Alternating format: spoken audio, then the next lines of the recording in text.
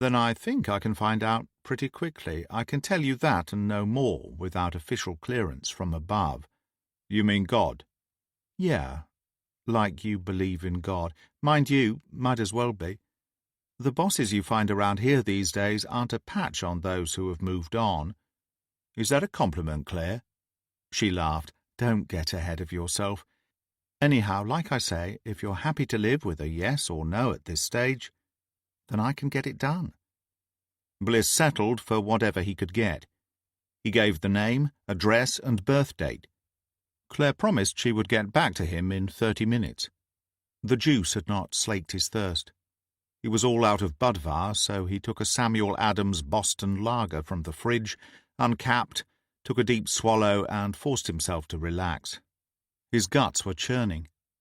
If Simon Curtis had been under police protection, then Bliss's interference was bound to come to light.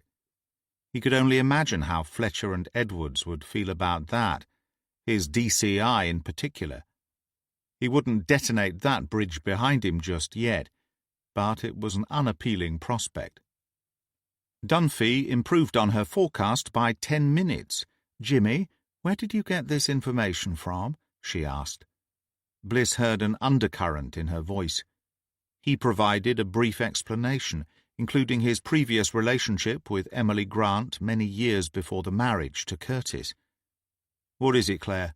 He asked. What have you found out? First of all, he's not one of ours. You have to trust me on that, Jimmy. I have no reason to hide it from you. Okay, but so I asked a favour of a friend who looked up this fellow of yours. My friend gets back to me and tells me that whilst not with PPS, this Simon Curtis has been flagged as hands-off, which means that although he's not one of ours, he may well be someone else's. You didn't mention it, but was he foreign? Emily had not spoken about it either. Even if her husband had been foreign, it would probably not have occurred to her that it was something Bliss might need to know. I have no idea, he admitted. It's possible. And I can find out in the morning if it helps. It won't. I'm just raising it as a possibility, Jimmy. See, depending on where he might have come from, if Curtis is under the protection of a foreign police force, then they are not obliged to inform us. It's a common courtesy we would expect, but the Americans and South Africans often don't. It's a matter of trust, and even though we have a great reputation for keeping our charges safe unless our protectees give themselves away, some nations believe the best way to maintain security protocols is to keep it to themselves. Bliss allowed time for that to percolate. Eventually he said, Okay, just so's I know I'm understanding this correctly, Claire. If Curtis was being protected by non-UK PPS, there is no way you nor anyone else in the NCA can find that out? Not through channels, Jimmy. Of course, when two officers from different agencies talk, then sometimes information gets exchanged. But legally, no. Sorry, my friend. It was not what he wanted to hear, but to echo a saying he did not much like, it was what it was. As much as his heart ached for Emily, he had taken things as far as he possibly could.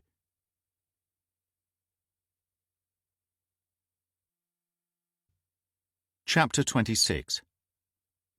Sam Phillips, supported by his children, Sam Jr. and Samantha, were responsible for most of the weed that was sold in the city of Peterborough and its surrounding villages. At the start of the decade, they had briefly flirted with pushing harder drugs, but the Empire's patriarch was convinced that, whilst peddling cannabis required more effort to make the same kind of profit that meth provided, life was much easier when dealing with the fallout. Bliss was in the mood to ruin that myth for them all that morning, as he and Chandler made their way to Newborough, which lay just off the A16 on the way to Crowland. The 5-bedroom house in Milking Nook was only 15 years old. Built by the Phillips Building Company, Sam had inherited from his father Richard.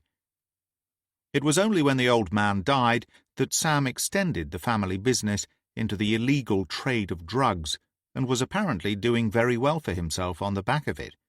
Bliss despised drug dealers with a fierce burning passion, reserving his ire most of all for those who took no responsibility for their part in ruining young lives. According to Chandler, the Phillips family fit the bill perfectly. It was Sam Jr. who opened the front door to them at 9:05 a.m. that Saturday morning. He wore a T-shirt and jogging bottoms, was puffy-eyed, and his shoulder-length hair hung wild and unkempt, sticking up at all kind of angles. At the sight of their warrant cards, Junior rolled his eyes and slammed the door on them. They heard him call out, informing his father that the filth were paying a visit. "He must mean us," Bliss said. Chandler nodded. "You would assume so. More you than me, if I had to guess. Funny, I saw it exactly the opposite way." The heavy composite door was dragged open, almost off its hinges. Sam Phillips stood there, suited and booted, and clearly not in the mood for them, if his twisted mouth and blazing eyes were anything to go by. "What the fuck do you two clowns want?" he demanded. "And good morning to you too, sir," Bliss said. "Detectives Coco and Krusty would like a word. Very amusing." The look on his face suggested otherwise. Phillips was a big man, tall, wide, stout, with a full head of grey-white hair and a tanned, leathery complexion lined way beyond its 58 years of neglect. The lines on his forehead seemed to triple in both volume and depth as he frowned. "Hold on, you're not from the drug unit?" "No." "Major crimes. We'd like a chat, Mr. Phillips." He waved a huge, meaty hand in their faces. "I don't have time for that. I'm on my way to a meeting." "Mensa," Bliss suggested. "Well, aren't you a funny fucker? What's going on? Why are you on my doorstep trying to rattle my cage?" Bliss took a half-step closer, looking up at Phillips and matching his narrow gaze. "You began by swearing at me and my colleague and calling us clowns. And then you dismiss us as if we're nothing. You want me to play nice with you after that? Listen, No, you listen." Bliss stabbed a finger into the man's chest.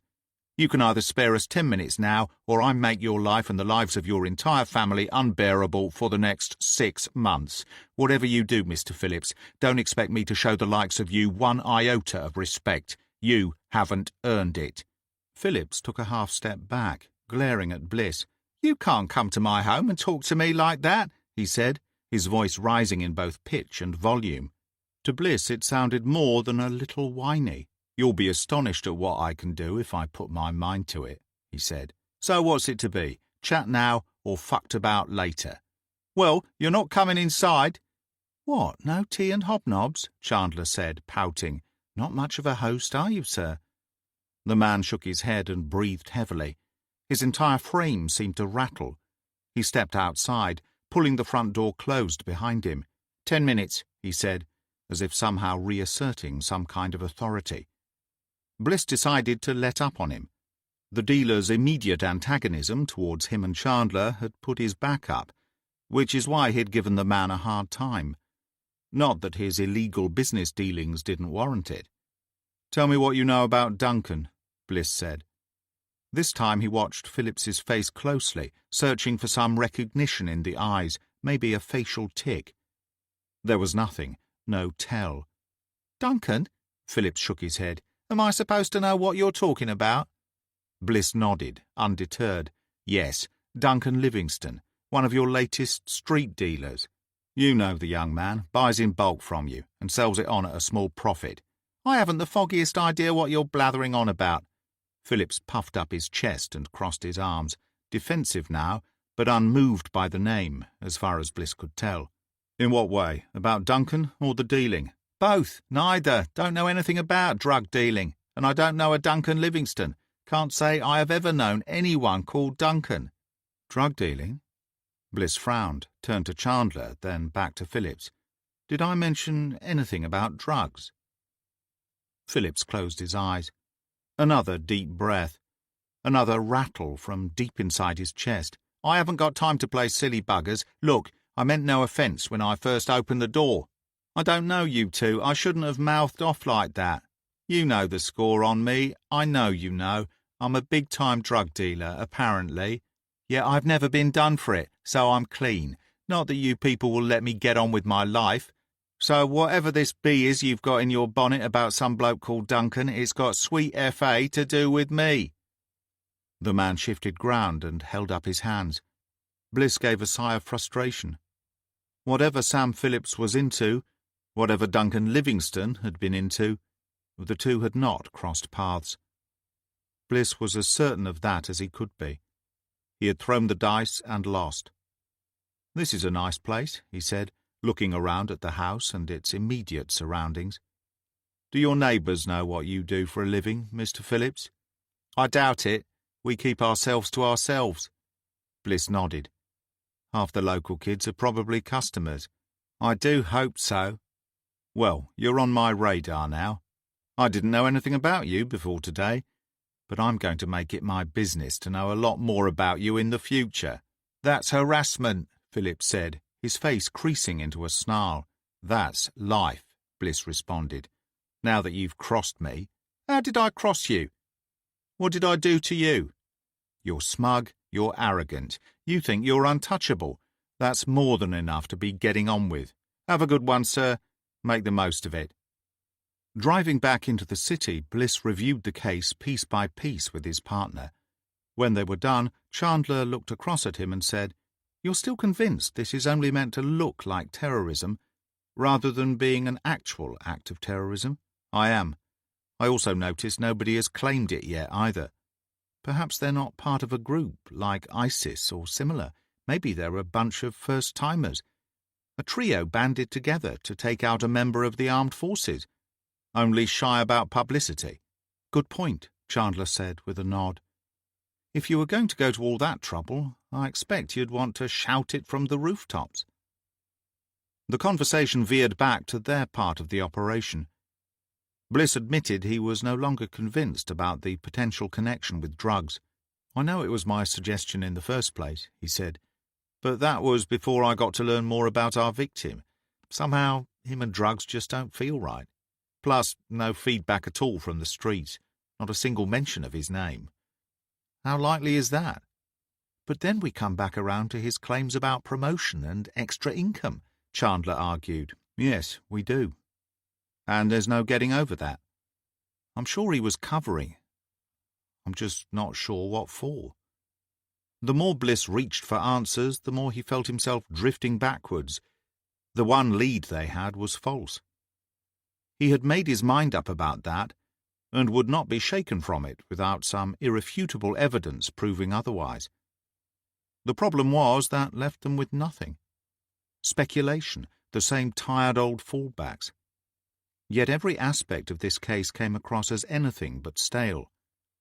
Bliss felt sure that the lengths taken to cover up the killing of Flying Officer Livingston were about more than the murder itself. He believed it was designed to throw the police off the scent of something else entirely, something the three bogus jihadists were involved with alongside the airmen. Like Ouroboros, the symbol of the snake eating its own tail, Bliss's train of thought followed the shape of infinity and hit the buffers where it began, at drugs. Whilst he did not believe it was the way to go, he could not entirely ignore it either. There were no other paths to take, not even one far less travelled. "You seeing your parents this weekend?" he asked, changing the subject in order to shift the mood. The case was dragging him down. Chandler smiled. "This afternoon. My brother is visiting from Kent and we're meeting up at Mum and Dad's place. It'll be nice to get together again. Tomorrow is all mine. I'm cleaning the flat and bagging some clothes for charity. What is life if not for living, eh?" Bliss laughed. "At least it will take your mind off this shit. I'll probably go into the office in the morning as well, but not for long. I have so much admin to catch up on. I could meet you for a drink and a bite to eat tomorrow lunchtime, if you like." He was about to agree when he remembered Emily. He thought she might stay the whole weekend until she had rationalized her fear of returning home. Bliss did not want to get into that sort of discussion right now with his partner. Chandler would want to know everything, and he would feel compelled to dish it up. It wasn't that he particularly wanted to exclude her, it was more a case of delaying doing so. Not only was he wary of including her in the deceptions that were going on, but he also knew exactly what Chandler would think about him having the bone woman staying at his house. Those were matters best left for another day. "I'll see how I get on," Bliss said. "Once I get started at the office, I may plough on through it. If I get away at a decent hour, I'll call you. How about that?" "Fine with me," Chandler replied, nodding absently as she stared out of the near side window. The road was clear, fields on both sides stretched out across the flat land, various shades of green other than those sown with malt. Ahead, just beyond a copse of oaks, rose a church spire, thrusting into the deep blue sky. Bliss enjoyed driving in the countryside. Generally, he found it to be a relaxing experience. They were about to skirt the village of Eye, approaching the city once again and breaking the spell. Back at Thorpe Wood, the pair were climbing the stairs up from the ground floor when they encountered Superintendent Fletcher on her way down. "Productive morning so far?" she asked. "Afraid not, ma'am," Bliss said, "other than adding another scrote to my shit list. How was your meeting?" He knew that the super had met with the extended group once again. "Frustrating. Mundy declined to join the discussion for a good 30 minutes, so I kept prodding at him with questions. Eventually he deigned to open up a little. Actually, whilst he seems to agree with your take on things, Inspector, he is at the same time ensuring that local monitoring is stepped up, and has also put undercover assets back on the streets. He was at pains to point out that, whilst there are some 3,000 people on the higher watch list, only between 50 and 60 are under full-time surveillance at any given time. None in this area, though apparently we do have around 100 subjects on the list, living in or around the city. That figure surprised me, I have to say. I really ought to have been more on top of the subject. "You can't be expected to know everything, ma'am," Chandler said. "It's not as if Peterborough is the hub of terrorism in the country. No, but still, once you know something like that, it does make you sit back and ask why it comes as news to you. I think the problem is that politicians and other senior figures often talk in terms of percentages, ma'am. It's only when hard numbers are discussed that you realise the extent of the issue." "Sergeant Chandler makes a good point," Bliss said. "You say 1%, the number sounds small. You say 100, suddenly the entire complexion changes. You're being hard on yourself, if I may say so, ma'am. But I guess that comes with the rank." Fletcher nodded, and so it should. "Anyhow, there are a lot of eggshells for us to walk on right now, and we're all doing our level best not to make a bad situation even worse. Mundy insists MI5 are taking this seriously, but are seeing no impending threat. As I said, Inspector, they are of the opinion that this was not an act of terror. That said, they are on high alert should they be proven wrong." "How did the meeting end?" "Much the same as the last one. We are unified, we remain watchful and compassionate, but determined to see this through to its rightful conclusion. We'll all be happy to see 5 pack their bags, of course, but that will only happen when we have all the facts to hand. We may not need to have the perpetrators in custody. We just have to know who and what they are." Bliss nodded. "We're doing our part, and we'll keep at it." "I have no concerns in that area, Inspector." She threw a glance Chandler's way. "I have my best team on it. I know you don't need the pep talk or any extra pressure. You continue doing your job and we'll have our answers, whether we like them or not."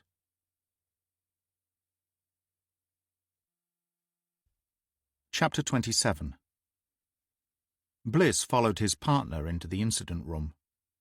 Where once a fug of cigarette smoke would have clung to the ceiling, now there was a dark pall of gloom, an air of despondency that felt like a physical presence lurking in the background. Reports had come in overnight of 3 racially motivated attacks, presumably prompted by the media information. First, a local mosque had been firebombed. The building was not in use at the time, and the homemade incendiary device had caused little damage, but the intention to do so was clear. Shortly afterwards, a group of 4 white teenagers were set upon by a 10-strong gang of men of Middle Eastern appearance, calling for action against the infidel oppressors, which was followed an hour later by a car mounting the pavement and almost ploughing into 3 women wearing burqas, before speeding off again. A few hours in, and the pushback had already started. Moreover, no further leads had come in either overnight or from early morning visits to known dealers. Bliss spoke to what remained of his congregation. He said all the right things, attempted to raise their spirits and inspire positivity, but felt afterwards that he had failed miserably. His team were bright. They would not be fooled by such overt insincerity.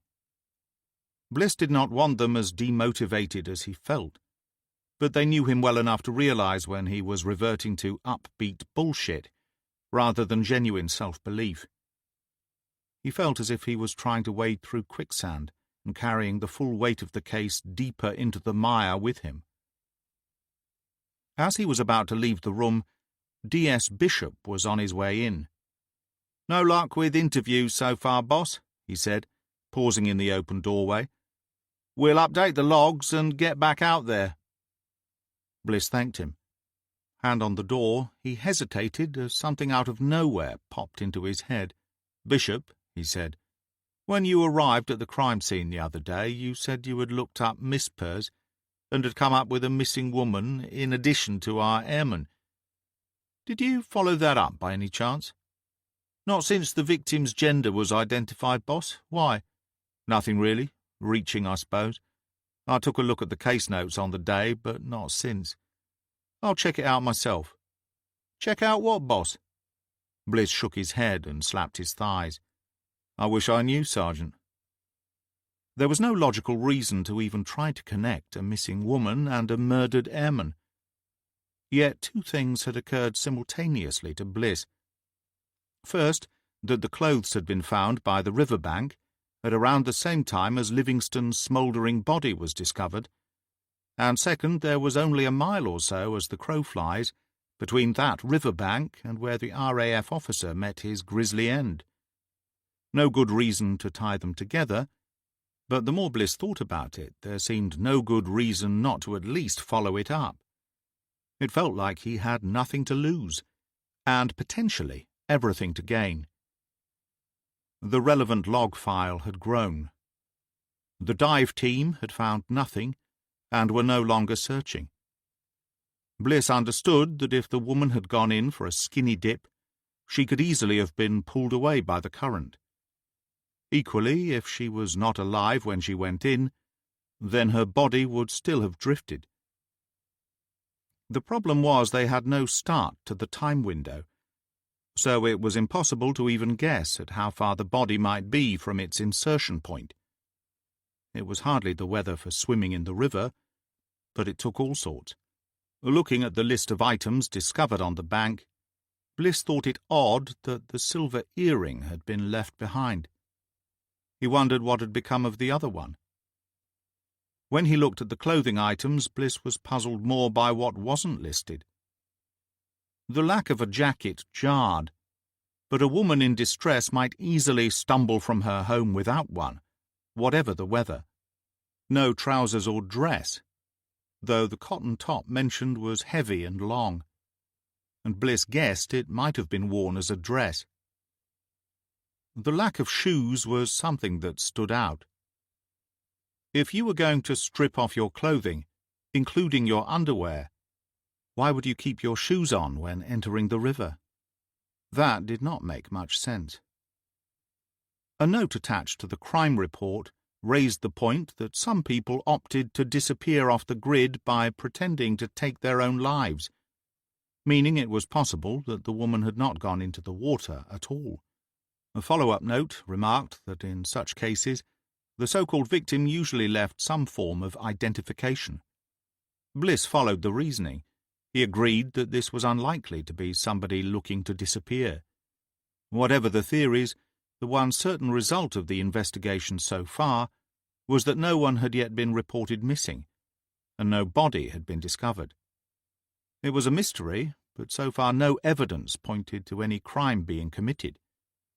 It felt like another dead end. The lack of a handbag bothered Bliss. The lack of ID and phone concerned him also. It was possible that someone else had stumbled upon the discarded items before the dog-walking couple and had made off with a bag containing a purse and mobile. If that was the case, why had they not also taken the earring? Bliss could not understand that. He reread the report, but saw nothing noting the precise location of the earring when it was discovered. On a whim, Bliss called the number provided by the dog-walking couple. Don Walters was surprised to be hearing from a detective, but was only too happy to share his experience and thoughts relating to that morning. Spring had found its feet in recent weeks with the usual mixture of sun and showers. Monday, at just around dawn, had seen both, resulting in a fine drizzle as the pale yellow sun started its climb. Not that the weather mattered either way to Don and Delia Walters when it came to walking their beloved lurchers. Come wind, rain, blazing hot sunshine, or frozen snow, the dogs got their daily walk.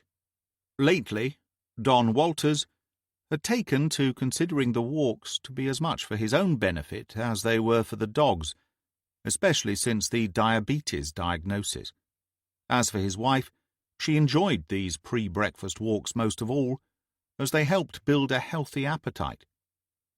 Walters was a chatty, friendly man, and Bliss let it play out. Living where they did in Wansford, with the thundering traffic of the A1 on one side and the placid waters of the Nene River to the other, there was only ever one choice when it came to a walking route. Rosie and Angus scampered ahead, stretching limb and sinew. Creatures of habit, they took the well-worn orbital path through an overgrown field in a clockwise direction. In this way it took them 20 minutes to reach the riverbank. 3 minutes later the couple came upon the pile of clothes, Rosie sniffing at it suspiciously and whimpering deep in her throat. Delia's first thought was that someone had simply decided to go for a swim. After suggesting as much to her husband, they stood there for a few minutes looking down at the river, but saw no one splashing around. Don was the first to reveal his unease, but the clothes clearly belonged to a female, so it was Delia who sifted through them. Their next thought was that the clothes were those of a homeless person. They stank to high heaven, and were ravaged by ingrained dirt and foul stains. But it was the bra and panties that made Delia take out her mobile phone and dial 999, whilst she stooped to pick up an earring in the shape of an eagle.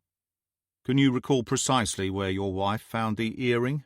Bliss asked at that point, interrupting the man's flow. "I certainly can, as I was looking straight down at the jumble of items when she did.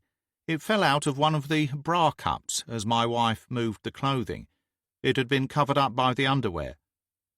Bliss thanked the man and ended the call. He thought about it for another minute or so.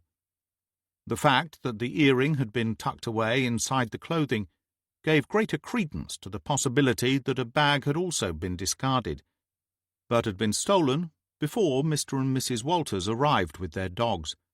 It remained a mystery, but with no body and no missing persons report, it was likely to remain so until one of those two facts changed. Either way, it did not look to be tied up with his own investigation. It had been a long shot, and Bliss was not entirely dispirited. Throughout his career, Bliss had worked on many investigations that turned cold, and had eventually been shelved in favour of subsequent cases requiring a full complement of resources and fresh thinking. He readily accepted that it was not possible to solve every crime.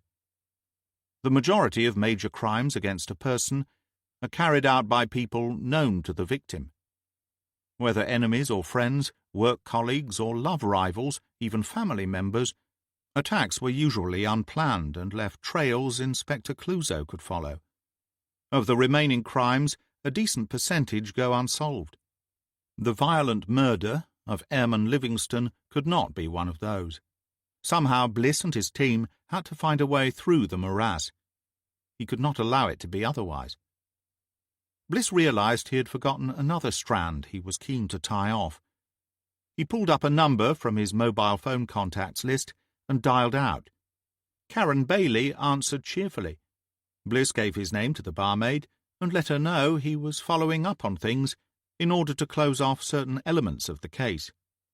"I hope you don't mind my asking, Miss Bailey, but whereabouts are your family located at the moment?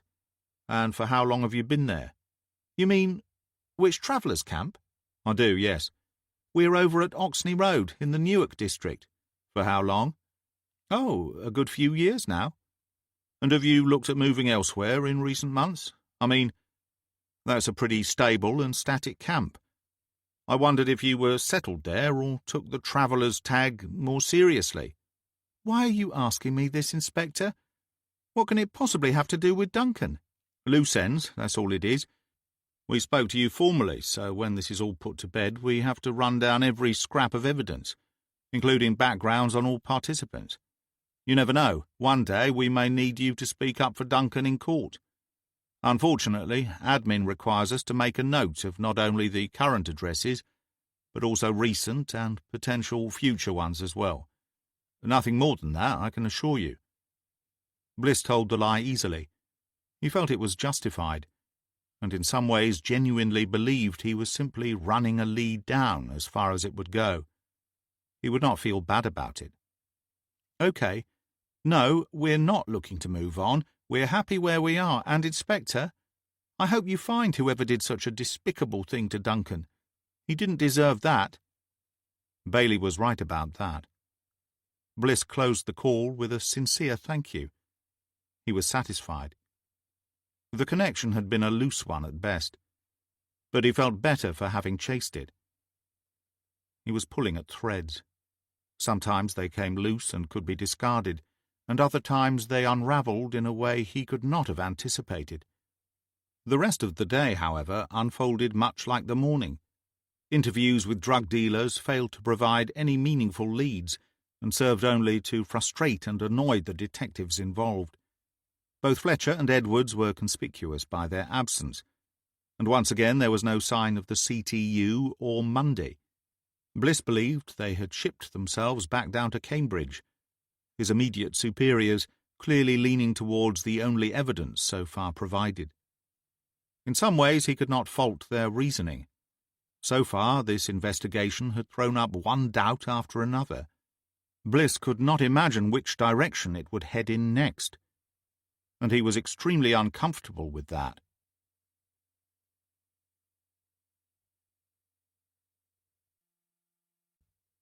Chapter 28. On his way home, Bliss stopped off at a little co-op store on the corner of Oundle and St. Botolph roads. He managed to find a space in the tiny car park, picked up a plastic basket on the way in, and started shopping for a few items. He spent a few minutes in one aisle searching for a decent red wine. As he stood there looking at the shelves laden with different brands from all over the world, Bliss became aware of a figure close by that did not appear to be moving anywhere. When he looked up, a man was standing barely 2 yards away. He carried no basket, had both hands in his coat pockets, and was staring right back at Bliss. "Can I do something for you?" Bliss asked. He wondered if this was someone with whom he'd had dealings in the past, a criminal he had failed to recognize, perhaps even a past colleague. "I do hope so, Inspector," the man said. He stood a little over 6 foot, seemed well put together, and beneath the overcoat, which was undone, wore a suit that looked as if it cost as much as Bliss earned in a month. "You have me at a serious disadvantage." Bliss stepped away from the display of alcohol to face the stranger. "Do we know each other?" The man shook his head. "No, you don't know me at all, and I only know of you." "Then what is it you want?" "You asked if you could do something for me. Actually, as it turns out, you can. You can forget all about Simon Curtis." Bliss set the basket on the floor by his feet. All at once he had the feeling this encounter was far more than it at first seemed. He kept his gaze firmly on the stranger. "Why should I do that?" he asked. "What's it got to do with you, anyway? Why? One good reason is that you really ought to be concentrating your efforts on finding out who torched and killed a young airman. A simple suicide should not be taking up either your time or your thoughts." Nodding, Bliss gave a half-hearted smile. "Ah, you're from the security service, I take it. One of Mundy's MI5 cohorts. Come to apply a bit of leverage, is that it?" The man snorted in derision. "That mob from Thames House," he scoffed. "Please, give me a little credit. No, Inspector, I'm here telling you to back off, because your country's secret intelligence service from Vauxhall Cross demands that you do." Bliss felt his mouth fall open. He gathered himself quickly. "6, he said. "Yes," the stranger responded. "6. They sat together in Bliss's vehicle for very nearly an hour. The man from MI6 did not offer to introduce himself, and Bliss declined to ask. He knew that even if the man gave a name, it would be false. Equally, long before the man he came to think of as simply 6 acknowledged the truth, Bliss realized that Simon Curtis had not been in any witness protection program. He had been an SIS agent working so far undercover it had become a genuine new life. "It sounds to me as if your man got found out," Bliss said, still attempting to assemble the information. "Got himself dead in the process." "It does appear that way, yes." "Well, I can see you're terribly cut up about it." "I don't know him, Bliss. Protocol insists we use non-colleagues for this sort of thing. The mopping up, for want of a better phrase. That way emotion cannot become a factor." "Some, surely. You might not have known Simon whatever the hell his name was. But he was one of your own all the same. That has to hurt." "It does." The man from MI6 acknowledged this with a nod and a jaw set firm. "But it's worse when it's a friend. Hence our adherence to procedure." Bliss caught the shift in tone. "Sounds like the voice of experience," he said. "It is." Bliss did not care to dwell on what theatre of action that loss might have occurred, and the man from MI6 did not elaborate. "Whatever your man was working on, it got him killed. We have to allow for that possibility, yes." "But you won't be telling me what that was, will you?" "No, that's not happening." Bliss refused to be annoyed. It was to be expected. Another matter did bother him, though. His house in Home. "That was you and your people that hit that yesterday?" "My people, yes, in a way. That's really down to you. The moment we became aware of the wife sniffing around a cop, who for whatever reason decided to go digging for information, we understood we had to do more than we already had. Until that point, we were working on a less is more strategy. We had settled on a plan to enter the house covertly one day while the wife was at work, scrub the laptop's hard drive after first copying its data to an external drive, remove whatever else we needed without her ever knowing we had been inside her home. But then you came into the picture, began to make a nuisance of yourself, and we felt we had to act swiftly in order to prevent your accessing his notes or computer. We had no idea if any of it contained compromising material, but we could not take that chance." "You know you scared her, his wife. Don't you give a shit about that?" "You sound angry, Inspector. I wonder why. I'm aware of your prior relationship with Mrs. Curtis, but perhaps I misjudged its impact, and there's more to it than meets the eye." Bliss bit so hard on his bottom lip he drew blood. "When we're done here, you'll pay for frightening her," he said. The younger man shook his head. "I don't think so, Bliss. Mainly because if you tried, I would embarrass you. But you won't, because in time you'll realize we had no alternative. It was the only thing to do, and you would have done it yourself in similar circumstances." Bliss squinted at him. "Embarrass me," he said. "I guess we'll see, Mr. Spook." The man turned away from him, as if such veiled threats were insignificant and unworthy of his attention. He gazed out of the side window. It was a practised move, attempting to show both disdain and disinterest. But Bliss noticed the agent following Bliss's own reflection. "Let's get back to business," Bliss said. He was furious, but keeping his powder dry. "You want me to drop my interest in Simon Curtis and his murder, which will involve lying to his wife. And in return you do nothing at all for me. Or her, for that matter. No insight into the work he was doing, no information about how he got himself murdered. That doesn't sound like a good deal for me or Emily." "It's a great deal for you," the man argued. "You get the top prize of not having us fuck with you for the rest of your life, of us not fucking with everyone you know and their lives." The irony of the threat was not lost on Bliss. Hadn't he made similar promises to Sam Phillips only hours before? "Is that so?" he said, not backing down. "It is. Plus, you do get one thing that you can actually touch and feel right now." Bliss's head jerked up at that. It sounded like an offer, and that would be— "I'm going to give you a couple of names," Six said. "Something of great interest to you right now. But in exchange, you must inform Emily Curtis that there is no official line for you, nor anyone else inside the police force, to follow when it comes to the death of her husband. Eventually, the inquest will rule the way we want it to at the time. We're shutting you down, Bliss, one way or another. That is a done deal. Your taxes at work. Simon's wife can mourn for an appropriate period, and then she can move on with her life, as opposed to searching in vain for answers." Bliss shook his head, smirking. "You don't know Emily Curtis. She won't stop looking for reasons why her husband died. Well, then you need to convince her to, Bliss." The man lowered his voice, leaned forward, and stared up into Bliss's eyes. "We're shutting her down as well.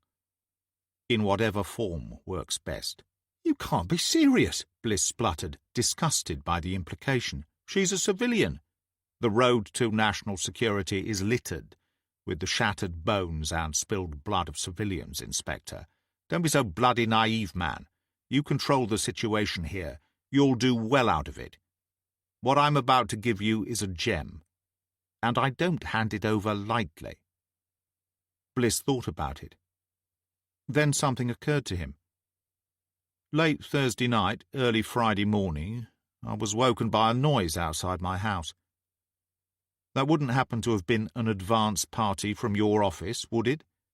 Six tapped a finger to his nose. "Some things are better left unknown, Bliss." The pale yellow sunlight speared through the Insignia's windscreen, having broken free of the low-lying cloud cover. For a moment it stung Bliss's eyes. He blinked it away, using the time to consider everything the man from MI6 had told him. He felt trapped by circumstances, and that had never been a situation in which Bliss had felt comfortable. Yet this was no run-in with senior figures within the police service, no journalist hack after his blood. The men and women inside the MI6 machine were more than worthy adversaries.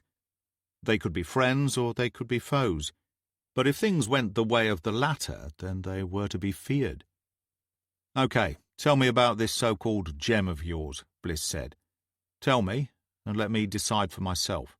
"Oh, there is no decision to be made," the man observed, as if reasserting his authority. "I will give you something, and that will help you. You handling Emily Curtis in return is something that will help me. Afterwards we brush our hands off and go our separate ways. Anything else? Well, anything else, and it starts to get messy. Very messy indeed." "You enjoy making these little threats of yours?"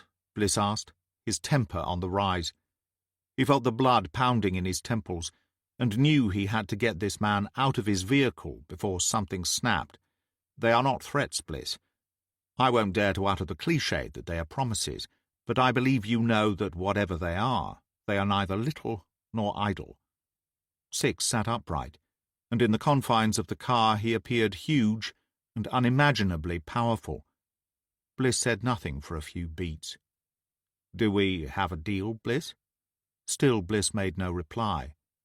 "Do we have a deal. Bliss felt his shoulders sink back into his seat. He bowed his head and nodded. The man from 6 gave Bliss 2 names, told him who they were, and why they were important. In return, Bliss gave the man his word that he would shut Emily Curtis down.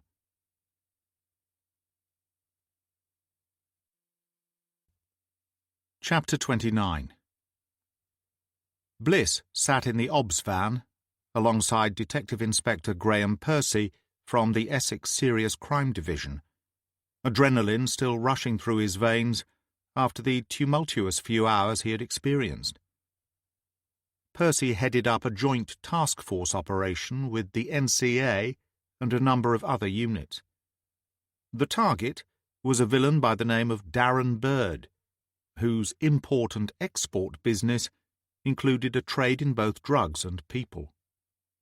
Some of the people Bird smuggled into the country were willing participants, paying several £1,000s for safe passage from Africa, Turkey, and various ports around Europe and the Middle East.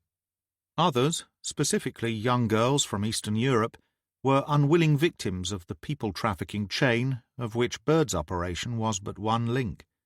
It was organised crime of the worst sort, led by a man seemingly without conscience or compassion, backed up by like-minded thugs, willing and able to enforce their boss's wishes in any manner that got the job done.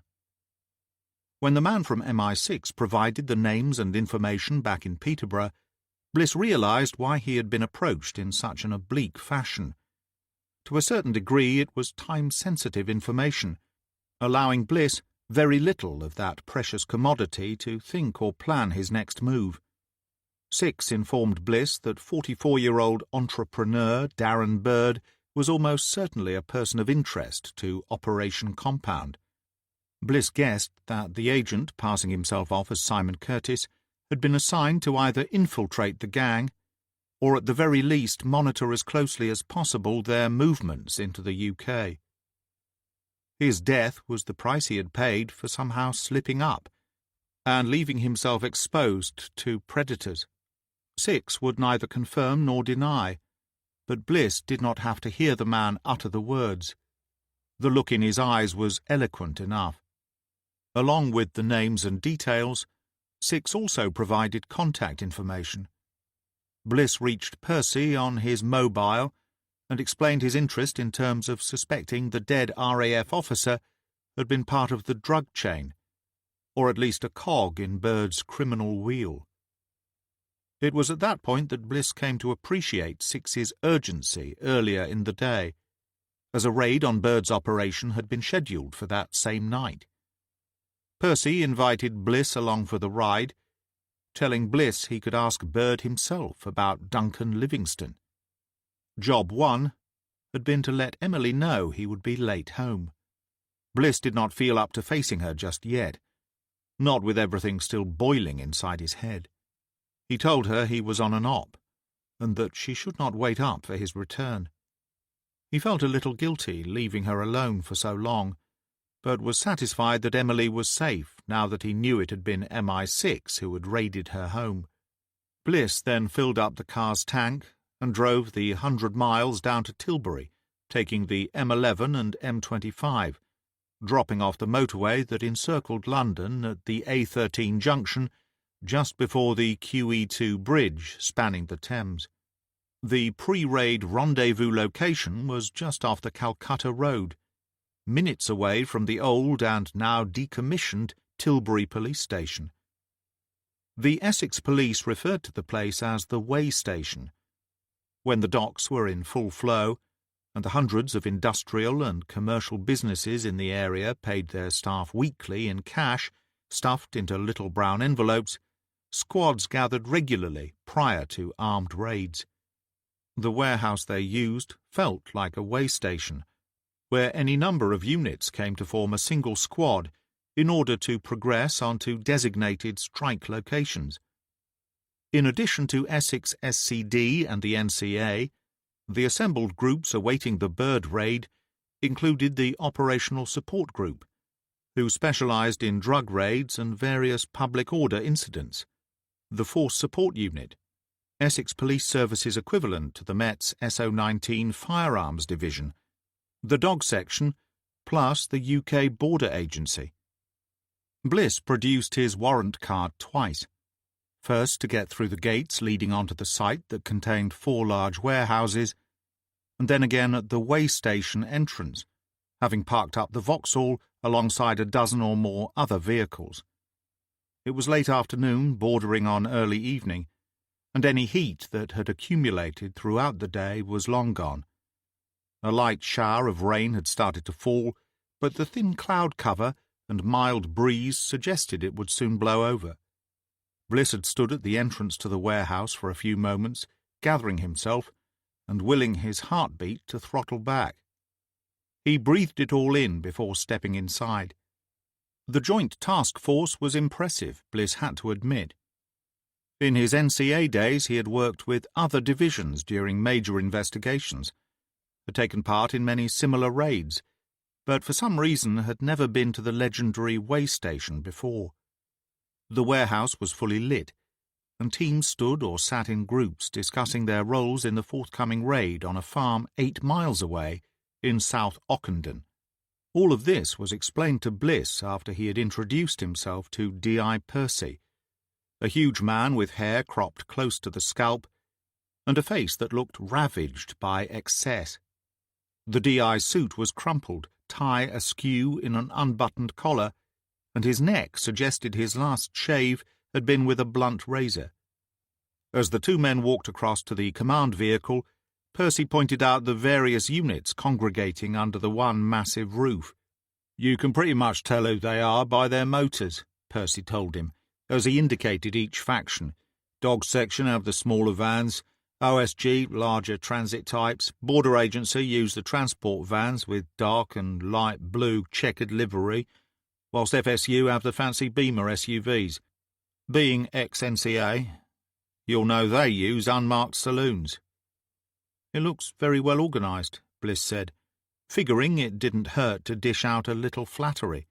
Bliss knew the NCA relied on the cooperation of fellow police services and their individual teams to provide the more physical aspect of raids.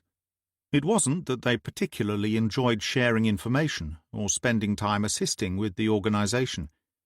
More a question of needing to and wanting to ensure everything was resolved in an orderly fashion. Joint task forces were necessary, but could become unwieldy if not managed correctly. Bliss thought Percy seemed to have everything under control, and there was an air of confidence inside the building. "Experience," Percy said.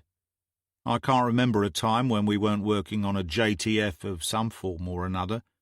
Plus, your old mob have been really helpful on this." "Yeah, the NCA usually like to be proactive when it comes to this sort of thing. Speaking of which," Percy said, as they steered around a line of shiny Ford saloons, "here's the NCA head of operations now." The woman with short brown hair with her back to them must have heard Percy, and she turned her head to offer a smile of welcome.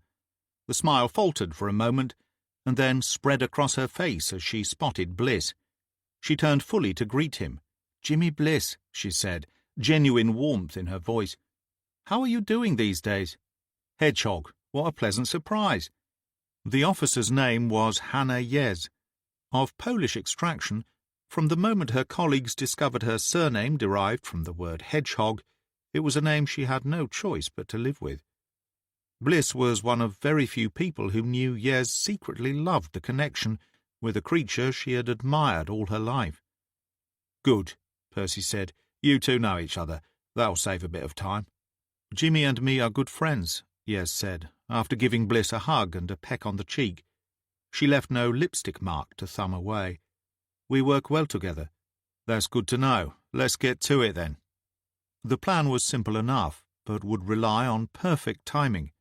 Initially, they would all drive out to the target location and park up in a lane about 1/4 of a mile from the farmhouse. The lane would then be blocked off with cones and warning notices referring to national highway works being carried out. The house itself was of little interest to them in terms of the raid. It could wait. But on the farm along a path to the rear of the house were 2 barns. The larger of the 2, designed to house tractors and other mechanical equipment, was where Darren Bird engineered the onward stage of his trade. On delivery days, vehicles of all sizes and descriptions, at all hours of the day, carrying all manner of loads from all points on the compass, would trundle past the house and head into the largest barn.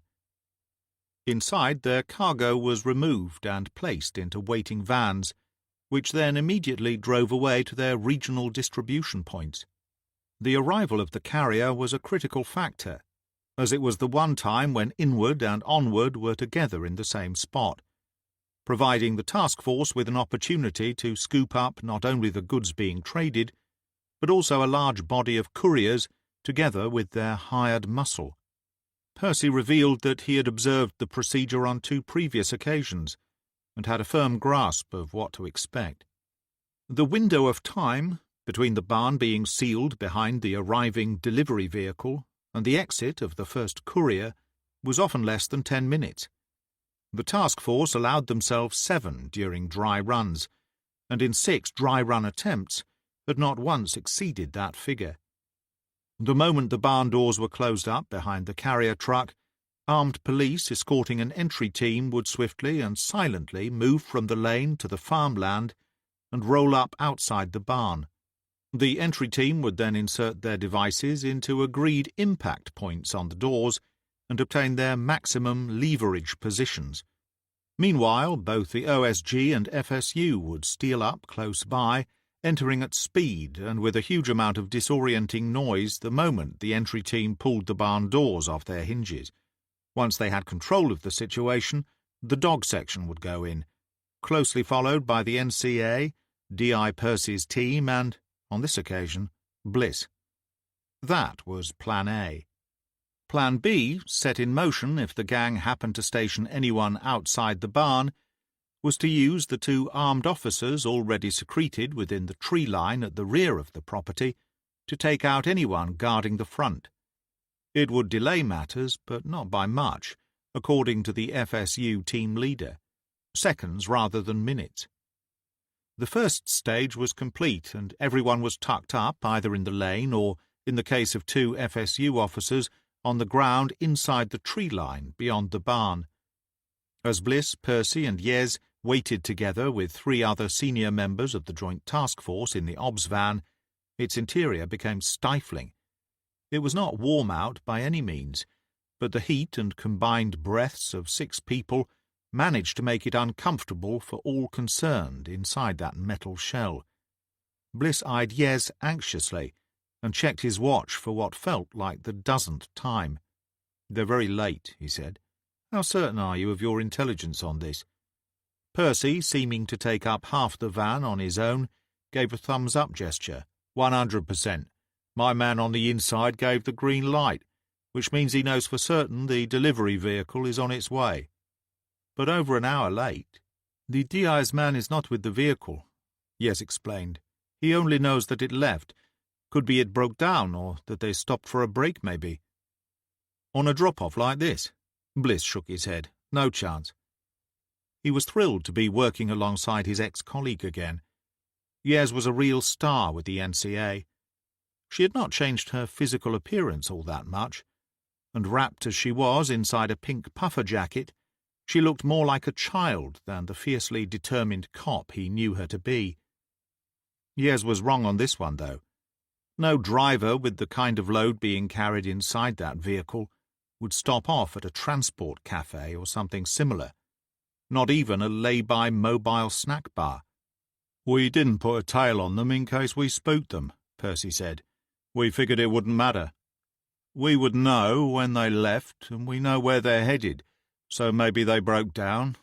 But they'll be here." The camera pointing at the barn revealed a thin ribbon of light spilling out from a slight gap at the bottom of the heavy doors. The information they had gathered from previous OBS told them that the outward vehicles arrived at various times throughout the day, but that they would all be in place before the inward transport set off.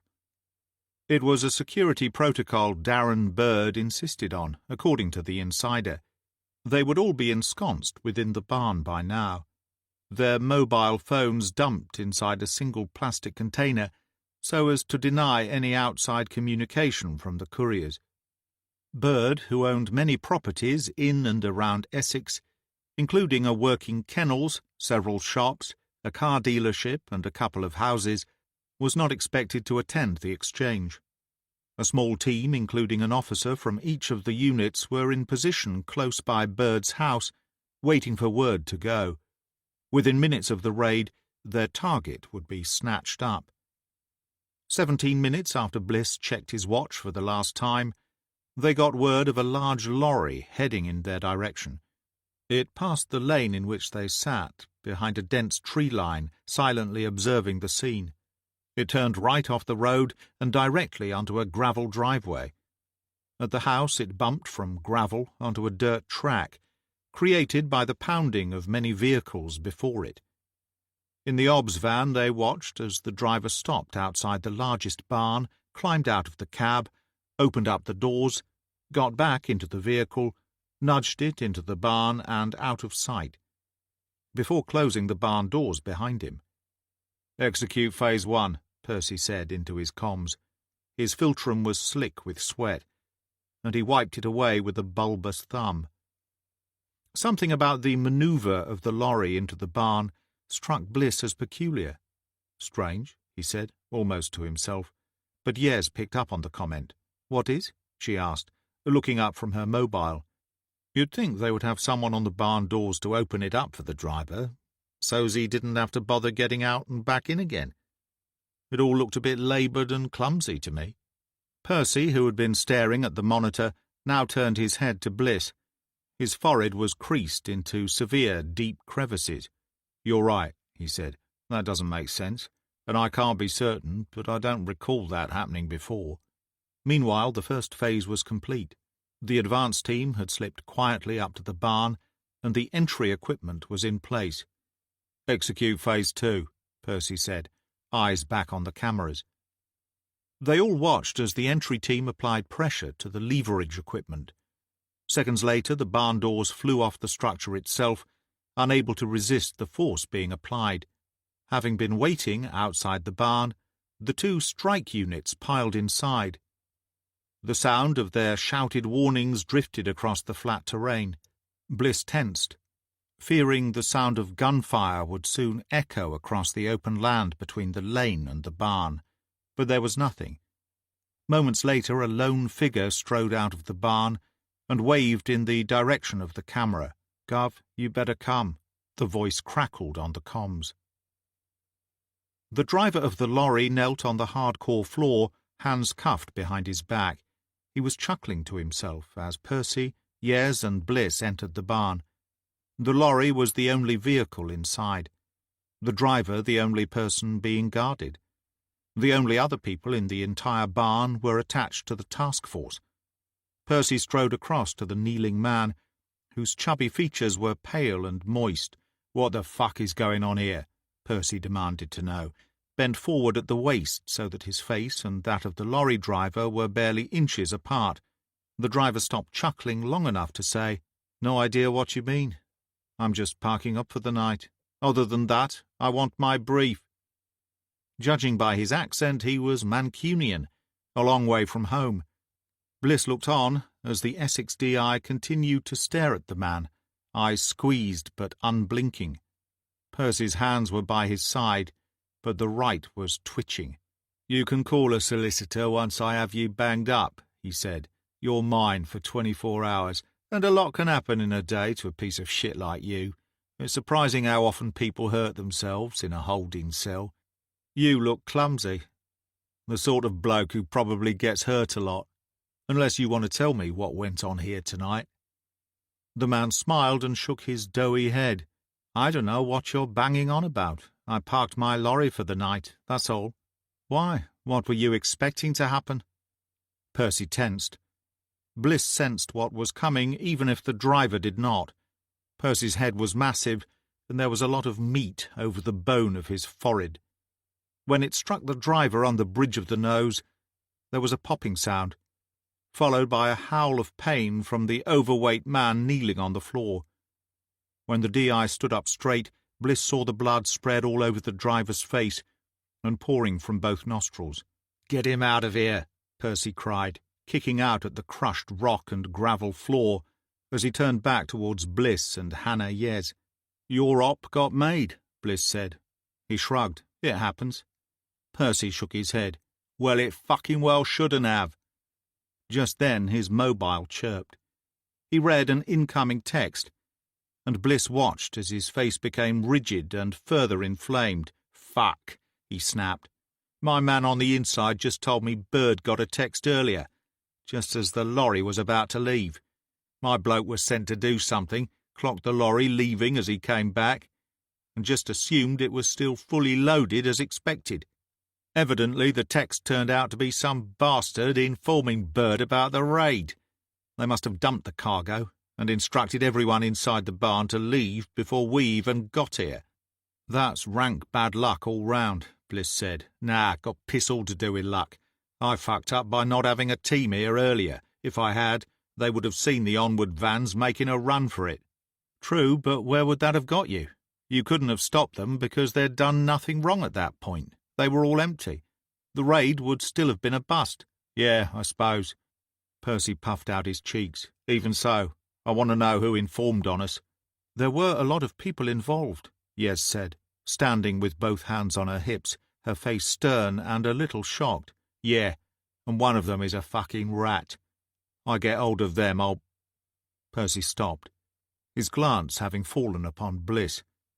He jabbed a finger. You're the newcomer who suddenly turns up on scene, and the next minute our op goes tits up.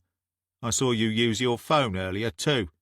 Bliss felt heat spread throughout his chest. His mouth became instantly dry.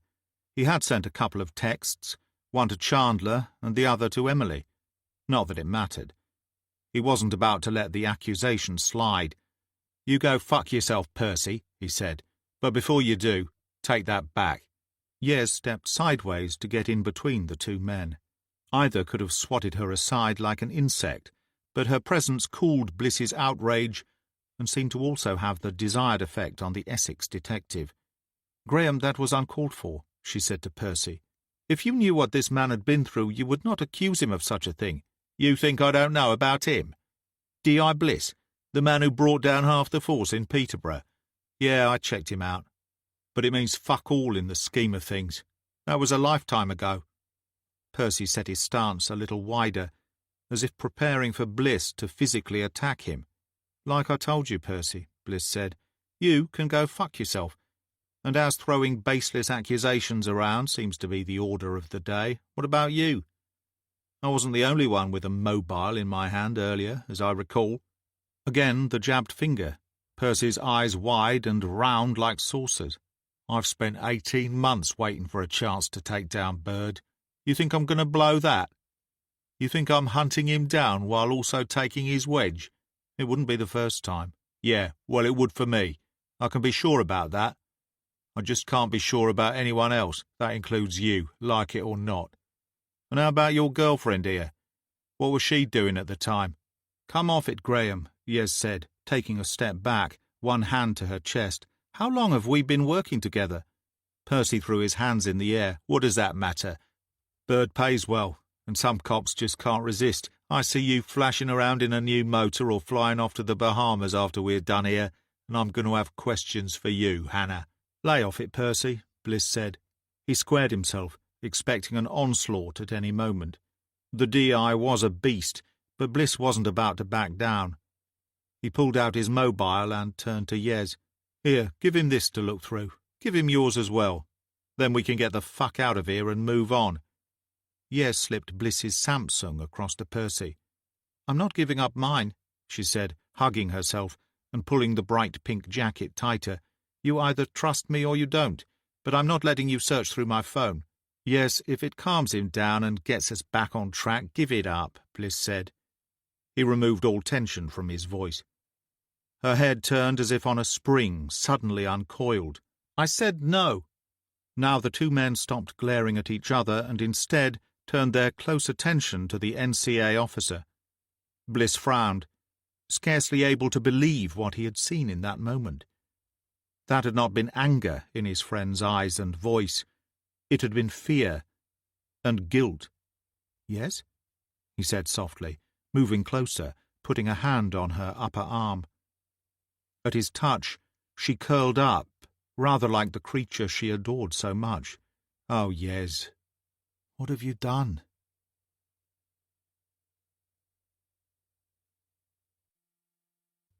Chapter 30. "Tell me about it, Hedgehog," Bliss said. "Tell me everything." They were back at the way station, sitting in the command vehicle. Just the two of them. Percy, incandescent with rage, had stormed off back to the police station to update his superiors and file a report. Bliss figured he and Yez had less than an hour before the complaints and misconduct investigation began. After that, the Independent Police Complaints Commission would become involved, and Yez would be swept up into the machine. Bliss understood Percy's anger towards the NCA officer, but knew there had to be more to the story than a simple payoff. Yez, looking more slight and weary than he had ever seen her, first hung her head and sobbed into her knuckles. Her hair hung in loose strands as her shoulders heaved. Bliss gave her time to get it out of her system. Then she looked back up at him, tears cascading down both cheeks. "Bird's men threatened my brother, his wife, and their 2 children. I was told their home would be torched one night while my family were asleep if I didn't cooperate. I tried to fight it, Jimmy. I really did. I would have taken any punishment they were willing to hand out if the threats had kept only to me, but I was warned that if I told anyone, they would hurt those children in 100 different ways, right in front of their parents, before killing them all." Bliss put his head back and heaved a long sigh. It was as bad as he had feared. The C&M team would not give a damn. They would insist that her duty as a serving officer was to report the intimidation, not yield to it. So much easier to say than do when such threats were made. Especially when you knew Bird and his men would have no qualms about carrying them out. "Okay," Bliss said, thinking rapidly. "You need to start throwing up protective walls around you, Hannah. Contact the Federation and line up a representative.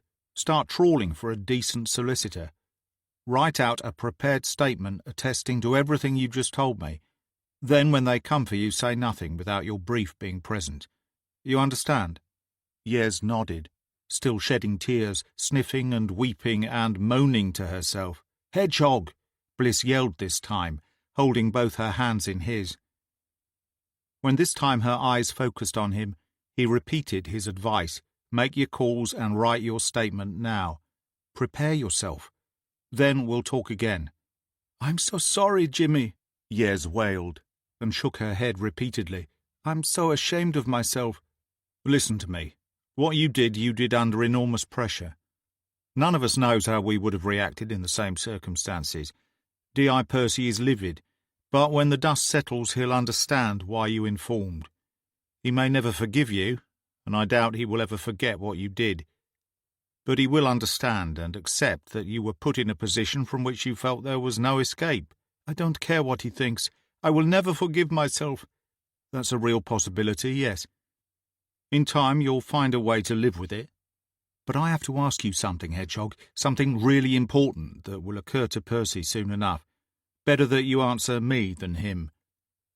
Did you ever tell Bird's men about the D.I.'s man on the inside?" Yez appeared horrified at the suggestion. No, never. But they did ask if there was someone. They did know something, I'm sure of it, just not who. And I told them, swore to them that I didn't know if there was someone. And even if there was, I did not know who it was. Because I didn't. Graham never told me." Bliss nodded. He believed his friend and felt relieved.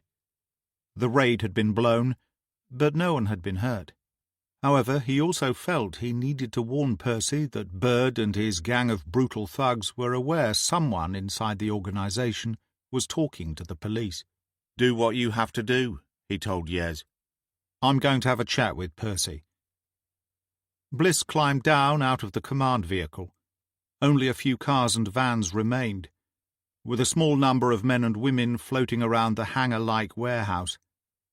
There were a lot of angry officers milling around earlier, and it took all of Bliss's persuasive reasoning to convince Percy not to tell them everything, which, at that point, only the three of them were aware of.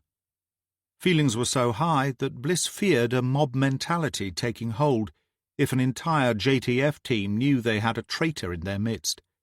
He dialed the DI's number, and Percy picked up on the fourth ring.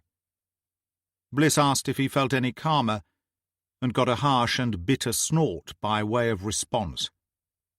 "Listen, I have some news for you," Bliss said, "and before you blow a gasket or pop an artery, let me finish before you explode. Bird believes you have a man inside his crew. I'll explain why Hannah did what she did in a second, but you have to know that she told them she knew nothing about an insider, and even if she did, she could never name them, as she was never given that information. Is that correct?" "Yes." "Fuck." There was a slight pause as Percy gathered his thoughts.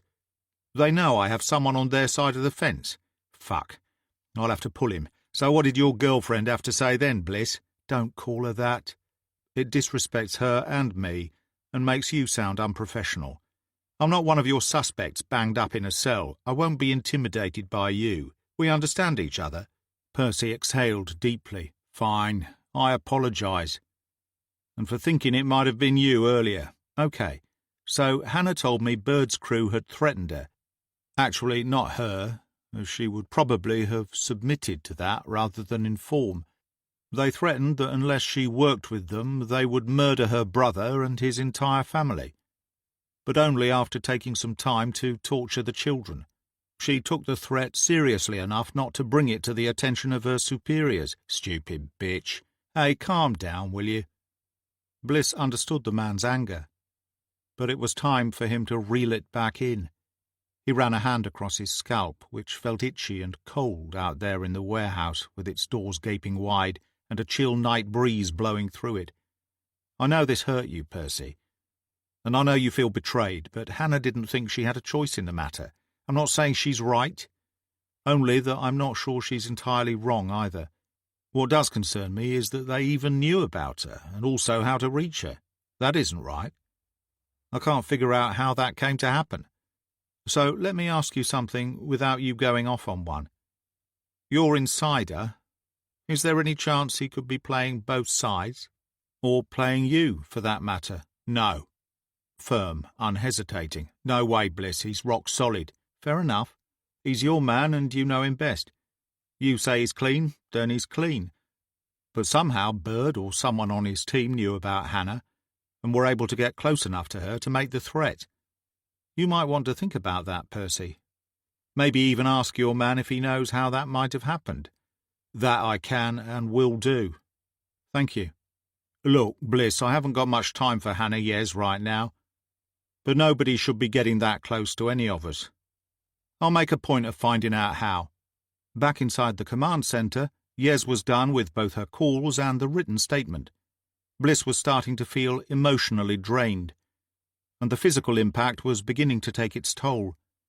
The pressure of the investigation, Emily's predicament, and now another friend suffering and tormented. It was all too much. "Yes," Bliss said, taking hold of her hands. "Are you aware of exactly how Bird's men managed to find you and threaten you? To not only know you were NCA, but that you were part of the task force and also all about your family?" Her tears having subsided, leaving red and blotchy puffiness in their wake, Yes shook her head. "I never even thought about that. Not really. I suppose I subconsciously assumed that villains like Bird have police in their pockets, even someone inside the agency, for all I know." "Yeah, it's a lot of information to obtain. If you think of anything, let me know." "Of course." "Okay. I've asked Percy to have a word with his insider, see if he knows how they acquired that information. Between you and me, I wonder if this inside man is playing Percy, or maybe even getting paid by both sides. That's a dangerous game if so." Bliss's phone rang. He dug it out of his jacket pocket. "I can't get hold of my man," Percy said down the line. "I'm guessing he's still with the crew and can't take a call right now."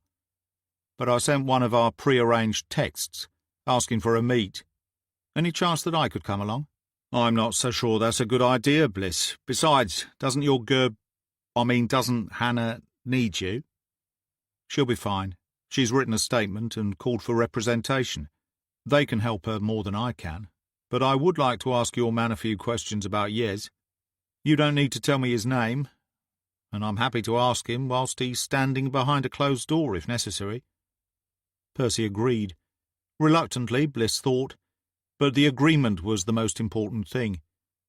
He said his goodbyes to Yez and wished her good luck with what was to follow, reminded her to say nothing without her representative or solicitor being present, told her he'd be back with information. Then he drove the short distance to Gray's police station, where Percy was already standing outside on the pavement waiting for him. Bliss drove towards the river, past the immense Hyundai lot, where vehicles fresh off the conveyor were parked up, and just beyond the World's End pub lay the Tilbury Fort, an English heritage site. From the uneven gravel pub car park, there were grey and water-stained concrete steps leading up onto the battlements. Percy had started out directing Bliss to the meeting point, but he was familiar with the location. "You're a Londoner, Bliss," the bluff DI said. "You ever visited this place?" Bliss had, but not for decades.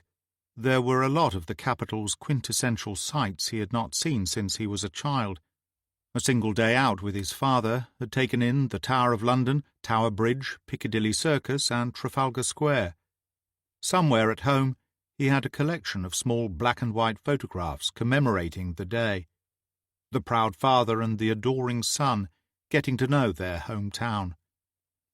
Bliss reckoned the more you lived somewhere, the less fascinating it became. Even a huge city like London.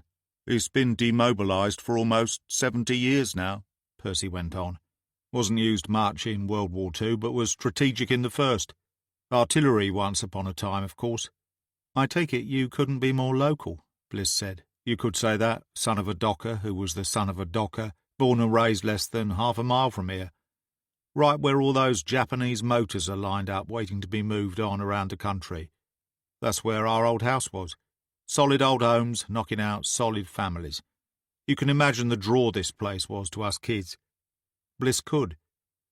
They stood looking out over the dark waters of the Thames, the lights of Gravesend and Milton winking at them from the opposite side of the bank, illuminating the river as it flowed gracefully between the north and south of the city. Bliss huddled into his fleece-lined jacket, glad he always came prepared with one in the boot of his car. The wind nipped in off the river here as it made a harsh turn on its way to the London Gateway, and beyond that both Canvey Island and Southend, seaside towns where Bliss had spent some time as a kid. The thought brought back memories of kicking a ball around with his father, visiting the fair whilst licking ice cream from a cone, and fish and chips for dinner before the drive home. South of the river you had Margate and Ramsgate, but for Bliss the sea would always be represented by Southend, and the place his family and friends only ever referred to as the island. They waited 30 minutes beyond the appointed time. Visibly troubled, Percy suggested they get back in the car and give his inside man's flat a drive-by. Percy was more placid now, but growing increasingly anxious about his colleague.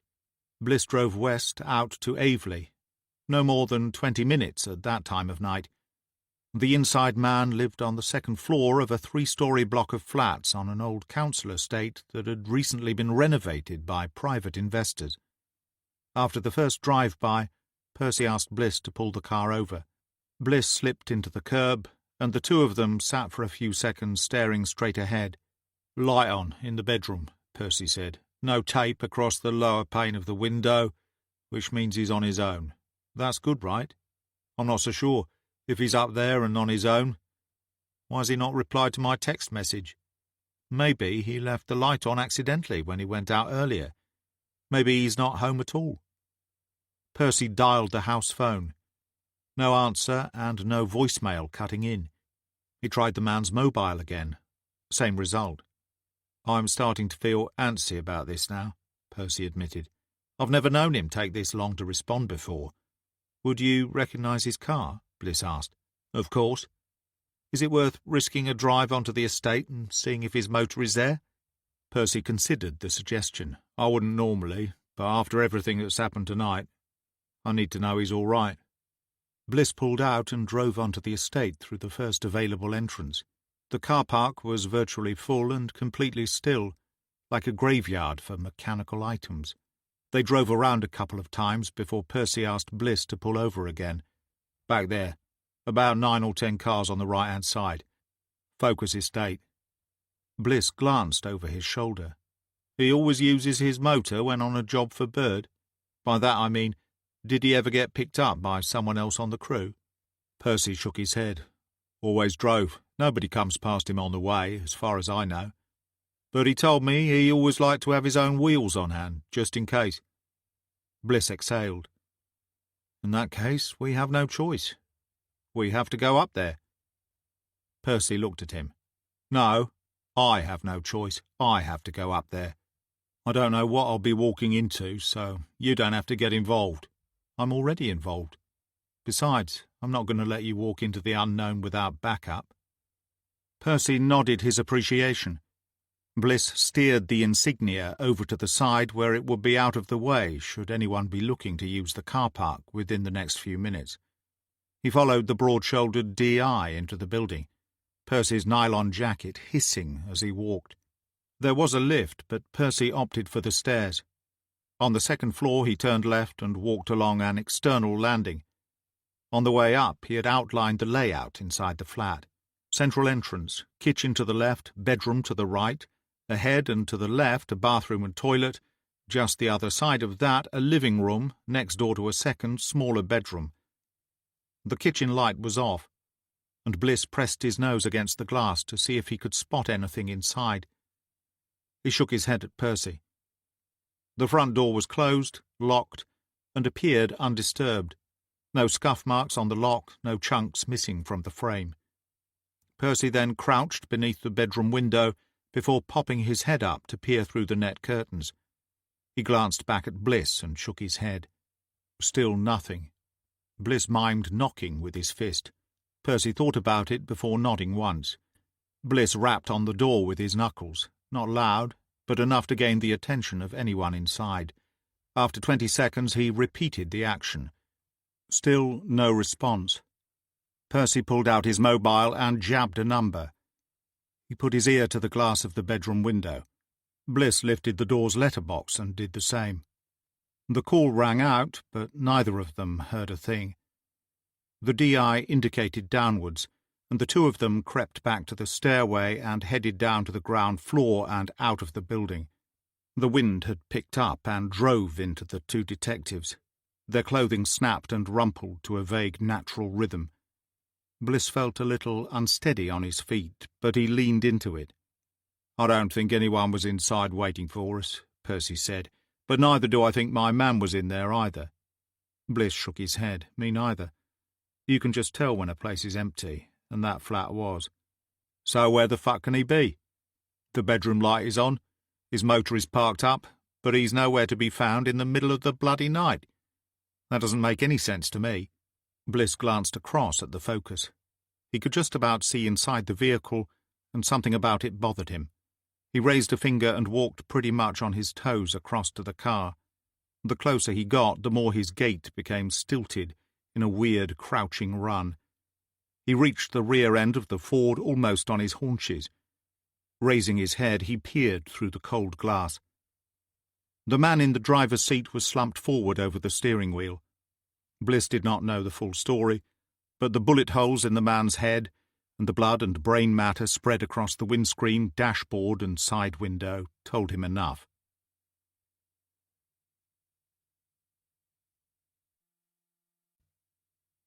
Chapter 31.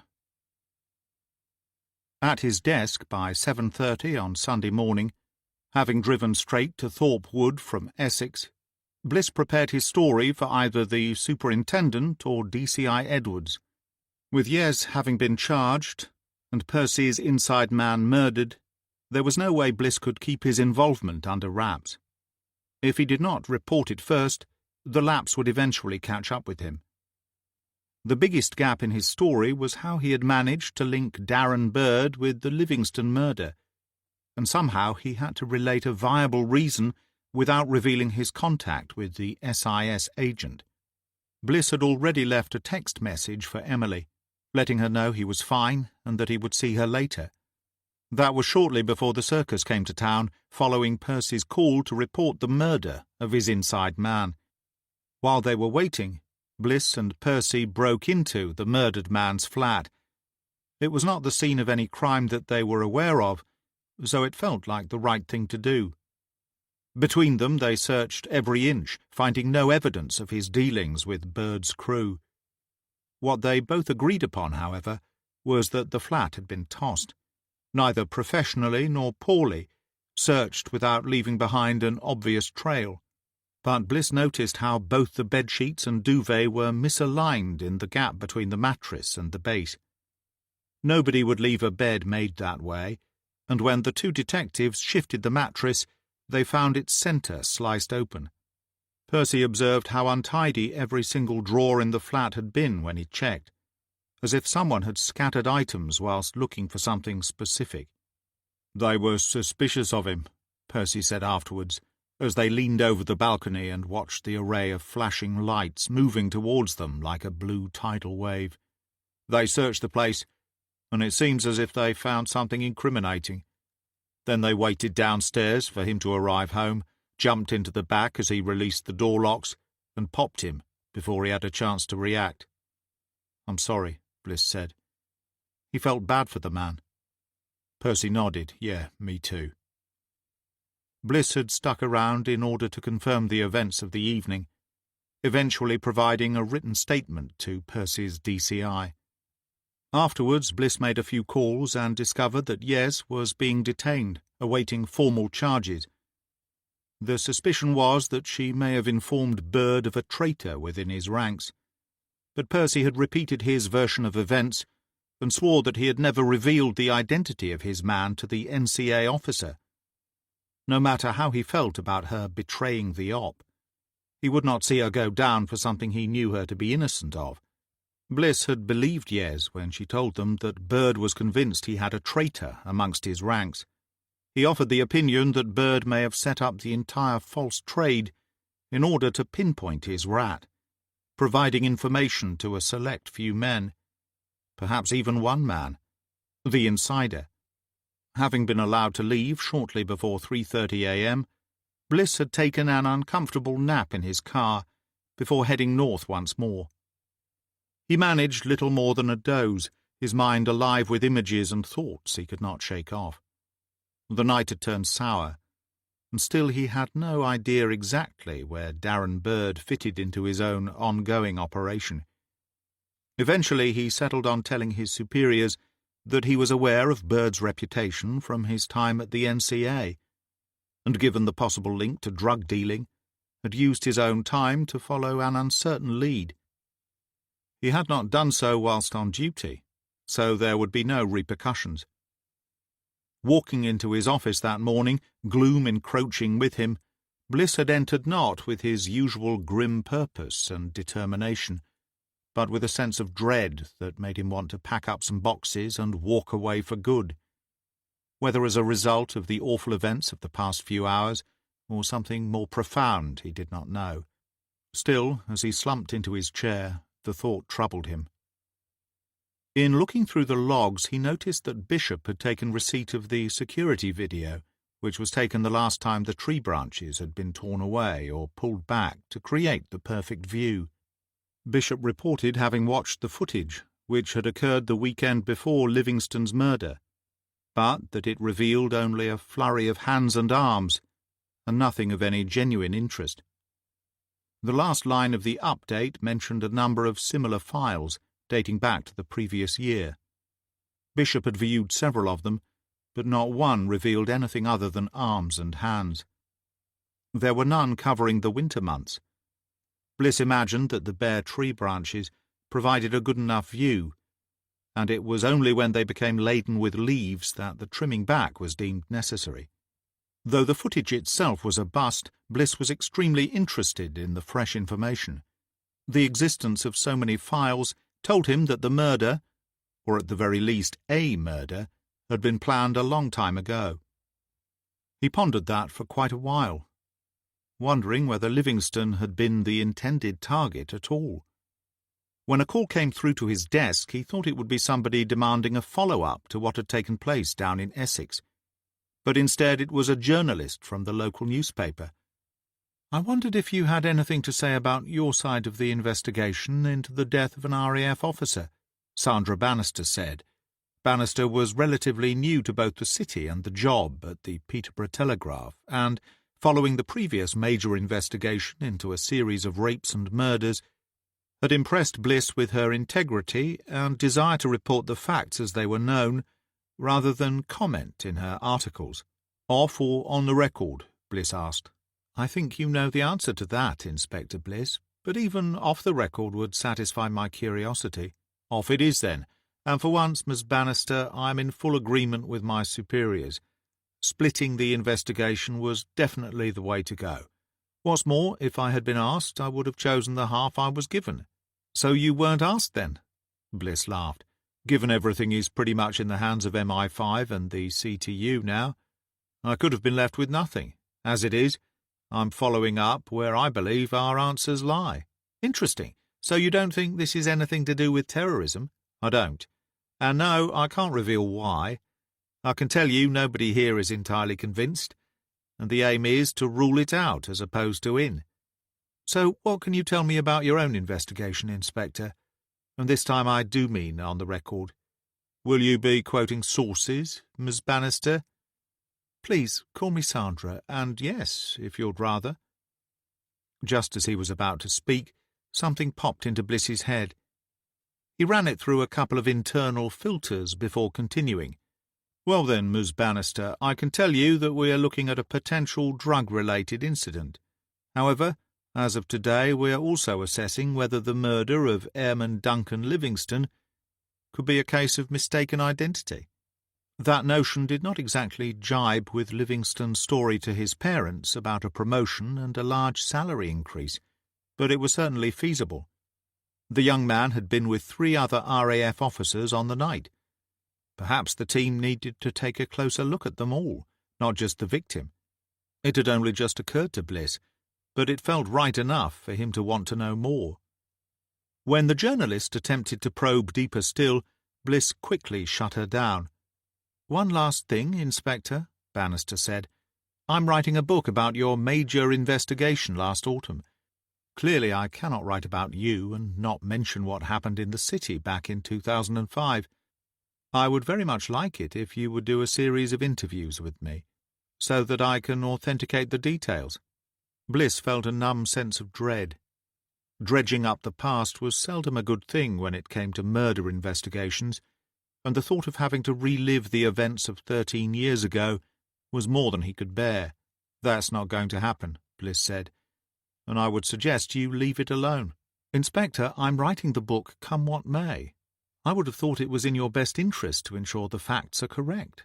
Since when have facts and selling stories been one and the same thing? You just want an official tagline to go with the spin you will put on everything. With respect, Inspector, you don't know me well enough to make that call. With respect, Miss Bannister, I thought I did know you. Apparently I was wrong." Bliss dumped the call before the journalist could react. With a bit of luck, Bannister would find it harder to sell her idea to a publisher than she believed. It was difficult to see how she could develop a book by using scraps of information gleaned from various newspaper articles. For it to succeed, she needed someone in the know, someone who was there and lived both events. Bannister needed him, and that was the one thing he had control over. He felt a little bad about dropping her the way he had. She had played fair with him so far, and he perhaps ought to have given her the benefit of the doubt. He decided an apology could wait, and planted a reminder in his head to check out the online feed later to see what she had written. Still expecting an early summons from one of his superiors, Bliss headed over to the incident room to see if any of his team had arrived. There was no requirement for those off duty to attend, but given the critical nature of the case and the opportunity for overtime, he thought a few might turn in. Bishop and Short were huddled together with Ansari at the young DC's desk. All three looked up as Bliss entered. "Blimey, you look rough," Short said, eyebrows arched. Bliss grinned. "Thank you for that, Sergeant. You can go off people, you know." "Sorry, boss, but you do appear to be shattered."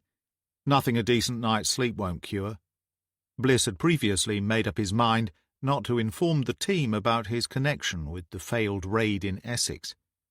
The bird lead was nowhere at the moment, and he thought it would only confuse matters.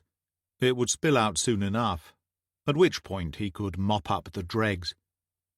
"We're pooling our combined brain cells," DC Ansari explained. "Yeah, and getting nowhere," Bishop added.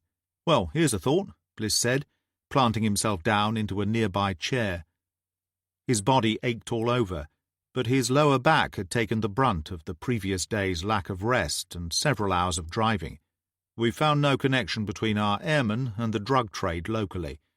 Not even an unverified whisper. So what if our fake jihadists got it wrong? What if they were after an RAF officer, but somehow misidentified him that night?" DS Bishop was already nodding, clearly intrigued by the suggestion. "It's conceivable, boss, but it does mean going back to the RAF and looking harder at his friends who were with him that night. Maybe even beyond that small group," Short said, immediately buying into the new theory. "If they got it wrong on the night, maybe they got it wrong altogether." Bliss twisted his mouth into a pout. He let that sink in for a few moments. "We have to allow for the possibility. Problem being, there has to be in excess of 1,000 people working on that base. So if you're right, it would be an impossible task. So we start with Livingston's closest friends, the ones who were with him that night in the pub." Bliss agreed. "It's worth some time probing. After all, it's not as if we're inundated with ideas." "It's an ugly notion." Ansari visibly shuddered as she said it. "To lose your life that way is horrible enough, but if it was the result of a mistake—" She did not have to finish the thought. Bliss winced at the possibility. And that's what it had become now, a genuine strand of investigation. One he guessed would be on the Telegraph's website within the hour. He was okay with that. In fact, having the media raising the subject might have the advantage of forcing the RAF to comply more swiftly with the request Bliss would submit in the morning to re-interview the three friends. About to discuss the action for making progress on the new line of inquiry, Bliss was interrupted by his phone. It was Percy. "I just wanted you to know we're bringing in Darren Bird and senior members of his crew later this afternoon." Bliss felt a tug inside his chest. He knew little about the way MI6 operated, other than it was unlikely they would bother to provide him with information that made no sense and ultimately led nowhere. If they believed Bird played a part in Operation Compound, no matter how minor the role, then the sooner he questioned the man, the better. "I'll call you back," Bliss said. "I want in, though." "I thought you might." "Leave enough of him in one piece for me."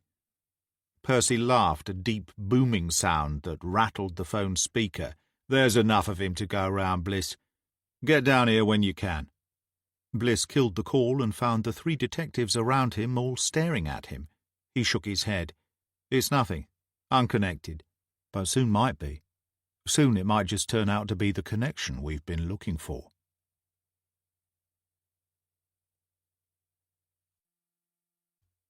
Chapter 32.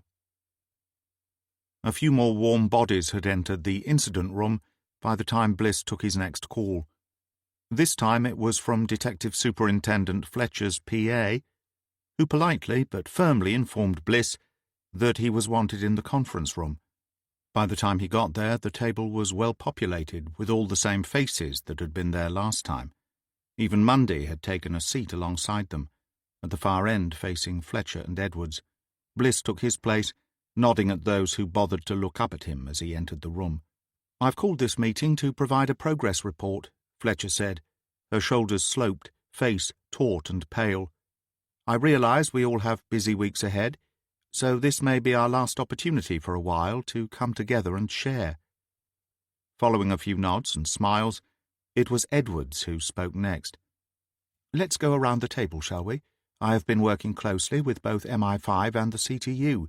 We have pored over reams of information regarding every known extremist Islamic group, as well as individuals on security's radar. We have assessed chatter provided by GCHQ. We have drawn a complete blank. Whether that's fortunate because it moves us closer to declaring this a non-terrorist act, or unfortunate because it means our 3 murderers are unknown to us, we simply do not know at this time." The MP was up next. She spoke about her attempts at allaying fears. Although many people were anxious about the possibility of more attacks, including greater acts that may include weapons or even explosives, this provoked a response from Dr. Kermani, who, whilst dismissing the suspicions as reactionary, was keen to report that he had received an excellent response from his own council and wider Muslim community. With respect, Fletcher pointed out, in this specific case it is not the Muslim community who are feeling threatened. Not by physical acts of terrorism, at least. I understand a large number feel persecuted and threatened all the time in these sad days. But that's a societal issue. We're concentrating on the murder of one young airman here. I don't wish to backtrack now on issues upon which we have already reached agreement. Other than a few spontaneous incidents lacking any sort of organisation, people on all sides of the community have reacted as well as we could have hoped. Are there tensions? Of course, and we have never been naive enough to believe there wouldn't be. It's how we seek to contain them, react to them, that counts here. We now have to hope for 2 things: that there is not a second incident, and that no groups decide to use this as a springboard to promote their own agenda. As before, Mundy observed but said nothing. Inspector Garner from CTU concurred with everything Edwards had told the group, adding only that they were compiling a list of their top 10 most likely suspects drawn from a database of individuals who had demonstrated anti-West or anti-armed forces leanings. Given no other form of momentum, the next decision would be whether to arrest them or monitor them. The favoured option currently was monitoring, with the security service happy to provide the required number of relevant staff. All eyes then turned to Bliss. Their scrutiny burned into him as he briefly considered his own options. "I have one potential lead and one new theory we are following up on," he said, committing himself fully. "We got nowhere with our local drug dealers, but my sources inside the NCA suggest an Essex villain by the name of Darren Bird does business in this area, and a possible contact in the RAF was mentioned. The lead was unverifiable and potentially unreliable. So in my own time last night, I took part in a JTF raid on one of Bird's properties. Unfortunately, it didn't pan out, but I've since been informed that Bird and his top crew members are being arrested later today, and I will be driving back down to have a word with him."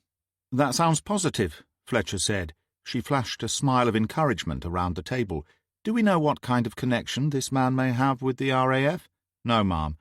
It really is only a vague notion right now. I thought that it was worth chasing down, that's all." "Very good. Please keep us informed. And the new theory?" "Early days on this, but I think we have to ask ourselves if Duncan Livingston was mistaken for another RAF officer. We've only found the slightest of chinks in his armour, and so far nothing that would explain why someone would want him dead, let alone in such a barbaric fashion. It occurred to me earlier that one explanation might be that it was mistaken identity." "Now that is an interesting idea," Edwards said. "It certainly would explain why you've got nowhere linking Livingston to anything suspicious." Bliss nodded. "We'll look hard at his 3 friends who were with him on the night he was snatched up. Further afield if we have to. But it could well be one of them." The meeting went on for a further 10 minutes or so. Bliss was content with his part. He had no regrets about misleading everybody around the table. Telling them that his source had mentioned a possible link between Bird's crew and an RAF officer tied things together neatly, and could only ever be proven incorrect, not an outright lie. It opened up a door to future contact with Percy and the JTF investigation, whilst also having the advantage of buying time with his superiors. It was a gamble, but one Bliss considered worth taking. He arrived home a little after noon. Emily was looking less stressed, and so relaxed he wondered if she had been making her way through his small wine collection. She was dressed casually in navy trousers with a lighter blue turtleneck sweater. She wore makeup, but far less than she had on the morning she first came to Thorpe Wood to speak to him. It suited her. Her eyes flickered inquisitively as he came through into the living room and planted himself in his chair. "I thought you'd got lost," she said, managing a brief smile. He felt a little awkward. Having insisted she come and stay with him, Emily had been forced to spend the vast majority of that time on her own, in a home that was not hers. "I'm really sorry," he said, holding up a hand. "You know how it is sometimes." "I know." "Are you getting anywhere with this particular case, Jimmy?" "Not really. It feels like we're all bunched up on a row of those cycling machines. Hours of furious pedaling, getting us nowhere, with only the illusion of momentum." "You look tired," she observed. "I am. Long, tough day and night. But that's the way it goes sometimes in my line of work. I'm only sorry that it's meant you spending so much time alone. It's not a problem. In fact, it's given me time to get my head together. That's good news. I'm glad you haven't felt ignored or deserted. Look, I hate to say this, but I have to go out again in a while. Have you eaten anything?" "I had a slice of toast earlier." "Let's see if we can do better than that," Bliss said, while he put together a decent omelette each, using up the few remaining mushrooms he had in the fridge crisper, as well as some pre-grated mature cheddar. Emily made them a pot of filter coffee.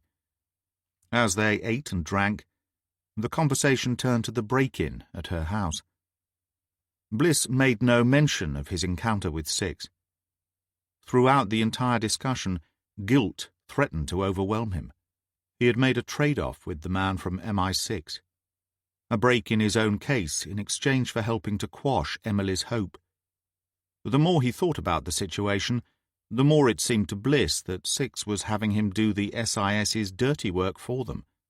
The implication was that Curtis had been murdered by a crew he was either close to or spying on.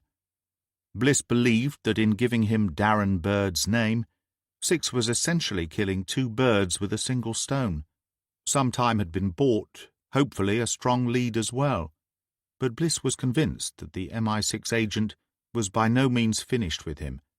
It occurred to Bliss that the man he was hunting for the murder of Airman Livingston was possibly the same man MI6 now wanted for the murder of Simon Curtis. In a moment of utter clarity, that notion bloomed inside Bliss's head and refused to be denied. Six did not want to put their heads above the parapet, however, and had decided to wind Bliss up, point him in the right direction, release him, and watch him go. He could pave the way. If something came of it, MI6 could step in at any point at which it best suited them to do so.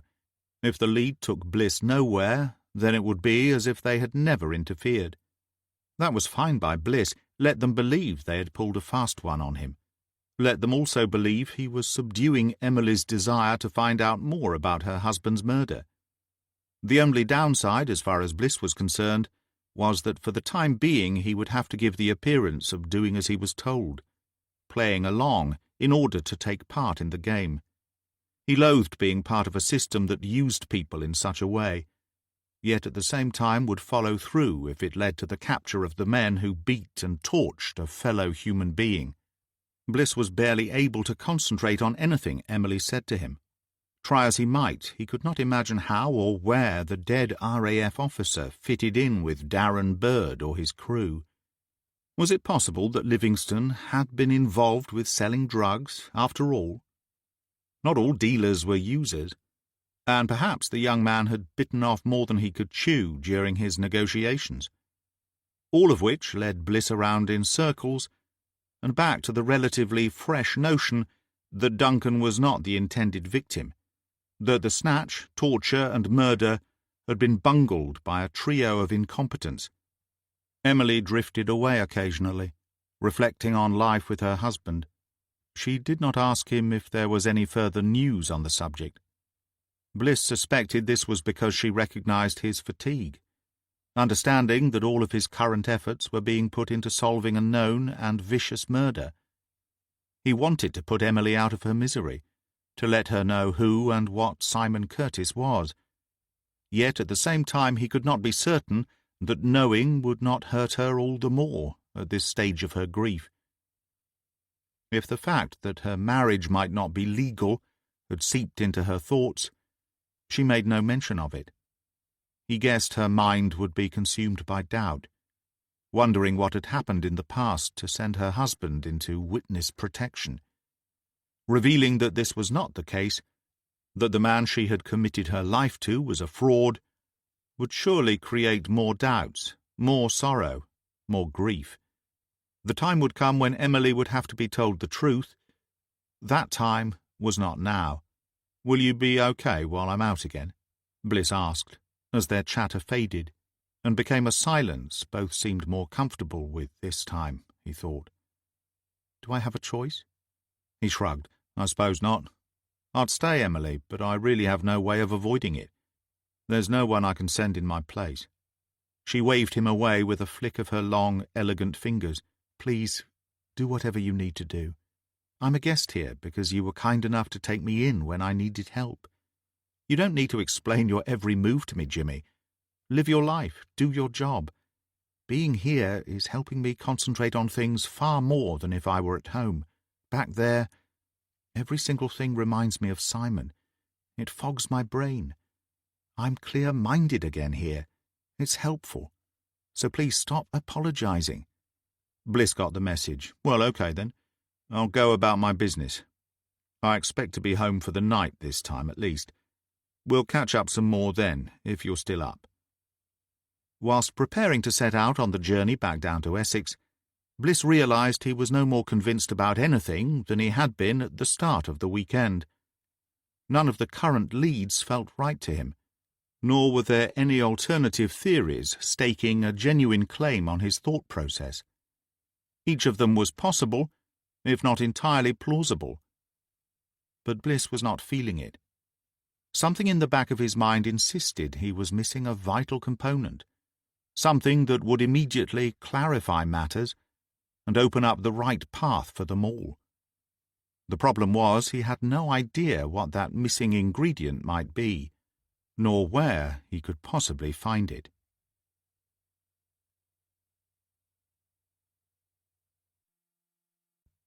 Chapter 33. At the last minute, Bliss decided to call Chandler.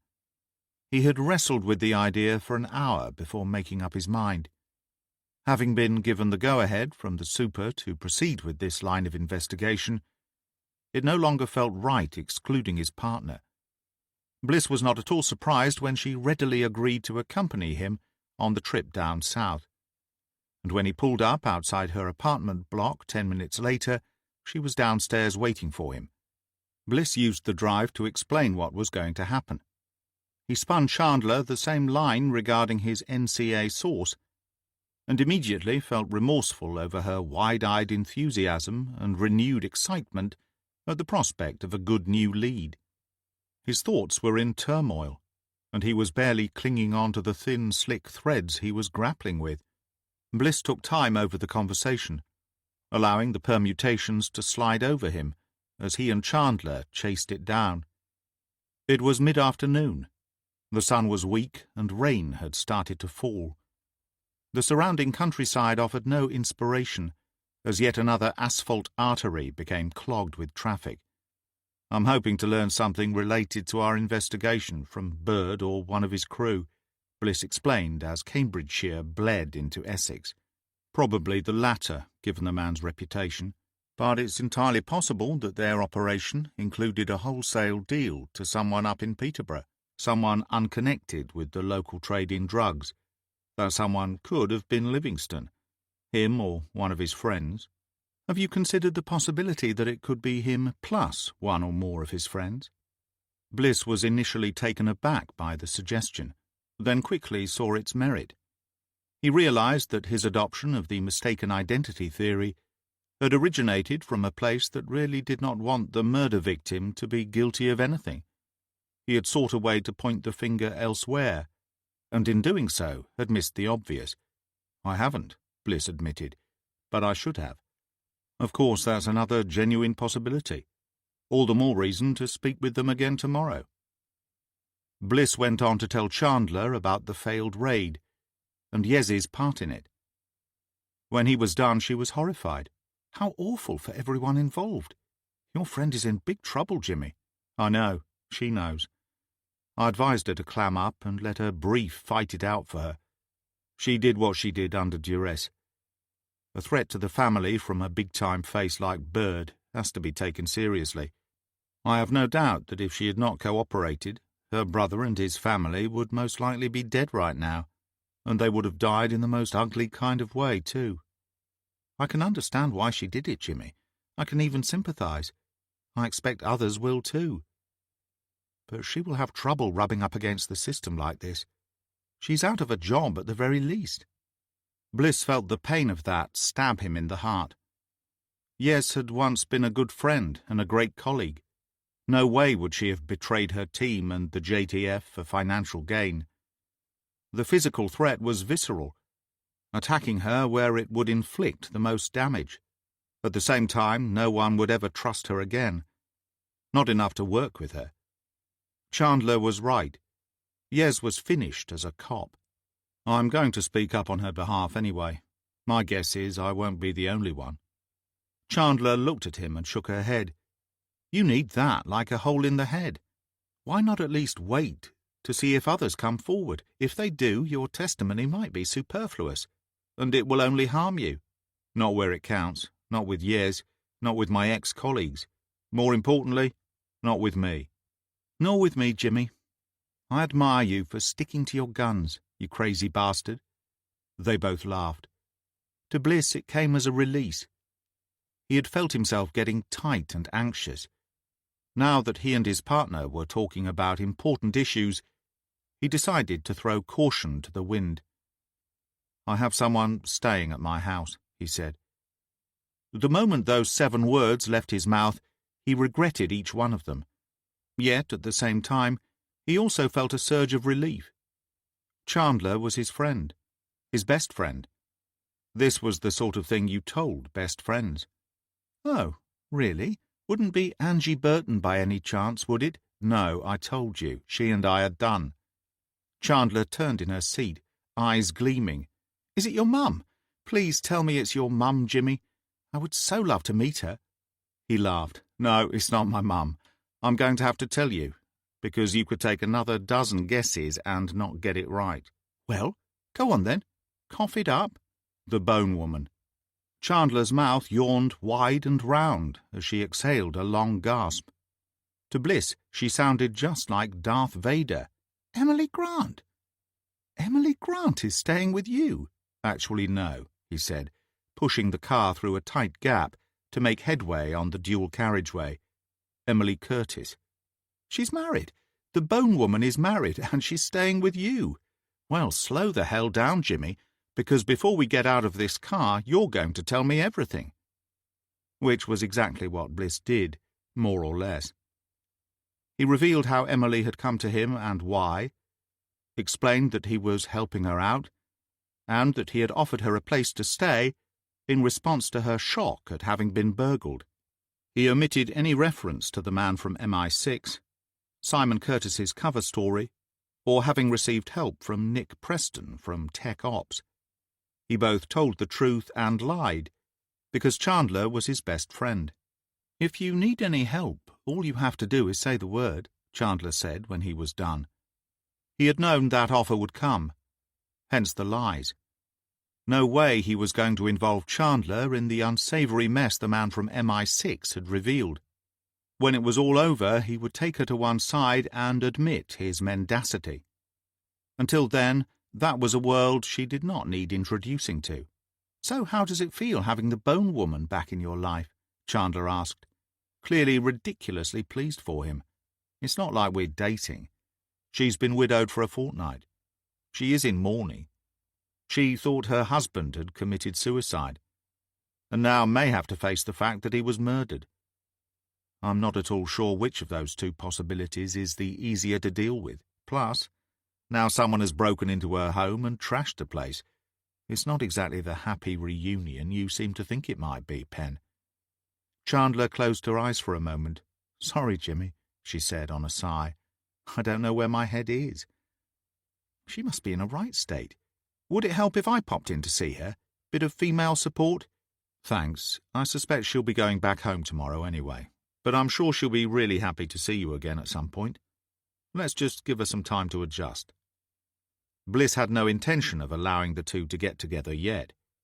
He wanted distance between him and Six first, to ensure that he and Emily were both in the clear, and that MI6 no longer had any business with either of them, before introducing a third person into the mix.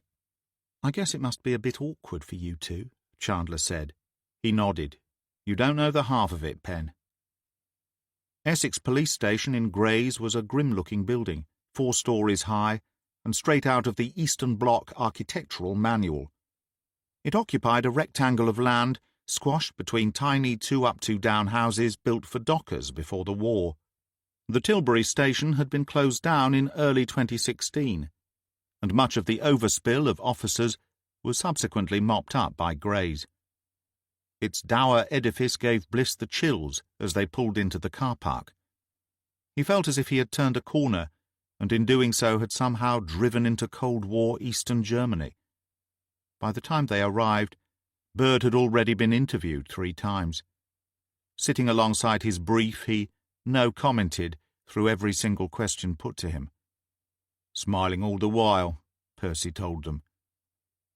They sat in the DI's office, introductions out of the way, the focus firmly on the task at hand.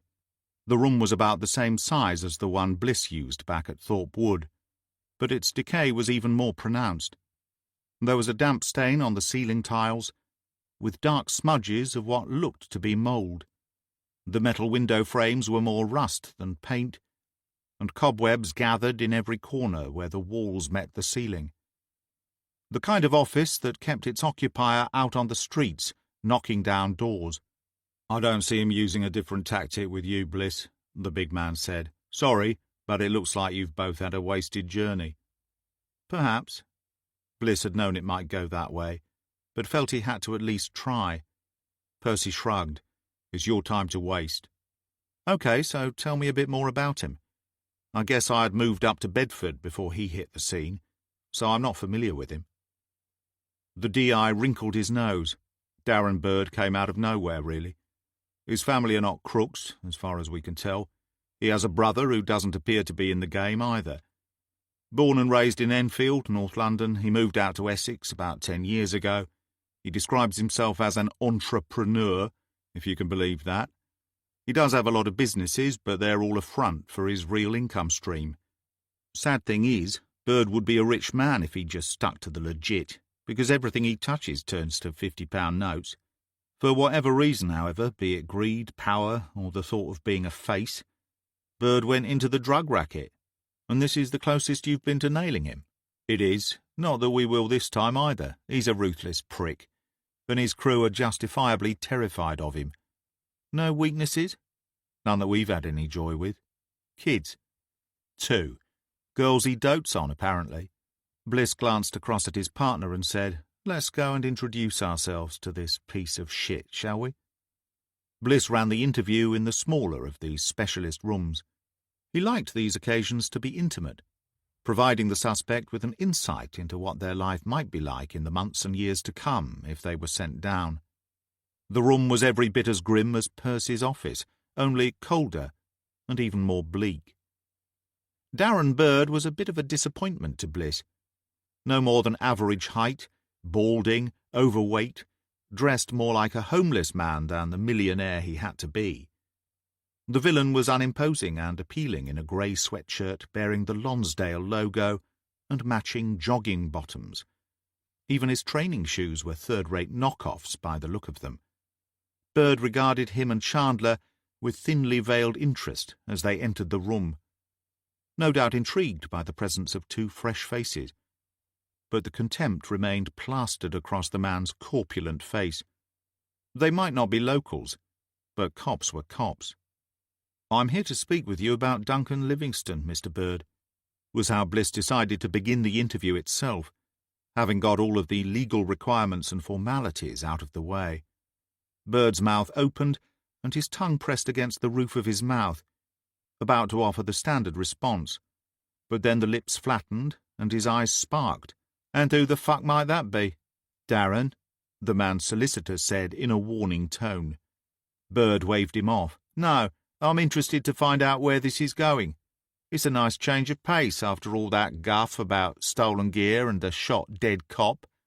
So who is this Duncan geezer?" He jerked his head in Bliss's direction. "Mr. Bird, are you telling us you don't know Mr. Livingston?" "No comment." Bird leaned across the table that stood between them, its metal feet bolted to the cement floor. The room existed for one purpose only, and its furnishings were austere and unwelcoming.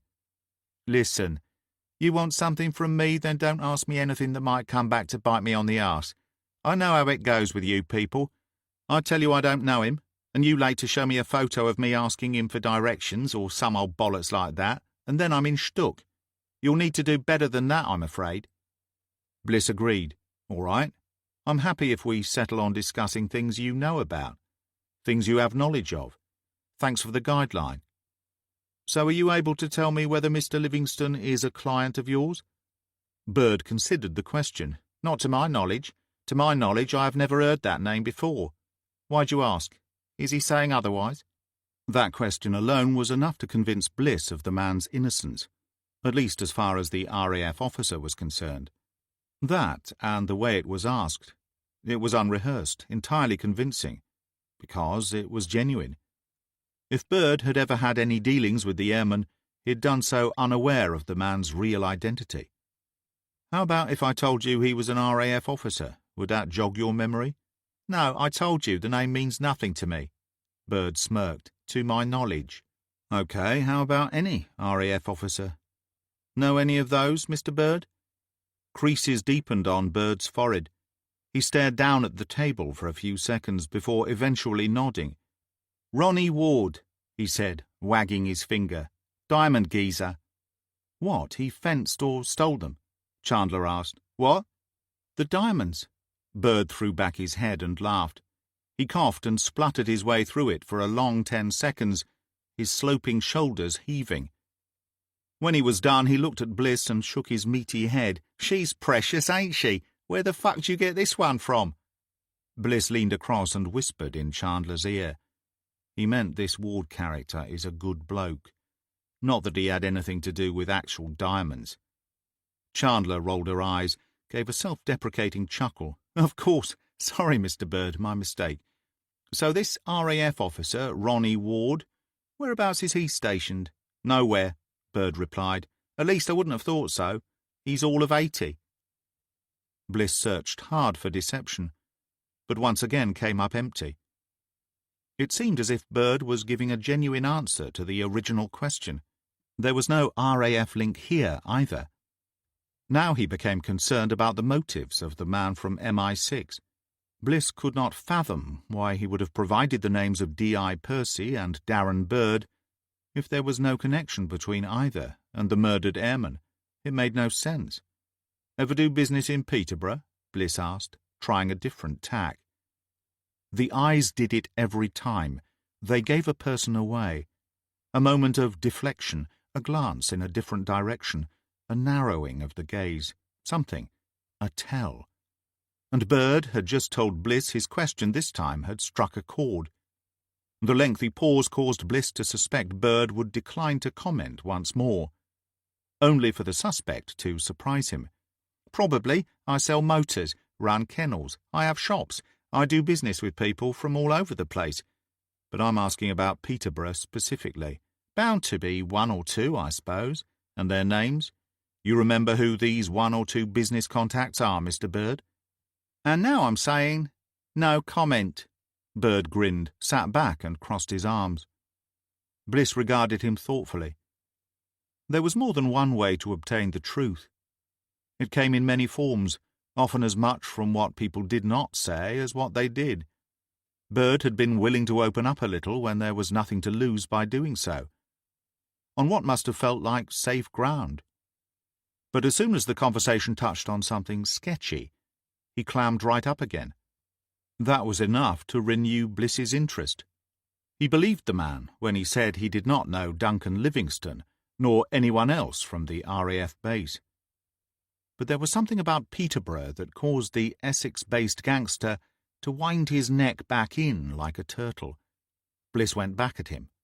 You provide me with a lead I can take back to my bosses, and I will see what I can do about some of the charges you face down here.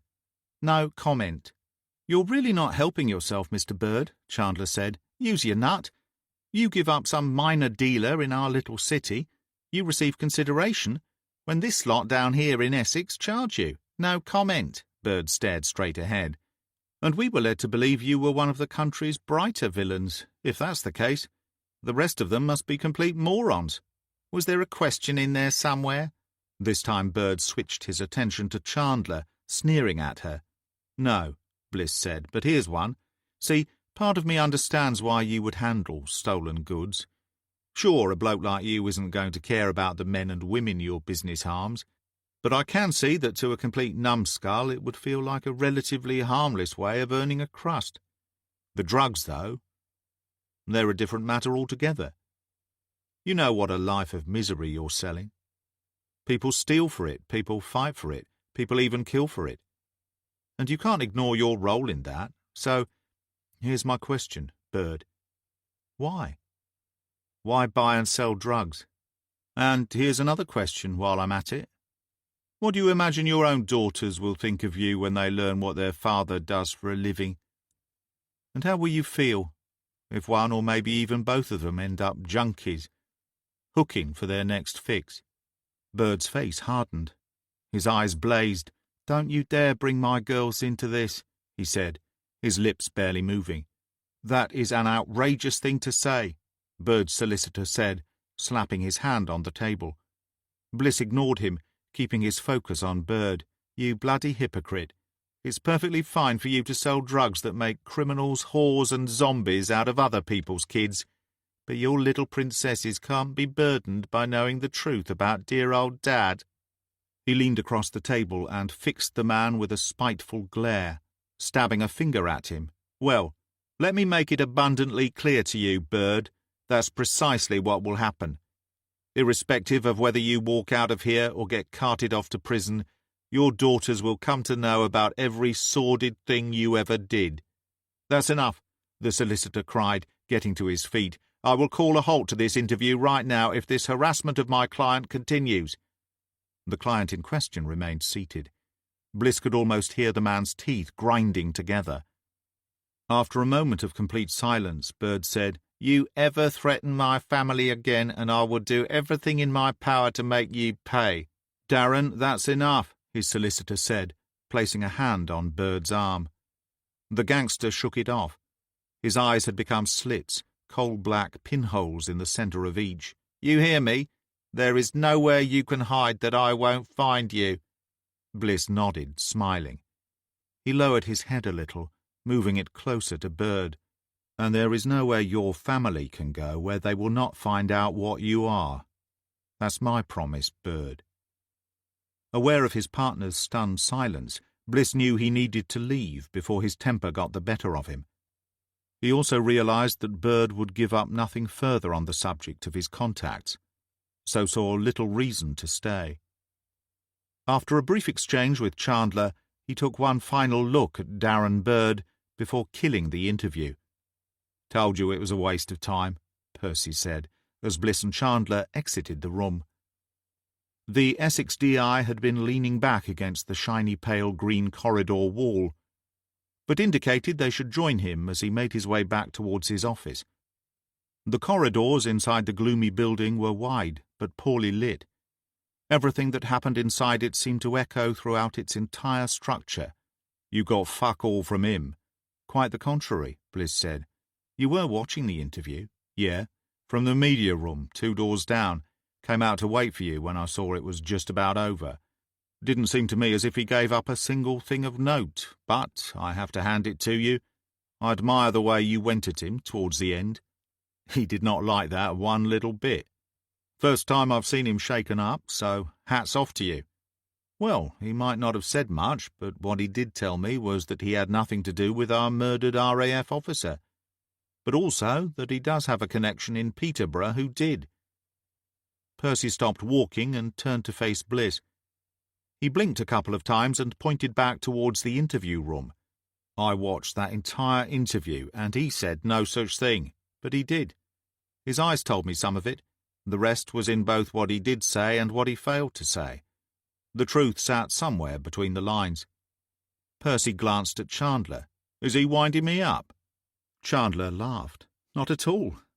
I saw and heard what you saw and heard, but D.I. Bliss was in another room with another suspect entirely, I think. I'm not saying he told me who it was, Bliss said, nor that he admitted anything we can ever use against him. But there were things he was comfortable with, because he genuinely had no knowledge of the matter, and things that caused him to shut up shop because it came too close to home. He was telling the truth about our dead airman and the RAF connection, but the shift to Peterborough itself unnerved him. You really went at him there, boss, Chandler said. The way she peered at him made Bliss feel as if he were being analysed. I wanted to ruffle a few of that smug bastard's feathers. I want him to think about what I said to him, and how his girls will regard him when they know what kind of man he really is. I wanted him to think of the crack whores his product creates when he looks at his own children. Until then it was all about business. I wanted him to feel it at a human level. You did that all right. Makes you wonder how much his wife knows. Bliss started to walk ahead, but then he himself came to a standstill. He turned to face Percy and lowered his voice almost to a whisper. When we came through earlier to the interview rooms, you said that bleached blonde in the waiting area was Bird's wife, yes? Yeah, Stacy. Bliss dipped his head, staring at the tiled floor, but seeing a whole reel of images flash through his mind. He looked at Chandler. It was Sunday, so she was casual in blue jeans, pale lemon sweater, and a brown leather jacket. Ideal for what he had in mind. You got makeup with you? He asked. Chandler turned her shoulder to indicate her bag. Good. Slip off somewhere, put on a bit of slap, tie your hair up into a ponytail, or a tight bun would be even better. I want you to get friendly with Mrs. Bird. You want me to... Jimmy, what mad plan have you got for me now? Bliss smiled, took Chandler by the arm, led her out of view of anyone in the waiting area, and told her exactly what he had in mind.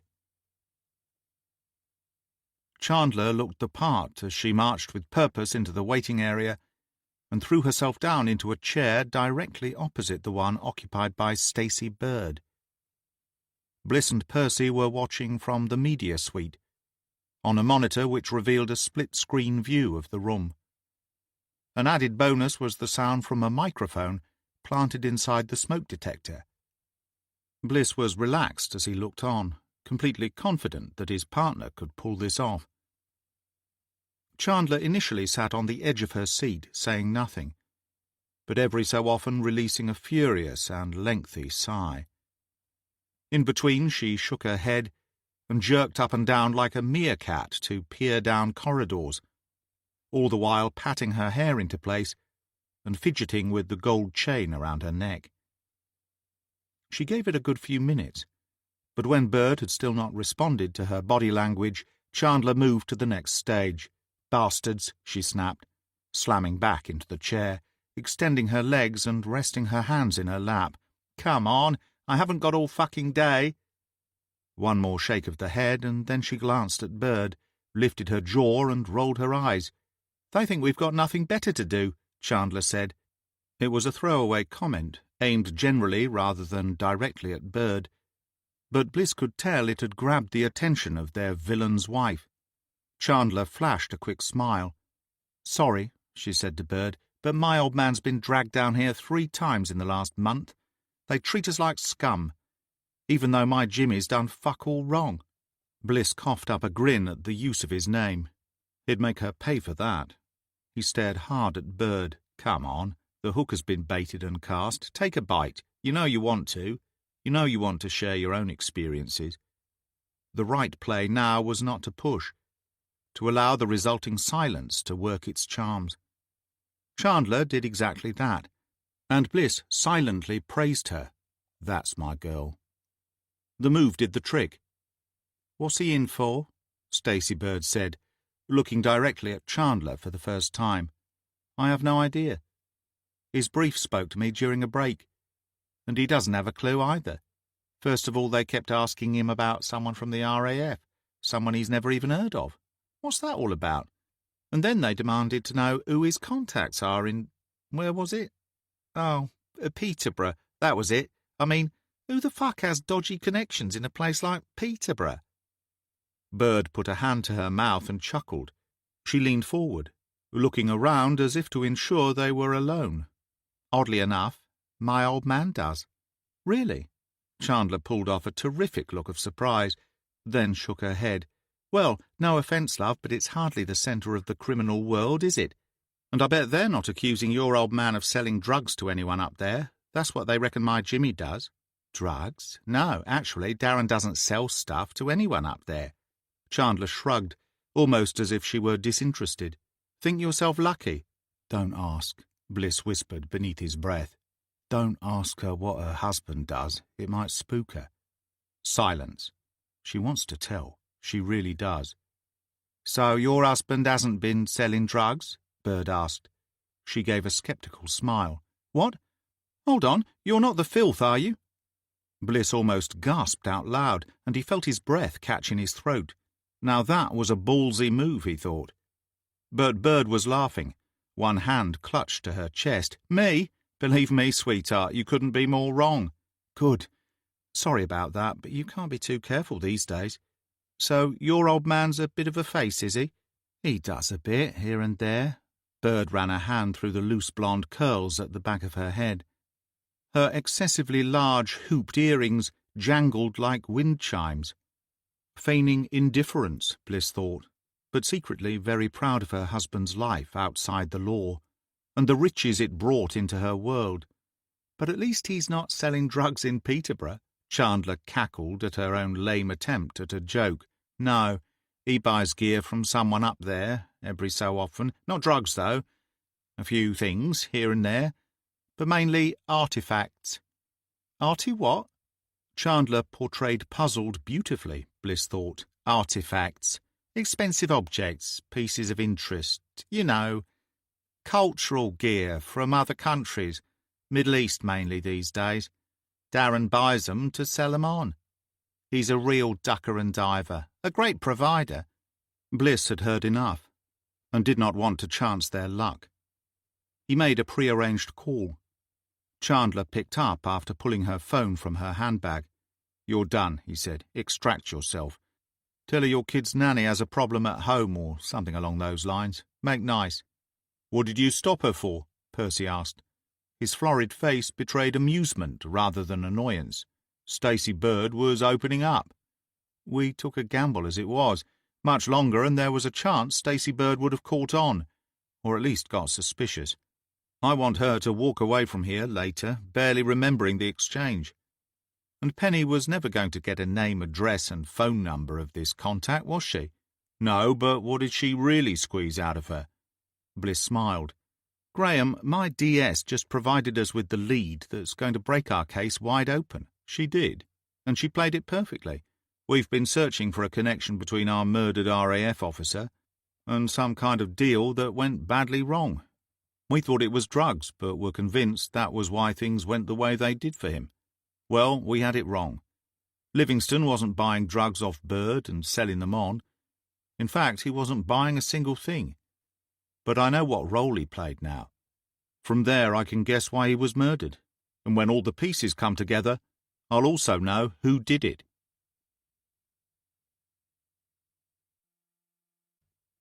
Chapter 34.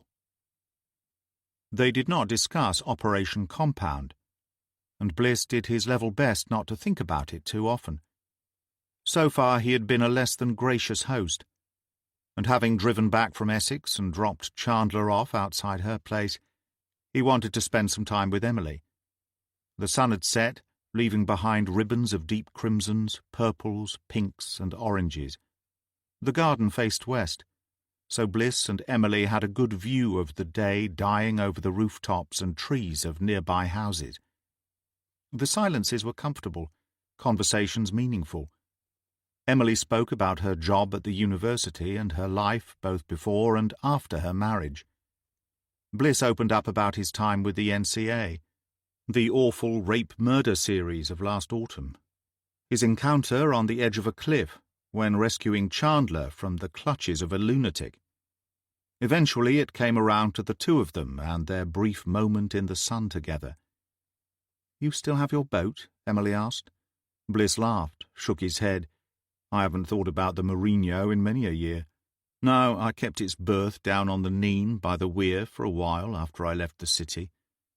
But when it actually sank in that I wasn't coming back any time soon, I sold it on. To a fellow Chelsea fan, of course. Of course.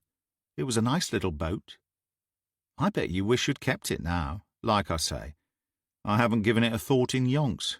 But yes, now that you mention it, a boat would be something nice to have come the summer.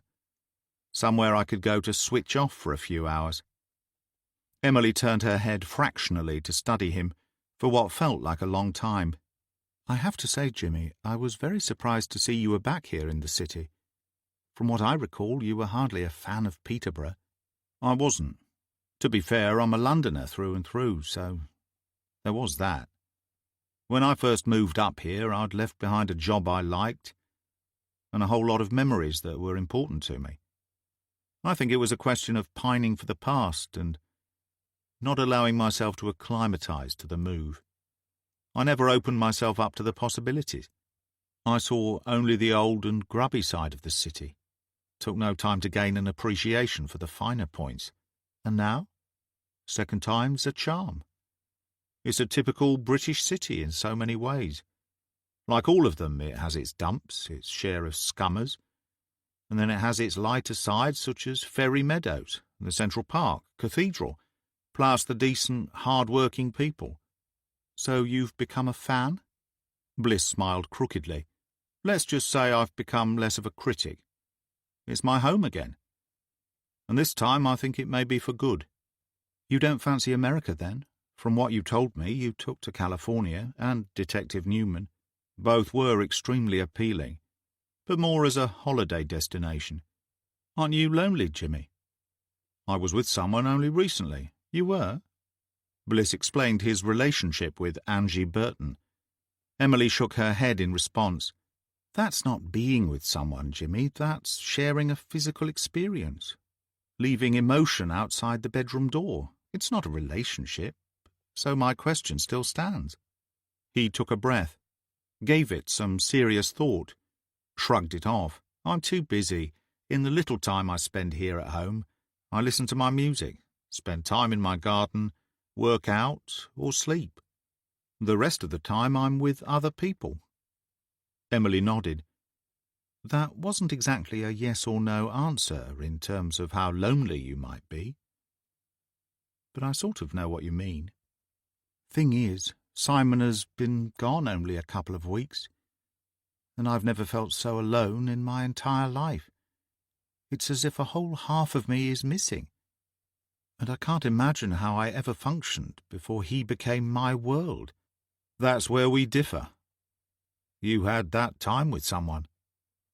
Time to form that special bond.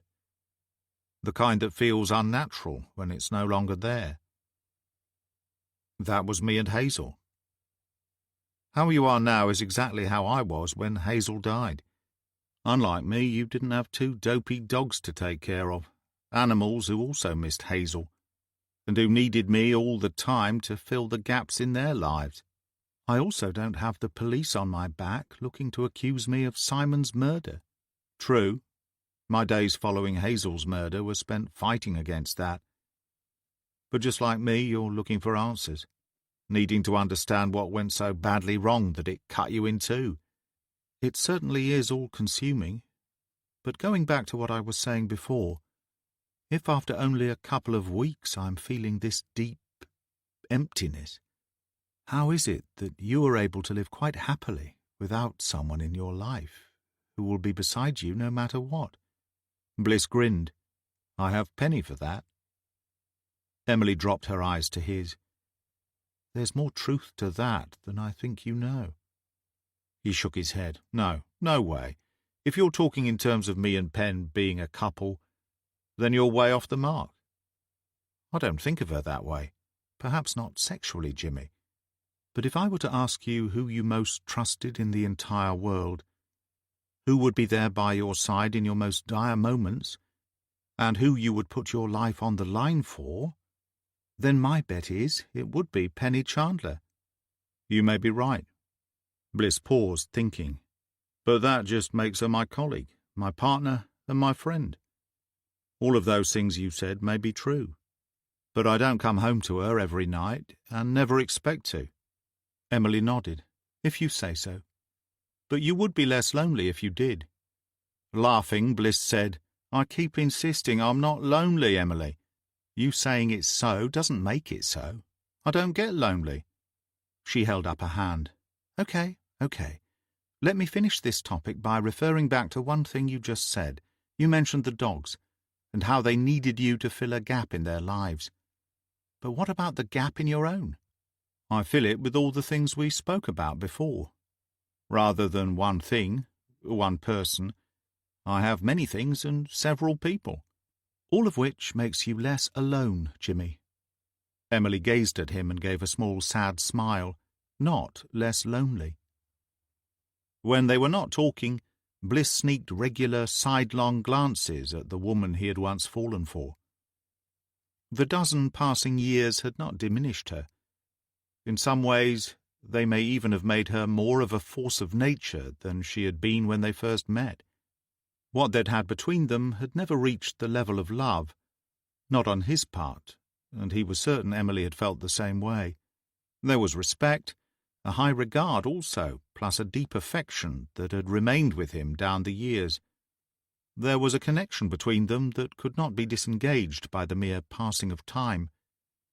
They had shared something important, special. Bliss was not naive enough to believe that their relationship would ever have lasted the course.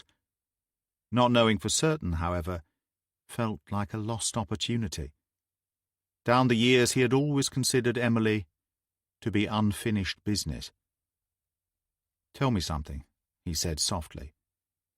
"Was there ever a point during our time together when you thought you and I might end up being something more?" "No." Bliss blinked. He stared at her.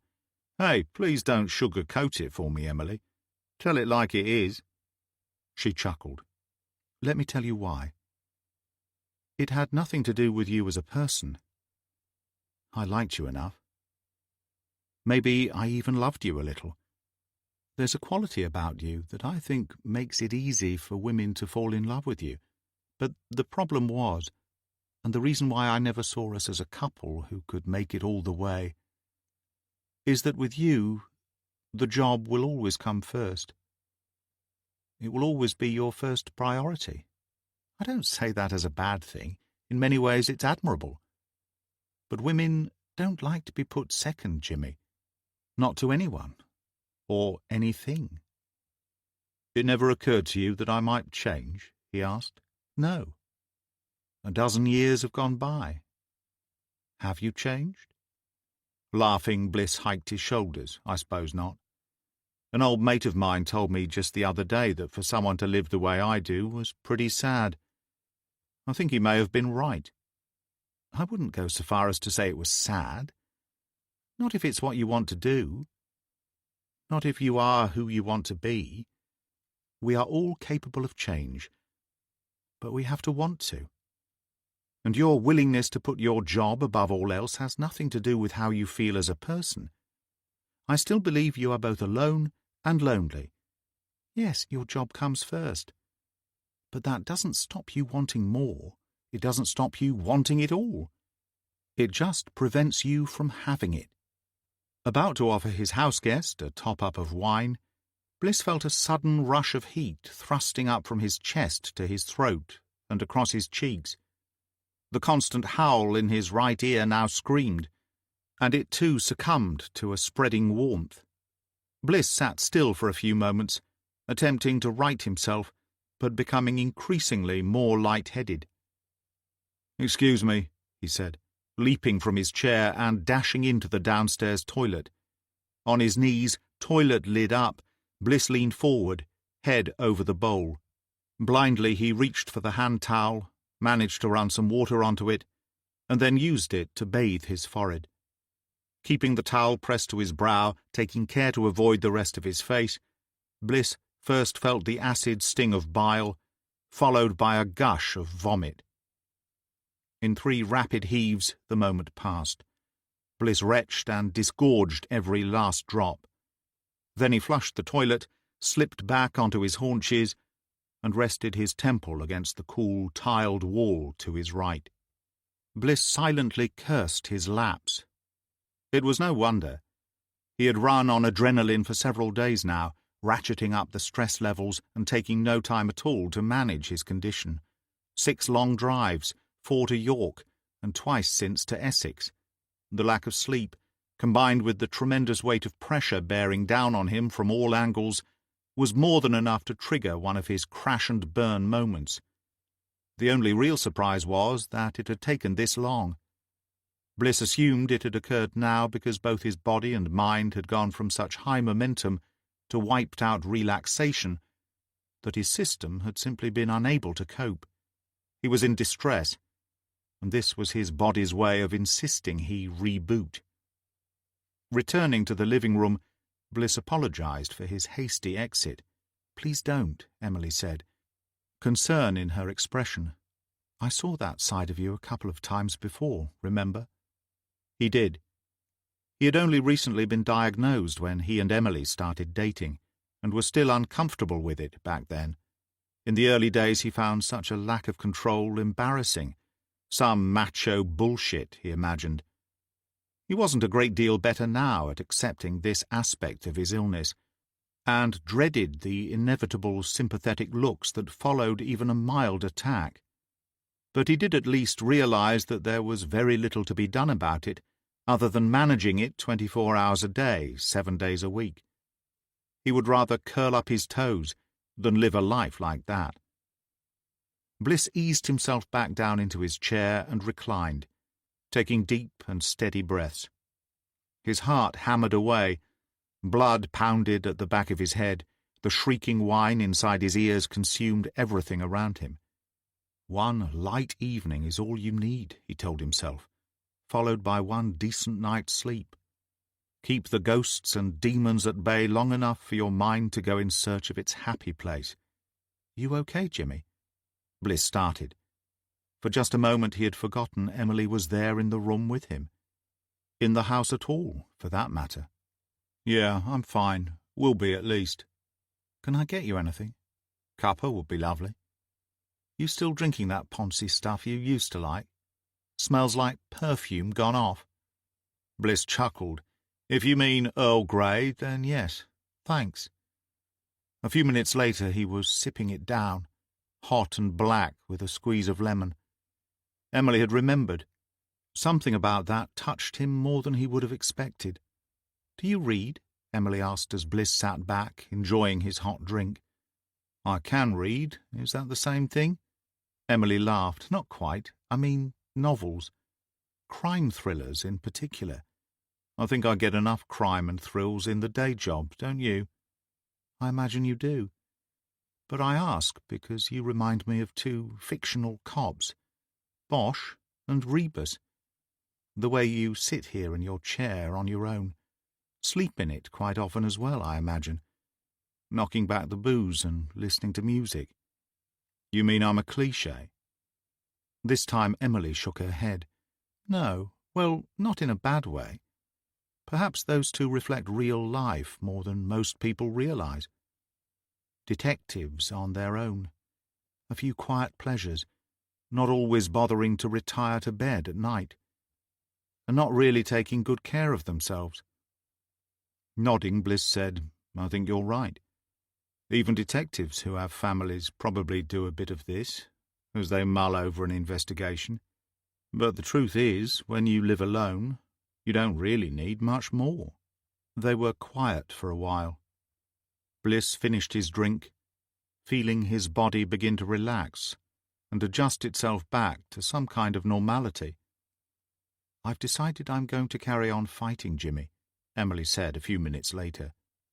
By now it was dark, and Emily had switched the garden lights on. The effect was soothing. "No matter what anyone says, I'm going to fight to prove Simon was murdered. After the house was broken into, and with everything you've told me so far, I really do think it has to be connected with something he was working on, something his presence, perhaps even photographs, had exposed." Bliss said nothing. He felt lousy at not telling her everything he knew.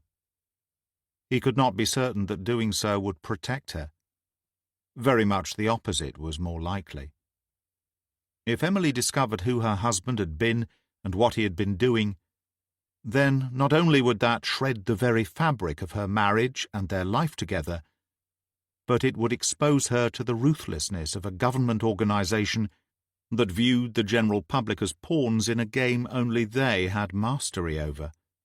Emily was not the type to meekly accept what had been done, neither to her nor to her murdered husband. Six would brush her aside, but they would ruin her in doing so. "I understand your impetus," Bliss said, "but false hope is no hope at all, really. I think you need to wait a while, take time to grieve, time to start accepting your loss. Reevaluate then, see how you feel, and whether things change in that time. You never know. It may be that you decide to let it be. I don't see that happening, but we'll see. Do you think it's safe for me to go back home tomorrow, Jimmy?" Bliss knew it was, that Six had no need to enter the house again. But he could not reveal that, and thought it best to continue playing the game for the time being. Probably. But why not stay another day or two? No need to take risks. You can wash your clothes here, you can relax because I'm out most of the time, and not be so alone of an evening. I know I'm not around a lot, and tomorrow promises to be a very busy day for me, but your house will be secured, and there's nothing there for you that won't wait." Colour seemed to flood back into Emily's cheeks. They gleamed, almost radiated. They bulged as she smiled back at him. "Thank you. You know, I think I will take you up on that offer." "Good. What are your intentions regards work?" Bliss asked. "I had considered going back tomorrow, actually. But I think I'll give it another week. They're being very good, supportive. For what it's worth, I think you're right. You could do with a few more days." Before she went upstairs to bed, Emily turned to Bliss and said, "Tell me about the pain, Jimmy. When you lose someone like this, does the pain ever go away?" He gave it a moment before shrugging. "I don't know. It's only been 17 years. Later that night, Bliss slipped his headphones over his ears and spent some time with B.B. King. While the digitalized notes washed over him, his eyes fixated on the still beauty of his garden. He wondered how different Emily was finding him. Bliss completely understood the changes he had undergone, the incidents that had combined to alter his life. Behind it all, that smouldering temper remained, but these days he had it on a lead. He no longer sought confrontation, though seldom took a backward step when it entered his life. Bliss suspected there was more of that to come in the days ahead, but he had a hook into his investigation now, a starting point. He would allow himself to be swept up by it then. Tonight he would slip away into an unguarded sleep and allow the night to unfold. It felt like only minutes later, but when Bliss next opened his eyes it was 4:27 a.m. The French windows had been left slightly ajar but on the latch, and a breeze billowed the net curtains in a wraith-like flow. The air outside was cold, and Bliss shivered as he closed the glass door. The dream came back to him immediately. It was a Saturday evening, and Bliss was 9 or 10. His father had taken him to a game. Chelsea were playing away, so they went instead to a West Ham versus Arsenal cup tie at Upton Park. They returned home to a family party, during which friends came and went with holdalls full of goods, all of which exchanged hands for hard cash. Bliss ran into his bedroom clutching a box of Maltesers, and when he closed the door behind him, he was in his late teens, sneaking in a box of beer and watching Match of the Day on his black-and-white TV. He went to bed late, and when he awoke, a year or more had passed. He rose from a different bed in a different house, and around the breakfast table sat 2 cops and a villain by the name of Dave McKinley, whose first call upon being released from prison was on the Bliss family. In the midst of this, a chill darkness fell over them, and then it was just him and his father. Light surrounded his father's face only, as if it were disembodied. Twisted and ugly in a scowl, Bliss's father said to him, "Jimmy, you have to make a choice now. Either you're a good 'un or you're a wrong 'un. I tolerate wrong 'uns as friends, but I won't take that from you, sunshine."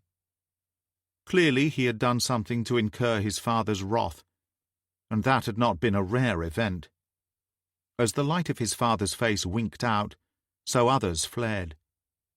All around him were the visages of local villains, grinning crookedly at him, baiting him with tales of untold wealth, easy women, and becoming a local face to be feared and respected.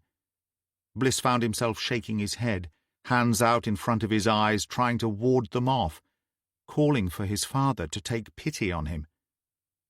Bliss exhaled, looking around the dark living room, chilled as much by the memory of the dream as the frigid air now trapped inside the room.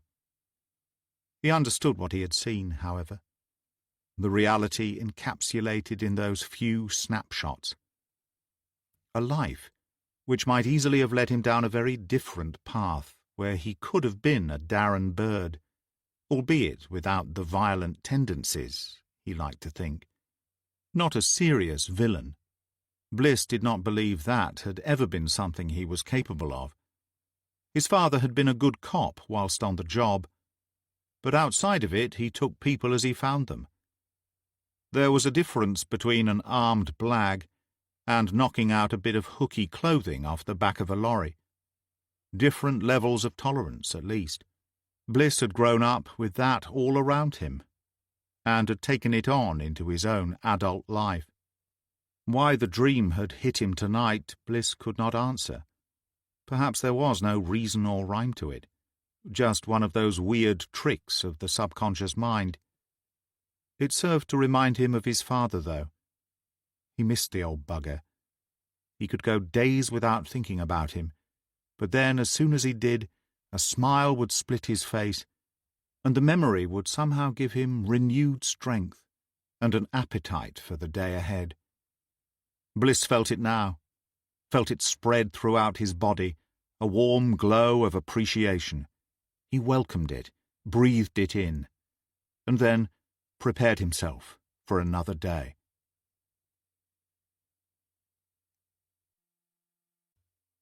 Chapter 35. I think I know the what, the why, and the how, was how Bliss began the early morning meeting he had called for, or at least as close to it as makes no real difference. I just need to figure out the who. In attendance were the superintendent, DCI, CTU, and MI5 in the form of Monday. It was 8:15, and once again they were assembled in the conference room. Bliss had already been at his desk for an hour before that. There were always things to do in the office when you were running a major investigation. Paperwork needed to be caught up on, logs read, documents signed, databases accessed, filing taken care of. In Bliss's case, the filing pretty much took the form of stacking heaps of folders on the floor, But then there were the mundane chores, such as petty cash chitties, annual leave requests, and overtime forms to rubber stamp. By the time the meeting came around, Bliss was as up-to-date as it was possible to be in a fluid situation. The sheer drudgery of admin had taken his mind off both the early morning dream and the briefing he was about to deliver. Bliss paused in his delivery as the conference room door squealed open. Into the room came Chief Superintendent David Tucker and the Assistant Chief Constable from Cambridge HQ, Walter Arnold. Bliss had spoken to the former on a single previous occasion, in the aftermath following the Thompson-Delaney case. He had only ever laid eyes on the ACC before, without exchanging a single word. Now the two men pulled out chairs at the back of the room and took their place at his briefing. "Do go on, Inspector," the ACC said. "We are here to observe only."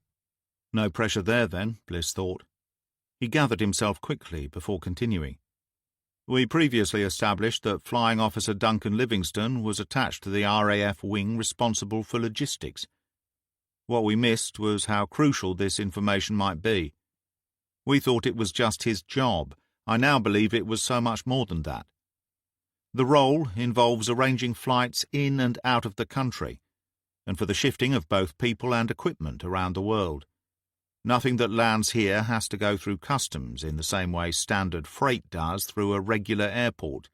It relies on the checks, balances, honesty, and integrity of the teams involved, all of which leaves it vulnerable to exploitation and corruption." Bliss cleared his throat and surveyed the room. He had captured their interest.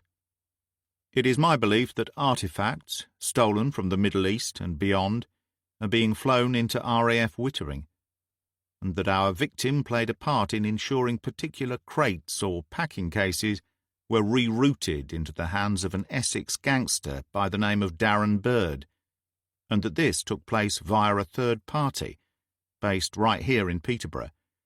In a nutshell, that's the criminal enterprise I believe is taking place, and which had a direct impact on the murder of our airman." "And you have evidence of this?" Edwards asked, beating out a rapid tattoo on a notepad with her biro. Bliss noticed how agitated she had become at the presence of the brass. "No, boss, not at present, but I'll get it." Bliss did not want to get wrapped up in specifics at this stage, so he pushed on. "I believe our airman was murdered because he was skimming off the top. If whoever killed him had simply made him disappear, or had murdered him in some other obvious way, then the full weight of our investigation would have looked into every nook and cranny of his life, turning it upside down, with the good possibility that something would have spilled out to provide us with a concrete lead pointing in the direction of these activities. So instead, those responsible staged an elaborate act of supposed terrorism and attempted to force our investigation down that route, and that route alone. They did so cleverly, to make it appear that we had discovered something they did not want uncovered. That's the why and the how that I referred to earlier." "I take it you have no evidence of this either?" Fletcher asked this time. "No, ma'am. But when you hear how I put the pieces together, I think you'll find my conclusions are logical." Bliss spent the next 20 minutes informing the group of his activities down in Essex. "So you see," he concluded, "Stacey Bird's admission that her husband was buying artifacts, and my NCA source's tip that Bird was somehow involved with a deal involving the RAF, all fit together neatly. Planes are in and out of the base all the time. All it takes, I imagine, is one or two bent ground staff at the other end, and the same here. Some of these logistics crew fly all over, wherever our people and equipment are needed. We know that in and around the Middle East, especially in Syria right now, there are treasures and cultural items being looted every single day. When some fine old buildings are destroyed, many of the cultural items also get left behind, or sold on to the highest bidder. It would be naive of us to imagine that some of it did not find its way back here. I can't think of a better way for it to be smuggled in than on a flight whose cargo will be met by those who are also involved in the deal. I can't be certain of the precise mechanics of the operation, of course, but my guess would be that they set aside a marked crate, and it is hauled off by our third party, posing as one of the regular couriers. But isn't everything shipped by the RAF themselves in RAF vehicles? Edwards asked. No, boss, you'd think so, but evidently that's not the case. The majority of shipments, yes, but the armed forces also utilise specialist haulage companies. Provided they have the right paperwork, the presence of a non-RAF vehicle would raise no eyebrows whatsoever. The room was silent for a few seconds. CTU Officer Garner spoke up next. Her face betrayed no sign of what she might be thinking. With respect for your intuition and fine work, Inspector Bliss, isn't all of this just speculation, at the very best? Of course, at the moment it's a theory. All theories are speculative at the beginning. In my view, however, this is the best lead and theory we've had since what I maintain to be faked security footage came our way. And I think the logical flow fits perfectly. DCI Edwards exhaled with a slight shake of the head. I'm not so sure, Bliss. I thought you had more than this when you summoned us by text at the crack of dawn this morning. I agree with both the DCI and Kate, Inspector Hilton said, slipping a sidelong glance towards his CTU colleague. In terms of a broad notion, this is a nice idea, Bliss. But you opened as if this was the conclusive answer we were waiting for. If you'll forgive me, Bliss said with no malice, working hard not to so much as glance at the two men seated at the back of the room, I think that's because you don't really know me, and you've not worked with me before. I presented it that way because this is what you've been waiting for. This, or something pretty close to it, is the way it went down. I know it is. And now that I know it, my task is to tie it in to whoever that third party is, because that's who murdered Duncan Livingston. But you can't possibly know that for sure, Edwards argued, and yet I do. I think Inspector Bliss has a point. All eyes turned to the man at the far end of the table. It was the first time Mundy had spoken up during one of these meetings, and from the look on the faces of those around the table, Bliss guessed the man was less than chatty on all other occasions as well. Whilst nothing is so far proven, Mundy continued, the theory holds water. As Bliss quite rightly stated, all theories are pure speculation at first. Otherwise they would not be theories. If you follow the linear pathway provided by what we do know has happened, and by what we also know to have been said, then the salient aspects of what we just heard are likely to be correct. This Essex gangster purchases artefacts from someone in Peterborough. The best route from the Middle East, from where these artefacts are stolen, to Peterborough is RAF Wittering, provided you have the right personnel on your payroll. Who better to make the arrangements than someone from logistics? Livingston worked in logistics. It's a perfect fit. The pieces are all there. You just need to find the glue that binds them together. Surely that's not enough for us to collapse our own side of the investigation, Garner said. Her cheeks flushed. I'm of the opinion that we cannot drop everything and simply leave this to the inspector and his team. Mundy spread his hands. I never suggested for one moment that we should. You sound as if you almost want it to be an act of terror, so that we can break the case, Kate. No, we will carry on carrying on. However, I personally feel more confident now that we are chasing wild geese, whilst the inspector here is looming up behind our real perpetrators. In that case, Edwards chipped in, perhaps the inspector would like to tell us what he intends to do next as a follow-up to his smoke and mirrors act. Bliss turned to stare down his DCI, angered by the jibe. It was unnecessary and more than a little spiteful. I can assure you there's no illusion here. I've not been sitting on my arse coming up with wild claims and thinking of ways to pull the wool over your eyes. As soon as we're done here, DS Chandler and I are off to Wittering. Right now I have a number of 2-up teams out and about, looking into dealers of cultural items, visiting storage areas, meeting with informants, and generally finding out as much as they can about possible new targets for us to aim our big guns at. By the time we all reconvene in the incident room, I would hope to have either broken someone else at the RAF who was working with our dead officer, or have names of people for us to pay visits to, or possibly both.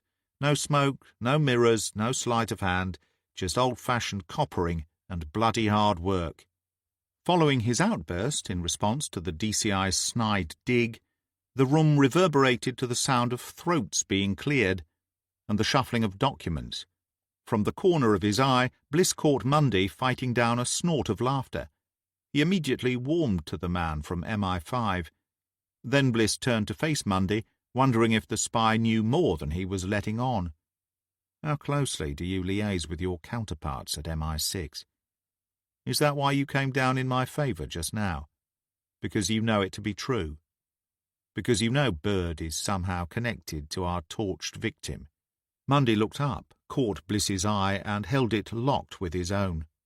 Then, as he rose to his feet, the MI5 man winked, smiled, and stepped away from the table. As Bliss stood to follow, Superintendent Fletcher raised a finger. "Hold back a moment, please, Inspector. I'd like a quiet word." She spoke with both her immediate superior and ACC Arnold before the pair slipped out of the room, which emptied hurriedly. Edwards lingered, presumably thinking she would be required to be present for Bliss's imminent dressing down. Instead, Fletcher instructed the DCI to leave the room as well. "I apologize," Bliss said when they were alone. "I should not have risen to the bait like that." Fletcher shook her head. "No, you shouldn't have. Though I understand why you felt the need. That was uncalled for from Alicia, and I will be having a chat with her about it. But I'm still in trouble for the way I spoke." "No, not with me at least, and neither the DCS nor ACC mentioned it to me before they left. Things were said that ought not to have been, but as yours was in response, it's more forgivable. The relationship between you and DCI Edwards is complicated, but it is also unpredictable, and I'm not sure that's a healthy way for us all to continue. When this is all over, Inspector, I think the time will be right for the three of us to sit down and discuss how we can best move forward together, if you say so, ma'am. It can wait, though. What I did want to discuss here and now, Bliss, is this theory of yours. Moreover, Mundy's response to it. I saw you scrutinizing him afterwards, and if I'm not mistaken, he responded with a slight gesture." "He did." "I'd like to know what that was about." Bliss nodded. "So would I, ma'am. I looked at him like that because I was astonished. Not just by what he said, but that he said anything at all. Mundy is extremely tight-lipped, Inspector, a man who likes to sit and listen, observe, absorb, and leave the room with his own thoughts intact. You really have no idea why he spoke up on your behalf?" "None at all. It came as a genuine shock to me." Bliss held back his suspicions. It would do no good for his involvement with the SIS to become a topic for further discussion. Not at this stage, although an idea was fermenting inside Bliss's head. Fletcher said nothing for a while. Her eyes bore into his. Finally she nodded and said, "Very well, if you happen to learn why, or perhaps even remember why. I'd be obliged if you would let me know." "Ma'am, I'm not keeping anything from you. I would be speculating again if I offered an opinion at this stage." "In my experience, Inspector, your speculations are better than most detectives' facts." Bliss smiled. "Not this time, I'm afraid. Did you ever consider that he might just have thought I'd made a reasonable suggestion?" "I considered it." Fletcher's gaze bore deeper into him, but Bliss remained unmoved. Now was not the right time to play his ace cards. "If I find out anything more tangible, I'll let you know right away, ma'am." Fletcher nodded and stood to leave. Bliss got the sense that the superintendent had her suspicions about him, but that she would keep them to herself at least until this investigation had concluded. "You do that, Inspector," she said, "and let me make myself clear. I don't like being kept in the dark, no matter who sits behind the cloak."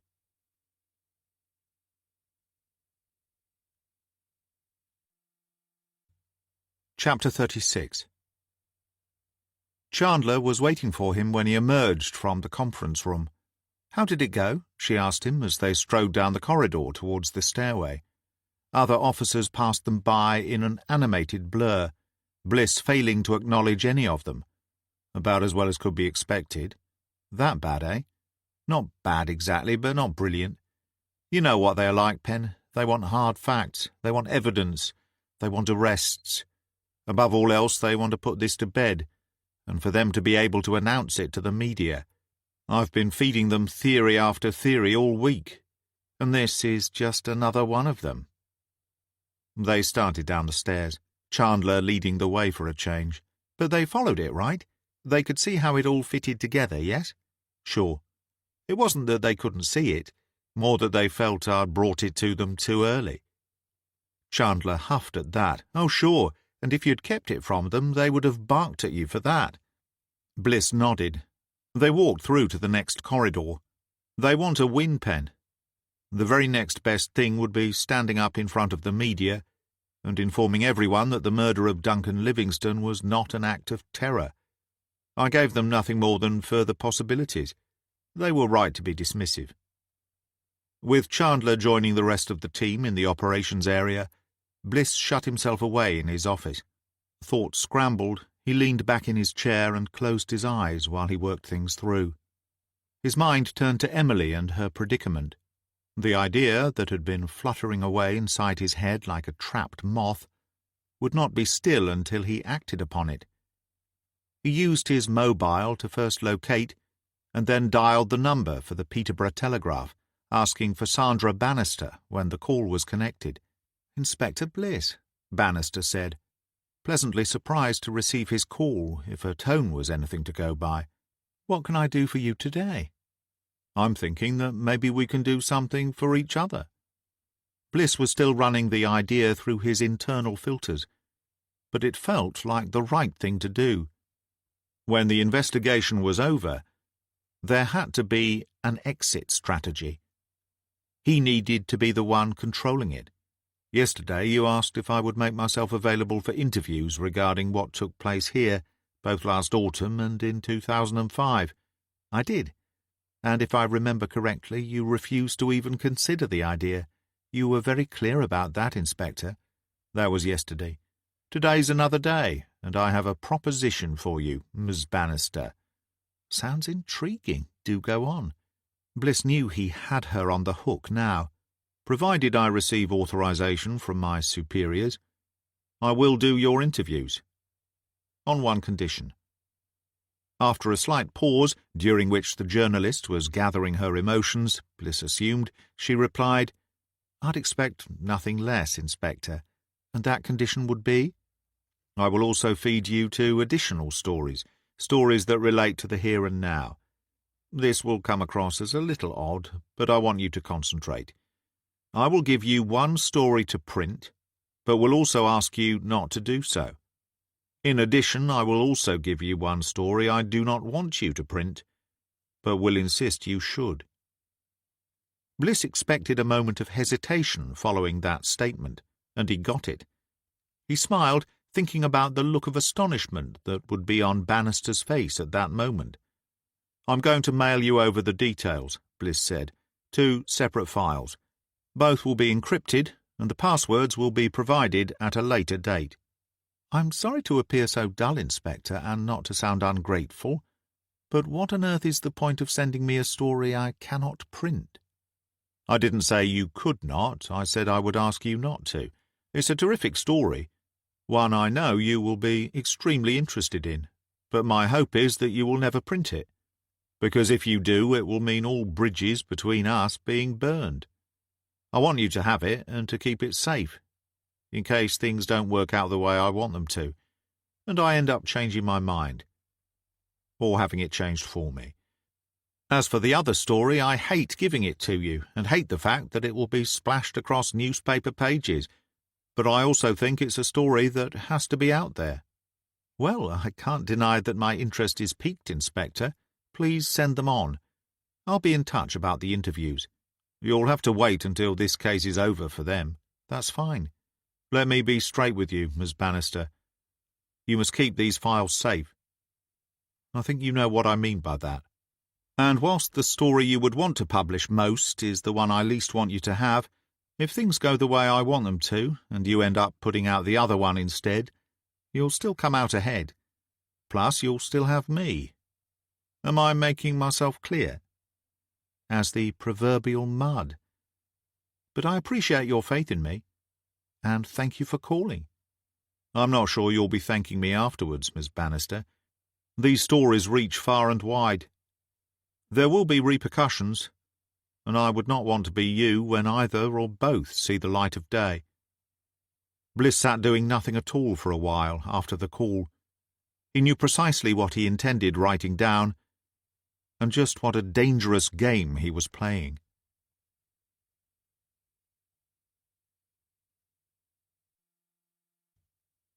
Chapter 37. The procedure to gain entry onto the base was precisely the same as their previous visit, and as before it was Flight Lieutenant Holbrook who was waiting for Bliss and Chandler, and who also drove them to their first appointment. He looked to be a troubled man, clearly concerned as to why a second round of interviews might be required. Last time we spoke you were uncertain as to whether your victim was even Duncan, Holbrook said. Now, of course, we know it was. And on top of that, we also have to live with the possibility that he was murdered by fanatics, terrorists. It makes me sick to my stomach. I can understand why, Bliss said. But I have to tell you that I believe we are close to proving this was not an act of terrorism after all. Holbrook shifted his gaze from the road ahead. The wide-open spaces provided a clear view of the base, and the roads crisscrossing it were busy. Really? I mean, I know the public were informed that it was being treated as just one of several possibilities, but I'm not alone on this base in thinking that was your lot and our lot covering up the truth for the sake of community harmony. The fact is, to many of us, such an incident occurring was considered to be more a question of when rather than if. Bliss found that interesting. You feel under that much threat here? Not explicitly, Inspector. Nothing overt. But we are aware of, and wary of, the hostility towards the armed forces from certain quarters, and these days that is often aimed at the RAF, due to our presence in respect of Syria. Yet your personnel feel free to go off base, to blend in with the locals, just as your lads did a week ago in Barnack. Yes, because no matter what they do for a living, they are entitled to their lives. I agree. I'm simply pointing out that they seem to find it relatively easy to overcome their fears. I wonder if that's because the terrorist threat is more of a perception than an imminent danger, possibly. But the uncertainty is something that stays with you, Inspector, even if it's pushed to the back of the mind. We feel as if we have become a target, a focal point for hatred, if you will. But doesn't that confirm what I just said, that it's more about perception than reality? You look at the number of UK targets in recent years, the incidents both thwarted and those that took place, the dead and wounded, and I think you'll find the armed forces are way down compared to the average citizen. Holbrook was quiet for a few moments. When he spoke again, he sounded a little less certain. I suppose if you look at it in those terms, you're probably right. The general public are certainly the ones who have borne the brunt of the attacks here. Perhaps it's the thought that the uniform makes us specific targets compared to the average men and women on the streets. They had reached the building in which Bliss and Chandler had conducted the original interviews. Holbrook's car came to a stop. "Tell me something," Bliss said, as a jet fighter came in to land on the runway directly ahead of them, the fearsome shriek of its engines lessening to a dull roar. "When I mentioned just now that I believed we were close to proving the torture and murder was not a terrorist attack, where did your mind go? What was the first thing that popped into your head?" Holbrook regarded him with a mixture of surprise and unease. "What makes you think anything popped into my head?" "Because it's human nature. When your worst fears are suddenly not realized, even potentially so, it's only natural for your mind to reach for the next most likely concern. I suppose I wondered if I had been mistaken about Duncan, if my judgment of a man I worked alongside and liked an awful lot was unsound. I suppose I speculated as to whether he had got himself into trouble somewhere along the line, the kind of trouble that can result in the horrific end he met with." "And did you come up with an answer?" Chandler asked from the rear seat. As a matter of fact, I did. I not only refused to believe Duncan was that kind of person, I also refused to believe I could be that wrong about him. Bliss nodded. I hope you're right, Flight Lieutenant. I really do. Once inside the room set aside for the interviews, they had a few minutes to kill, and Bliss did his best to find out as much as possible in the time available. I imagine this is a very busy airstrip, one way or another, he said to Holbrook. It can be. He remained standing as Bliss and Chandler took their seats alongside one another. 3 chairs were set out on the other side of the rectangular table. It must be a tough job, making sure everyone and everything gets where they are supposed to go, when they're supposed to be there. A lot of hard work and dedication goes into it, that's for sure. And the buck stops with you if a tank goes missing, I suppose? That's muddy water, Inspector. In theory, the group captain is accountable for everything that happens here at Wittering. In reality, whoever makes the error takes the hit. So there are errors, then? Bliss kept the conversation deliberately light. We're all human.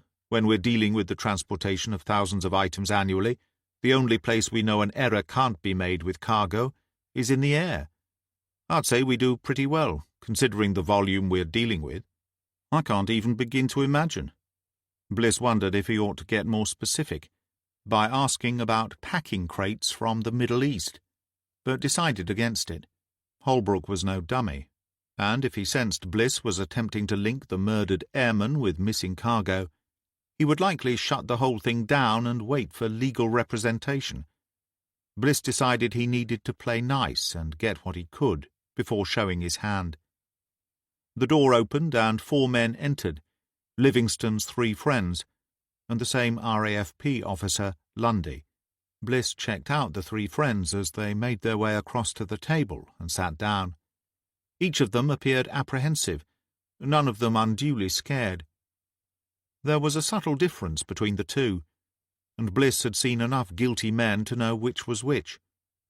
If one or more of these men harboured fears about the second interview, they were certainly holding themselves in check. Bliss recalled Flying Officer Thomas as being the closest thing to a pack leader. He decided to aim the questions away from Thomas to begin with, waiting to see if the man would inject himself into the flow of questions and responses. Bliss flashed a broad smile and nodded at each man in turn as they took their seats. Holbrook excused himself, but only after letting the 2 detectives know he would make himself available if necessary when they were done. As before, Lundy remained in the room, standing just off to their left, between the table and the door. Exactly where I would position myself in his shoes, Bliss thought. We hope not to keep you long, he said, turning his full attention to the 3 men. Obviously, things have moved on a pace since we spoke last, and we now have a great deal more information to work with. My condolences to you all on your terrible loss. The reason for our visit today is that we are no longer looking for your friend. We're hunting his killer instead. Bliss kept his eyes on Allen and White as he spoke, but it was Thomas who responded on their behalf. We understand, Inspector Bliss. We're eager to help as much as we can. We are all in a state of shock still, however, so I would ask you to please bear that in mind. Now Bliss turned his gaze to the man. The statement came across as rehearsed. Of course, we realize you will still be grieving, but it's vital that we chat with you whilst things may still be fresh in your minds. Let me get the ball rolling, Chandler said. Last time we spoke, our questions were mostly aimed at getting your views on what might have happened to your friend after he left the pub. I'd like to start this time by taking you back to the pub itself. With the benefit of hindsight, is there anything any of you can think of that seemed out of place? Any new people inside the pub? A vehicle outside with its engine running? Something. Anything. By people, you mean Muslims? Allen said. Actually, no, I don't. Chandler shook her head. Our investigation is split into 2. MI5 and the counter-terrorism unit are working on the possible terror angle. I'm sure if their case goes forward, they will want to speak to you themselves. I don't envy you that visit. For now, you get the easier ride from us. We are following up on an alternative theory. Which is? Thomas asked. This will go easier if we ask the questions, Bliss said. So, please think back. Is there anything at all about that night in the pub, or immediately afterwards as you were leaving, that in retrospect now seems odd? This was all part of their strategy. Bliss had suggested Chandler take the lead whilst he studied the three men. It had also been his idea to mention MI5, hoping to raise the anxiety levels in the room. Chandler had agreed, and had suggested they also open the door for the men to change their story if they so wished. If any of them opted to bail, this was the time. Bliss assessed their reactions and was disappointed to find no evasion in their body language. The three men exchanged glances and shrugs, heads shaking. Nothing Bliss would not have expected to see from three entirely innocent men. No, nothing, Thomas said. It was a quiet night, not unusual in that particular pub. It's one of the reasons we go there. I don't recall anyone standing out, and nothing out of the ordinary afterwards either. Nothing in the days leading up to your night out? Chandler pushed. They went through the same rigmarole. Again, they had nothing to offer. Bliss decided it was time to shift up a gear. Perhaps you can help us with something else. Duncan recently told his parents that he had received a promotion and would be earning a lot more money. What do you know about that? He said that? Flying Officer White appeared perplexed. His brows almost came together. I don't know why he would. It hadn't happened yet. And he was on the ladder and close to getting a hike. So maybe that's what he meant, and they got it wrong. They were pretty sure about what they'd been told. Actually quite proud about it. Had Duncan ever previously tried to impress people with yarns about his status? No way. Thomas shook his head as he said it. Dunk was happy as he was. He knew he was on the rise, and it was only a matter of time. Flight respected Dunk enormously, and was all for the promotion.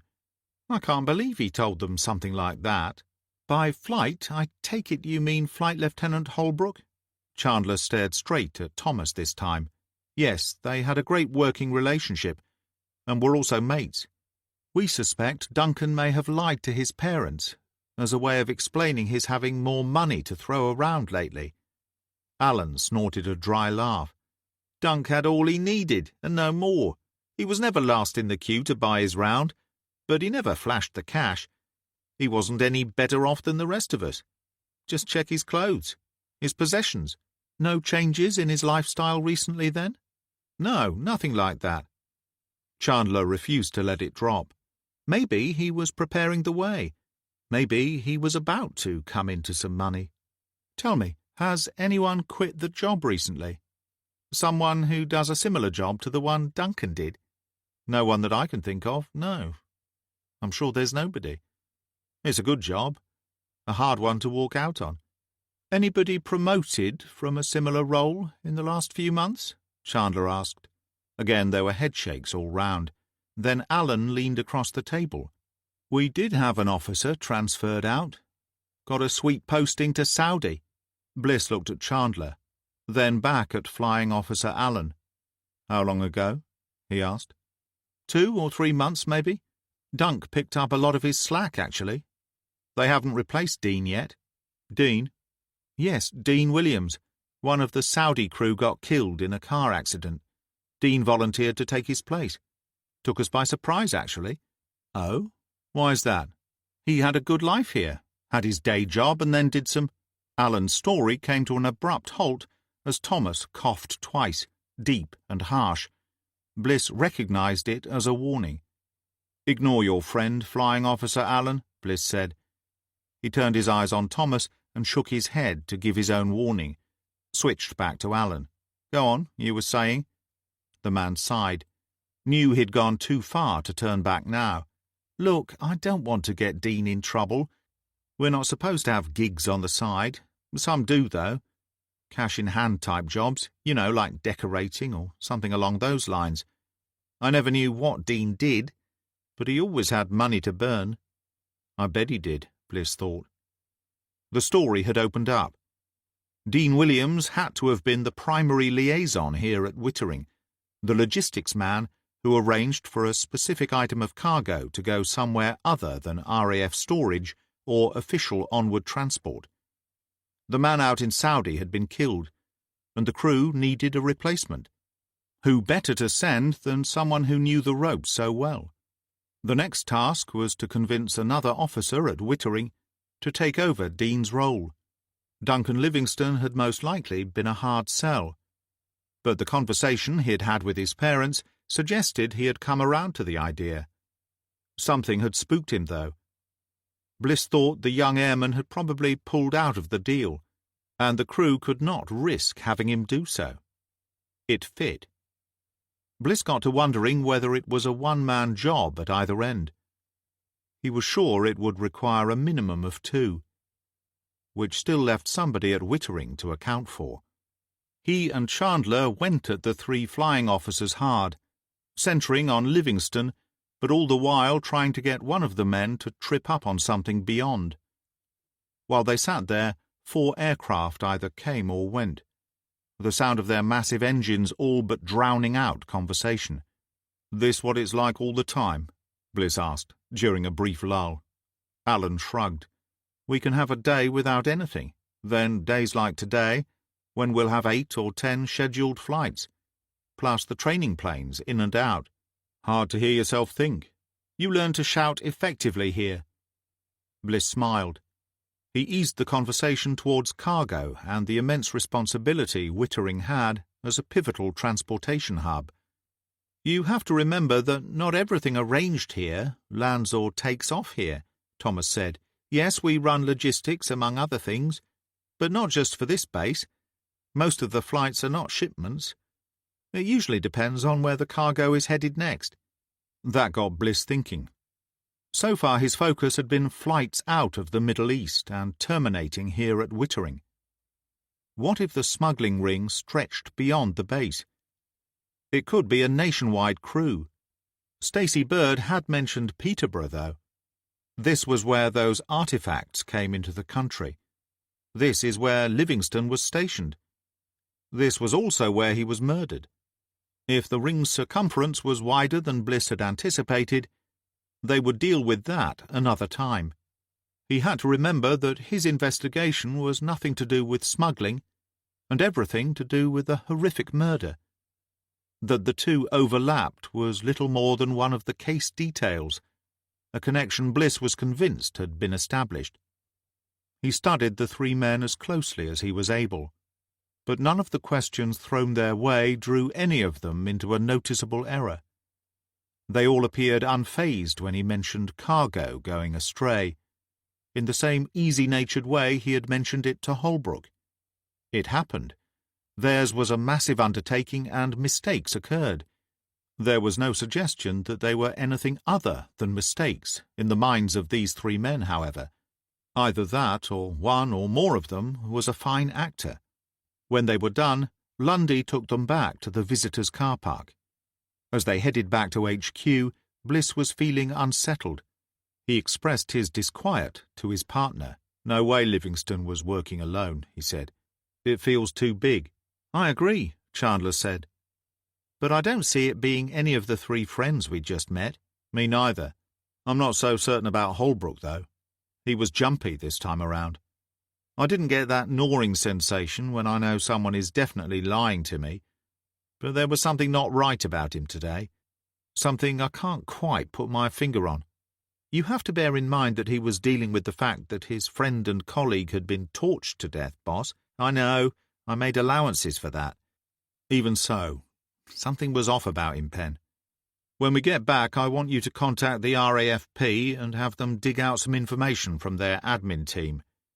I'd like to see the shift records for Livingstone for the past month, including whoever was on duty at the same times. I also want the same for the final month Flying Officer Dean Williams spent at Wittering. Once we have the information, we'll see how best to cross-check it. How about Holbrook's details? If he was on duty at the same time, we'll see that in the crossover. You really think it could be him? He will be the constant, I'm sure of that. It just depends on whether he's the only one. And the guilty one. But Livingstone was a friend. Bliss took a breath, nodded. And maybe Holbrook had no idea what would happen to him. The two worked closely together, and Holbrook had taken him under his wing. Who would know how to approach Livingston better than Holbrook? I'm not saying he played any part in his friend's murder, Pen. I just think he may have been a vital component of the smuggling caper. And when he lost his right-hand man, he put his faith in a colleague he had absolute faith in.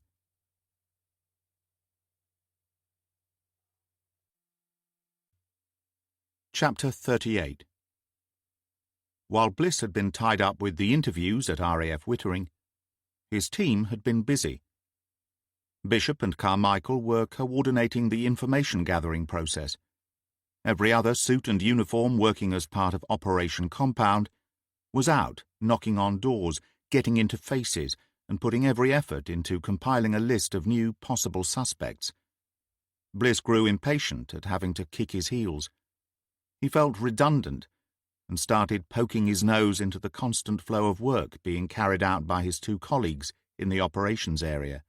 Increasingly frustrated, he was scanning hard copies of basic bullet-pointed reports feeding in when one of them caught his attention. "This may be interesting," he said to Chandler, who scooted over on her office chair to join him.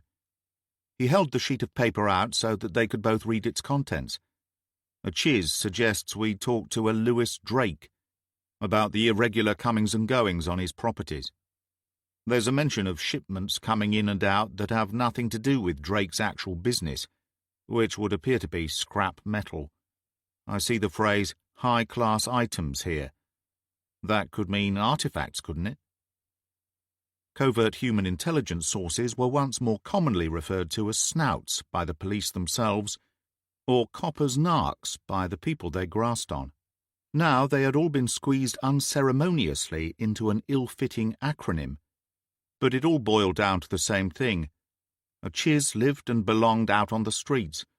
They provided the police with information from those streets, and were generally people who themselves often operated either on the edge of, or sometimes way across the boundary of criminality. "Okay," Chandler said, stretching out the second syllable so that it became more of an expression of doubt. "What's so special about this Lewis Drake character, then? There are lots of other tips here, boss." "The name is familiar to me. I'm pretty sure it came up when I was with the NCA."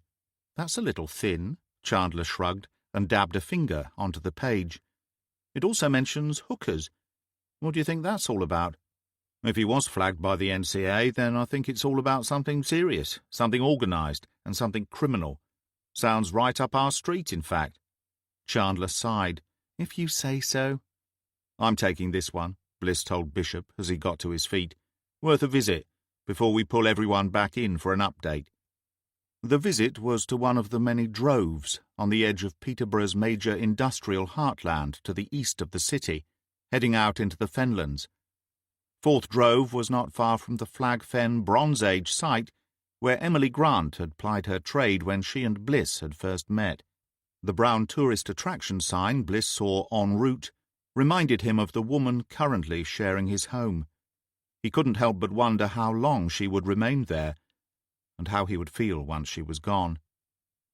The drive around on the ring road was easy, the traffic quite light. This part of the city always reminded Bliss of the area he grew up in, full of honest and not-so-honest businesses crammed together trying to eke out a living, filled with raw and mostly uncompliant people. If you wanted something built or fixed, you came here. Likewise, if you wanted to purchase something not from the very top of any range, or even from somewhere below the counter. Drake Salvage was a dinosaur in business terms. The big money in scrap these days lay in exports. Few people refurbished vehicles or white goods in the way they had back in the 70s and 80s. And when Bliss assessed the towers of junk sitting on the site, as he bounced the insignia through the muddy, uneven yard, he guessed some of the items at the bottom of the piles had been sitting there for decades. Mostly they were vehicles of one kind or another, but all manner of metal and cable lay strewn around the site. As Bliss rolled the car to a stop, a rat scurried out from between two mounds of oxidized corrugated steel and scampered between two tiny caravans, which may once have been white, but were now a colour never intended by mankind. Chandler gasped aloud at the sight of the scurrying rodent. "Fuck me, that was a big bastard," she said, clutching at her chest. Bliss nodded. "Put a saddle on that, you could run it at Aintree. We should be armed." "We are. We have your rapier-like wit. And dragon breath." "Yeah, well, just know that if that fat bastard comes in my direction, I'm shoving you in front of me." There was a fine drizzle misting the air around them, the kind that irritated rather than inconvenienced. The sky was low and grey. As Bliss applied the handbrake, a lean, red-haired youth, wearing filthy navy-blue overalls, huge red rubber gloves, with a pair of goggles pulled up across his forehead, came lurching out of the caravan to their right. Grease smears camouflaged the young man's face. His looping red eyebrows gave him the appearance of someone permanently surprised. But when Bliss peered into his dull, flat eyes, there did not appear to be much of a flicker behind the candles. "Good afternoon," Bliss said, stepping out of the car and greeting the youngster with a tepid smile. "We are Detectives Bliss and Chandler, from Thorpewood Police Station. What's your name, please, sir?" "Stew." "I'm Detective Inspector Bliss, Stew. Is the owner around?" "Home," the man said. He stood with his legs wide apart and rigid, mopping his hands and forearms with a rag that looked dirtier than the muck he was attempting to wipe off. His boots were unlaced, thick socks pulled up over the hems of his overalls. "How about your boss?" "Same." "Are you in charge here, Stew?" "Nope." Still he rubbed. His eyes narrow, mouth hanging open to reveal 2 rows of crooked teeth, with plenty of gaps where some had never been replaced. "Then can we speak to whoever is?" "Nope." "Why? Is he not here at the moment?" "Calf." Bliss tilted his head slightly, wondering if the young man was screwing with him. "Sir, you are aware of the second syllable clause, yes? They made it a law only recently that you could use more than one at a time." This time he received no reply at all. Bliss rubbed a hand across his jaw. "Fair enough. Mind if we have a look around?" "Yep." Now the conversation was starting to rankle. Bliss quickly scanned the site from where he stood. Dotted amongst the orderly towers and the huge haphazard mounds of discarded appliances and miscellaneous scrap items stood large skips and containers, filled with all manner of pipes, aluminium tubes, sheets of stainless steel, and coils of cable peeking over the rim. Nothing stirred, and the only sound was the mournful moan of the breeze as it passed through gaps afforded by aged metals. The effect of the sunless sky was to make everything in the entire yard seem two-dimensional, leached of colour. "You on your own right now?" Bliss asked. By his side he could hear Chandler chuckling softly. At least she was getting something out of the exchange. "Yep." The man whose narrow body seemed lost inside his overalls had stopped using the rag to rearrange grease and dirt on his skin, and now simply stood there with that same vacant expression on his face. Whilst he did not look to pose much of a threat, neither did he seem to be of any use. Bliss wondered if it was genuine or an act.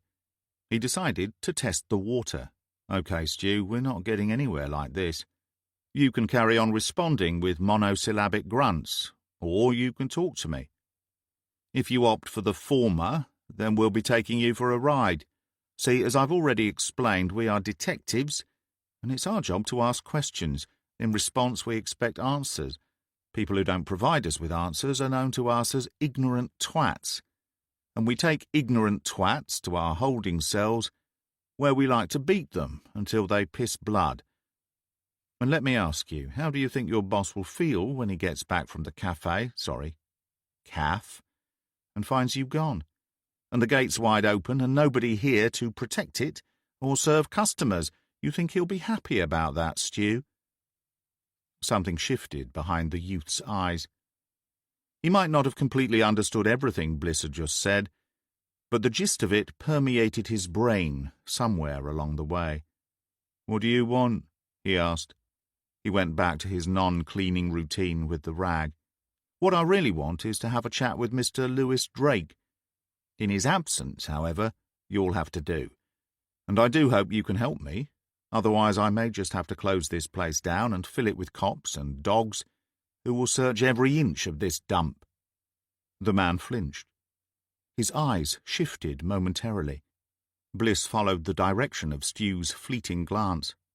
Standing beside a dilapidated doorless shed, containing what appeared to be stacks of vehicle batteries and a set of heavy-duty chargers, was a steel drum.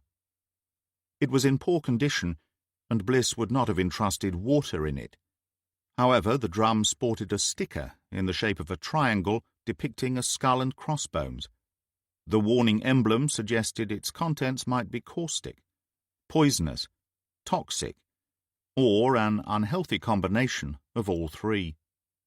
Dangerous was what the sticker implied. Bliss noticed a thin trail of something dark running down from a split seam and pooling around the bottom rim of the drum, seeping gradually into the damp soil around it, and turning it an ugly shade of brown. "What's in the container, Stu?" Bliss asked. This time the eyes opened wide. The mouth gaped wider still. As Stu's hands came to his side, Bliss noticed they were trembling. The youngster was not up to this level of scrutiny. Clearly, whoever had left him on his own had not considered the police turning up, asking questions along these lines, or any question at all for that matter. "You want to open up and show us?" Chandler asked this time. Still the man said nothing. He stood there shaking. He seemed petrified. "What are you hiding?" Bliss wondered. "What are you afraid of?" The contents themselves, or the contents being discovered? Maybe even both. Or perhaps it's what your boss might do to you, if it is. Bliss decided it didn't matter. He had a bad feeling about this scrapyard and had reached a decision about his next move. The owner could wait. Right now there was something potentially more important to attend to. He pulled out his phone and jabbed a number. He got straight through to Bishop and directed the DS to get a team down to Drake Salvage. A team including hazmat officers capable of dealing with caustic, toxic, poisonous liquids, plus a custody van to cart away an extremely frightened employee for further questioning. When he was done, Bliss turned to his partner. "I have no idea what we'll find inside that drum, but I do know Stu here is almost frigid with fear at what we're about to discover. That makes me think it can't be good." He turned to the young man once again. "And you? Stay right where you are. If I have to chase after you around this shithole, I'll ruin my shoes and my whistle, and that will just make me bloody annoyed. And believe me, that's not how you want this to go." "I didn't do anything," the man said. Bliss grinned. "Of course you didn't, Stu." "I didn't," more urgently this time. There was a genuine pleading in the man's watery eyes. "I believe you. But I reckon someone did, and you know who it was. What's more, you're going to tell me who that person or those persons are." Stu blinked rapidly, but said nothing. He looked down at his feet and remained standing that way. Bliss had Chandler keep an eye on him, even though he didn't think the young man would actually make a break for it.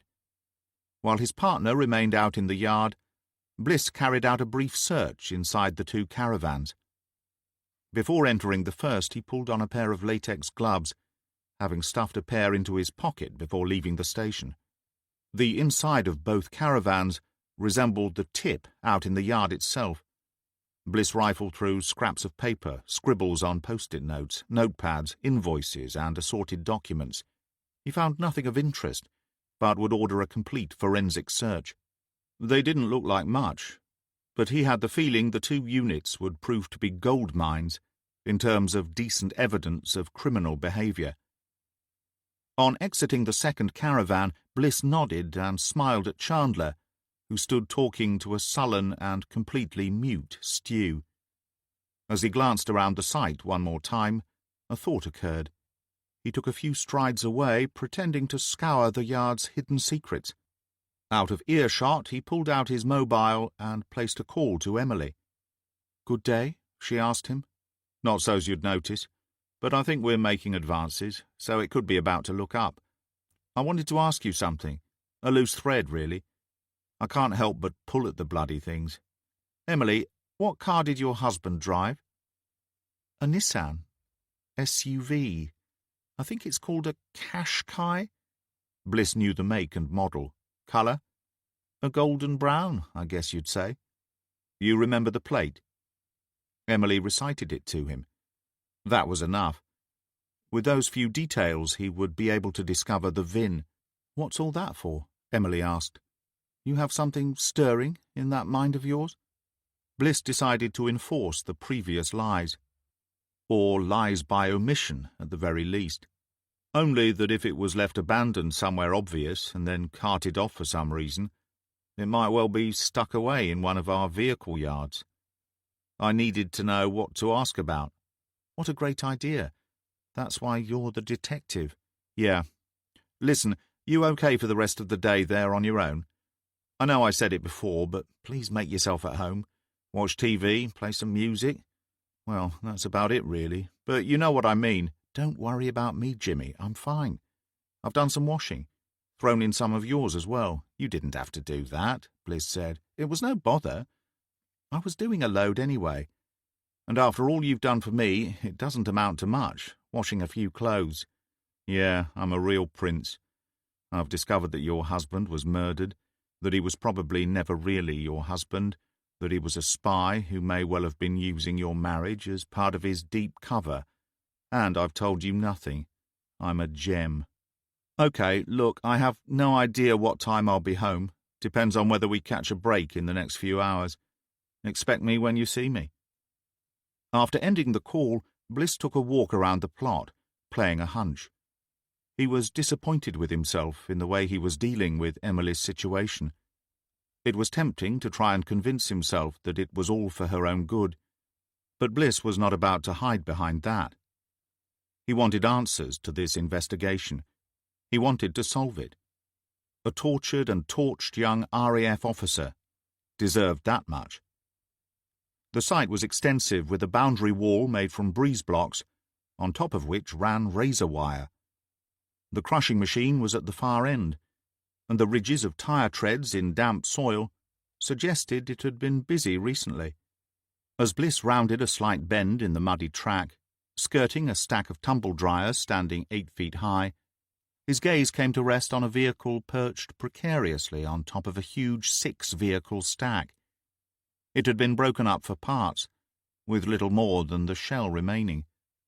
But beneath the recent liberal coating of dirt and dust was clearly a relatively fresh paint job, which suggested the vehicle was not old and had not been there long. It also looked to be a golden-brown Nissan Qashqai. No plates. That would have been too obvious. Bliss took a breath. Beside the stack was a small crane, with what looked like both a hooked and magnetic clamp at the end hanging close to the ground. Of the 6 cars, 4 had been crushed. Not flat, but enough that they would never be used again. The vehicle beneath the Nissan was an Austin Metro, and Bliss could not remember the last time he had seen one of those around. The Qashqai was too new, too out of place. It did not belong. This was Simon Curtis's car. Whoever had shoved the MI6 agent off that bridge had then seen to it that Curtis's SUV was driven back here, where the stripping and destruction process began. With a bit of good fortune, the vehicle identity number had not yet been removed. Bliss would have it checked out. But he was certain. They were in the right place. Turning it over and over in his mind, Bliss figured Lewis Drake had either murdered or ordered the murder of the man known as Simon Curtis. The undercover agent had got too close and slipped up in some way that had betrayed him. Or perhaps he had been betrayed by another. Bliss wondered if Curtis's connection into the gang had been Duncan Livingston, one of many imponderables, and one, Bliss thought, he might never get an answer to. As he made his way back to Chandler and Stu, who stood towards the centre of the yard, Bliss heard the sound of several engines moving closer along the narrow road leading towards the yard. They were shifting, despite the rutted and uneven surface. When Chandler looked up at his approach, Bliss nodded. Her eyes widened questioningly, and he nodded again. This time Chandler smiled. She now knew what he knew, that their search for answers was almost over.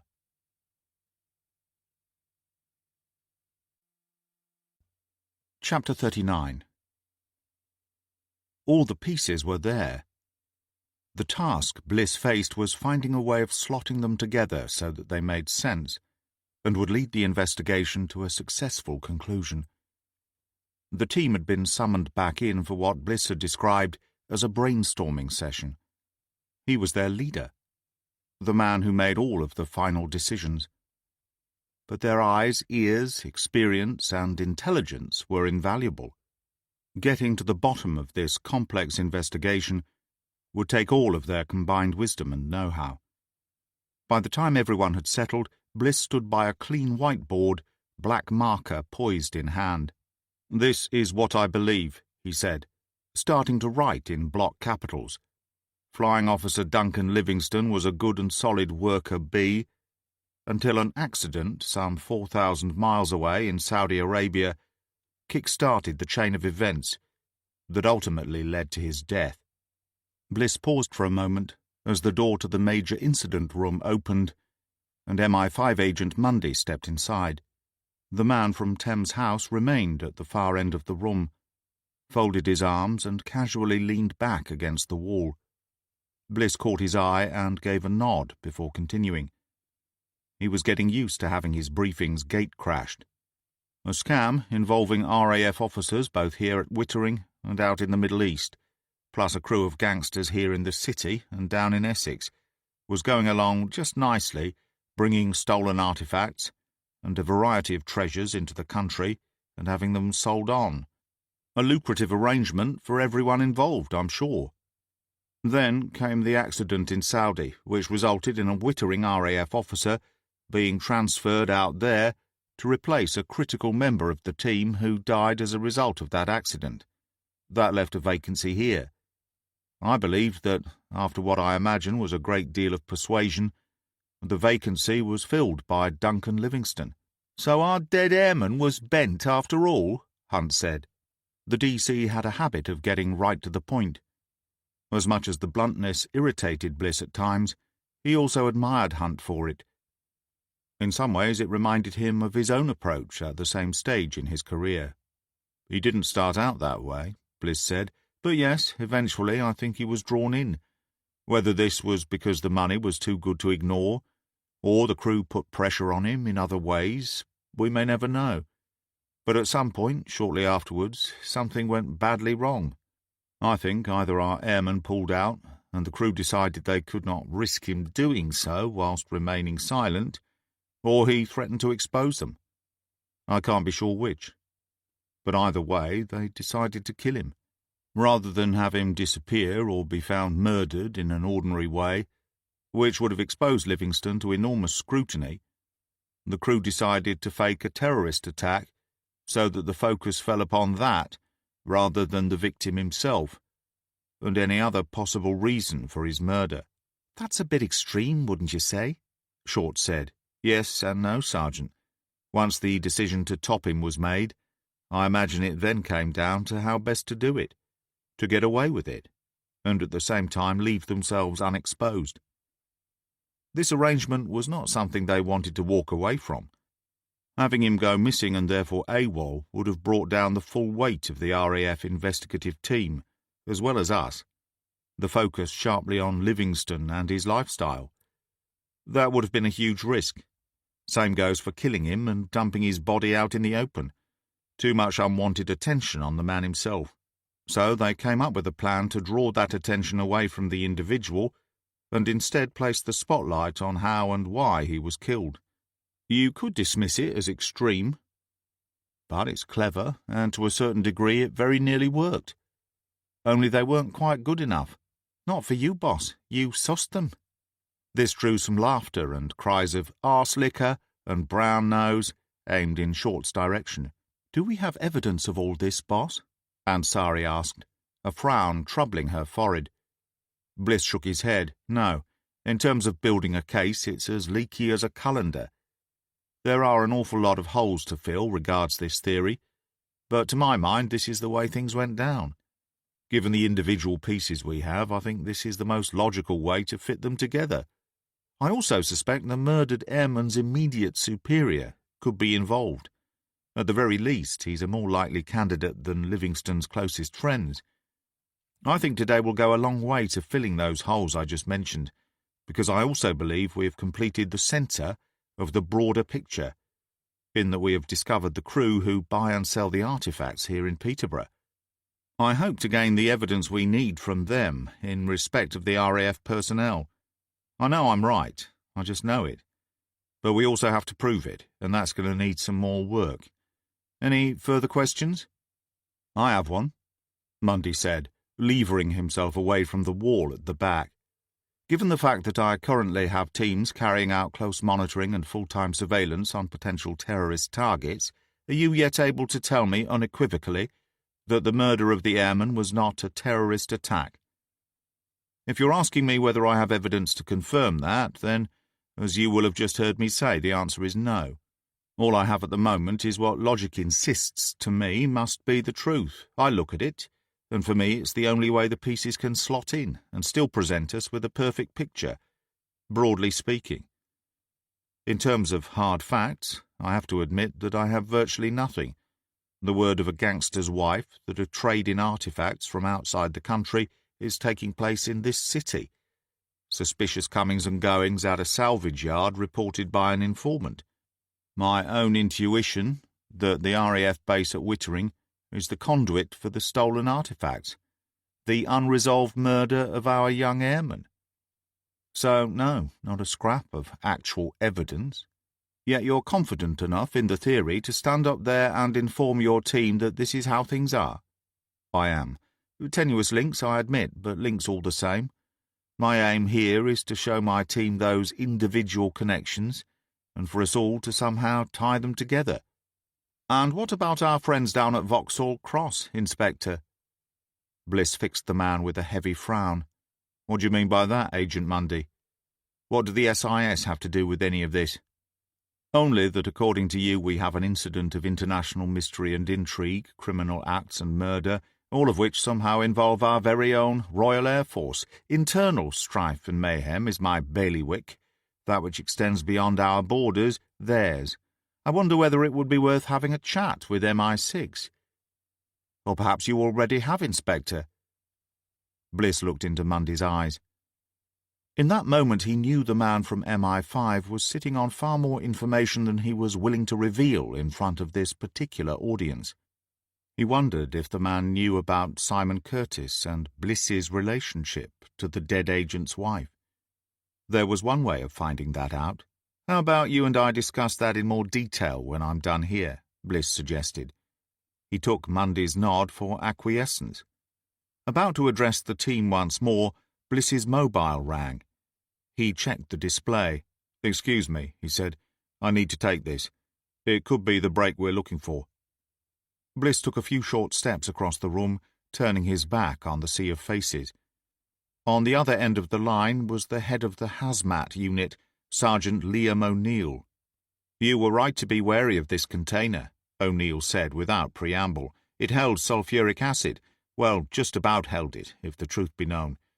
It would not have remained so much longer. Unfortunately, the acid is not all we found inside. There was also a thick stew of human remains. The majority of it was completely liquefied, but a few fragments remained in the slurry.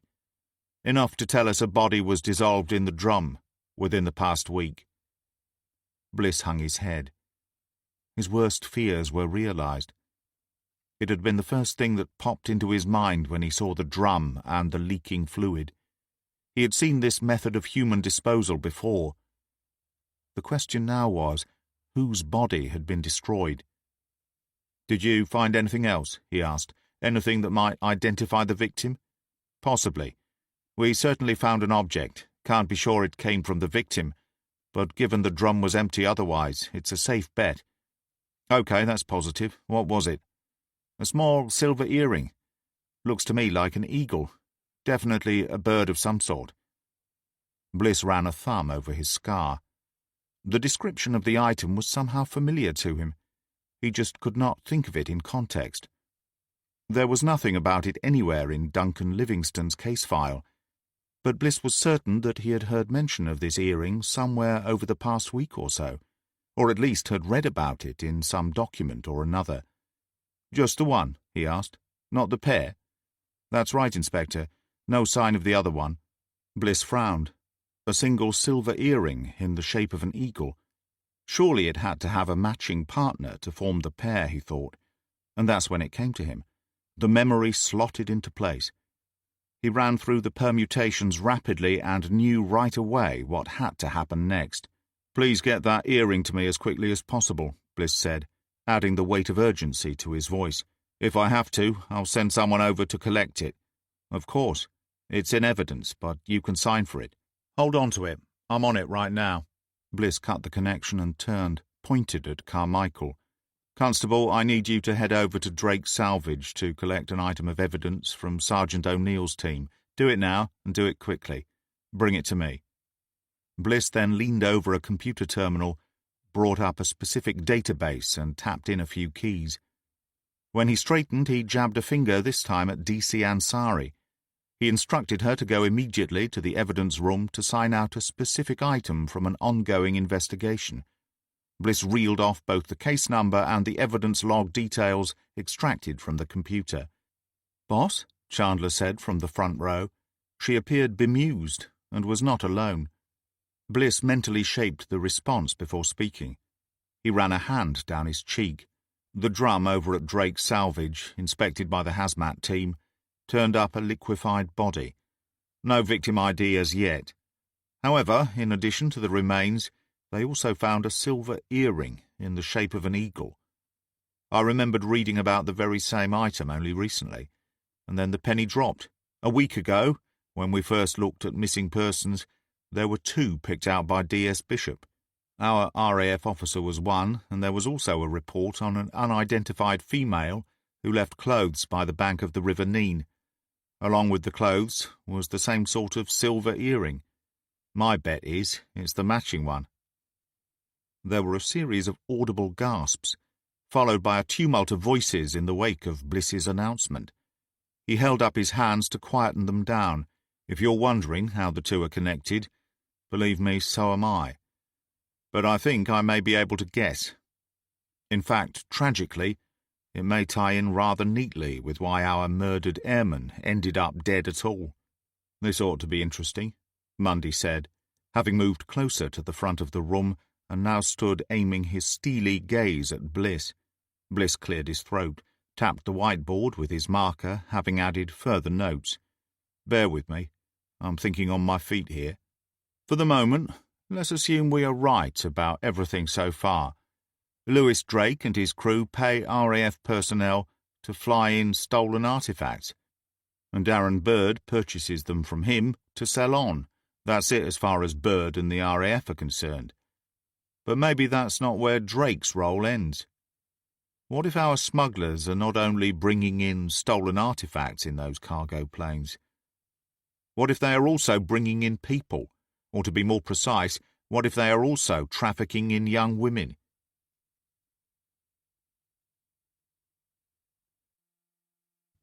Chapter 40.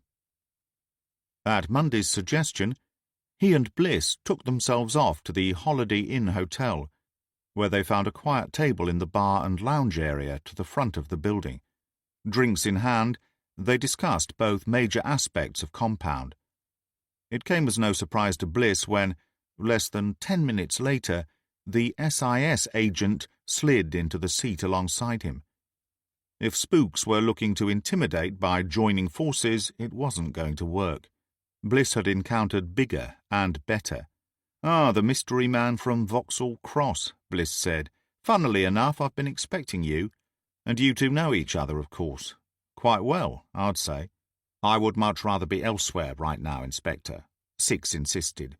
ignoring the implication behind Bliss's words. He appeared far more harassed than during their previous meeting, which pleased Bliss immeasurably. "Only my friend from Thames House here informs me that things have moved on apace, slipping more into my purview than his own. Would you mind bringing me up to date?" Bliss thought about that. Prior to leaving the incident room, he had taken his team through the new version of his theory. Bliss explained that, in his opinion, whilst Livingston had signed up to the smuggling of artifacts, as soon as he realized there was also human trafficking going on, he then threatened to blow the whole scheme wide open. "Why didn't he do it then?" Chandler asked. "You're saying he had this massive crisis of conscience and then went out on the beer with his mates." "No, I'm saying it could have taken place after they last saw him, that maybe he was actually at the base that night after the pub." "But if it was his intention to inform us, why would he then tell the people he was about to inform on, boss?" Bishop asked. "Say you're right. Say he discovers this young woman in amongst all the stolen items. Surely he wouldn't then tell these criminals he was going to turn them in. Why would he take such a huge risk? He'd just go ahead and do it." Nodding, Bliss gave that some more thought. Bishop was right. It didn't entirely add up. Livingston was far too bright to follow that path, but Bliss was still making it up as he went along. "Okay," he said agreeably, "you're probably right. So let's say instead that Livingston found out but didn't tell the gang what he intended on doing. Perhaps he only ever decided to pull out of the deal, but this was something he wisely kept to himself. If that's the case, what does he do that manages to snare their attention enough that they murder him for it?" Bliss stared around at the blank faces. He smiled as the answer came to him almost immediately. He frees the girl. That's the flashpoint. He frees the girl whose body ended up in that drum at Drake's Salvage. Livingston accidentally somehow finds her, amongst all the other goods flown in, and rather than hand her over to the crew, he sets her free. When the time comes to deliver, our airman is nowhere to be found, and neither is the girl. The gang figures it had to be him, that Livingston has lost his bottle. Unfortunately for the girl, they track her down and end up killing her, probably so that she cannot be produced should Livingston manage to tell the police his story before the gang can get to him. Then they take our airman out of the picture. "That sounds more plausible," Short said, nodding enthusiastically. "Even so, do we really buy that he sets this woman loose, and then attempts to tackle Drake and his men as if nothing had happened? He may have decided not to turn the gang in, or perhaps he was just biding his time and working things out. Remember, this is almost certainly a young man who had never previously done anything like this before. He would have been terrified, unable to think clearly. His mind would have been screaming at him. He wouldn't have wanted to lose his career over it. And in letting the girl go free, he may have decided that he'd done enough. Most likely he would have been extremely conflicted and confused. We can't expect him to have acted as we might. Isn't it possible that he did precisely what you originally thought he did?" Carmichael said, "that having set the girl free, he did intend turning in the gang, but that he just got caught by them before he could do so?" There were several nods of agreement at this suggestion. "So if the gang somehow tracks the girl down and decides she has to go, why leave her clothes on the riverbank?" Ansari posed. "Why not dump it all in the drum of acid?" Bliss shook his head. "Thinking about it now, I'm not sure they did leave the clothing. I'm betting the woman did that herself. Perhaps fearing for her safety and terrified she would be found by the traffickers, she made it look as if she had drowned herself. There were no shoes and no jacket found on the riverbank, no trousers or leggings either. She could have dumped what she could spare whilst retaining enough clothing to get by. Being trafficked, she probably has no ID, no phone to worry about. But she leaves one of her earrings for someone to find, just in case. Only afterwards they catch up with her anyway. Would Livingston have simply let her go that easily, leaving her to fend for herself? Maybe, maybe not. We can't know what took place between them. We never will, because they are both dead. We can do what we so often have to do at times like this, and that's surmise, give it our best shot with the facts to hand. Perhaps she remained scared of Livingston and managed to get away from him. "To be fair, boss," Hunt said, "the only thing we're even half certain about is that the woman who dumped the clothes and the body discovered in that drum of acid are one and the same. The earrings make that look likely. We don't actually know she was trafficked. We don't know Livingston found out and then set her free. We don't even know for sure that he was even involved with this smuggling crew." Bliss agreed. "All fair points, Constable. I'm not saying the entire scenario is accurate, more a working theory that makes sense of all the crumbs we've been left. But I'm betting we're close and that we'll have our answers very soon." The Operation Compound team tossed it back and forth a few more times, working out the kinks. It was decided they had the basics just about right, with the motives and reactions left open to further speculation. Bliss called a halt to proceedings after 30 more minutes, declaring they needed a short break to recharge their batteries before facing interviews with Drake and his crew. That was when Mundy approached him with his drinks at the Holiday Inn suggestion, which is where Bliss now found himself, hemmed in by the two spooks. Between them, Bliss and Mundy covered all of these major topics and discussion points for the man from 6. When he was done, Bliss took a long draught from his glass of premium lager and studied the man next to him. "So how much of all this were you aware of before you set me in motion?" he asked. "How much time did you have me waste? And why?" 6 sipped from his own glass of what to Bliss looked and smelled like scotch, before responding, "It's complicated. And as you well know, there are certain elements of this I cannot go into for reasons of national security. In respect of Simon Curtis, I can tell you we knew very little of the UK end of the operation. This is where he had his greatest difficulty. We became aware of the sudden and voluminous influx of rare and precious items stolen from Syria that made their way onto the UK market. During our investigations, the name of Darren Bird came up. You might wonder why the SIS were even interested in this. But to begin with, we did ask ourselves whether any of our own people were involved. Of course, at Vauxhall Cross, we are often designated to work with our armed forces abroad, and when suspicion fell on them in the shape of the RAF, we retained an interest. Was Curtis on this right from the beginning? Bliss asked. 6 took another hit of his drink, then said, "Pretty much." Using his photographic journalist cover, he easily infiltrated a whole variety of units. He came to learn about the regular artifacts cargoes moving from Saudi to the UK about 4 months ago, which is when he connected the smuggling ring with Wittering. 6 shook his head. That's just it. All he could find out whilst in Saudi was that these items were being transported across in Globemaster cargo planes. Simon was unable to identify the destination of those flights. So at what point did he make the connection with Wittering and Flying Officer Livingston? That's what I'm trying to tell you, Bliss. He never did. He came home to do just that. Of course, by this time he had found out that Wittering housed RAF logistics, and as he lived just down the road, it was the most likely place for him to start rooting around. So what went wrong? We have no idea. 6 breathed heavily through his nose. He exchanged glances with Mundy before turning to Bliss once more. We learned of Simon's death 3 days after it had happened. He missed 3 check-in times, which triggered an alarm. Control got into it, and then the news filtered in about the accident. By the time my team and I came on board and realized his death was neither an accident nor suicide, a week had gone by. A high-level meeting was scheduled for the Monday morning, but got shelved. We had this in our hands for little more than a day when we received the Thames House alert as to a possible terrorist act. Bliss felt himself nodding throughout. It came across as plausible enough, but these 2 men were spooks. Bliss trusted them about as much as he trusted Darren Bird. He estimated he had been fed perhaps 2/3 of the truth.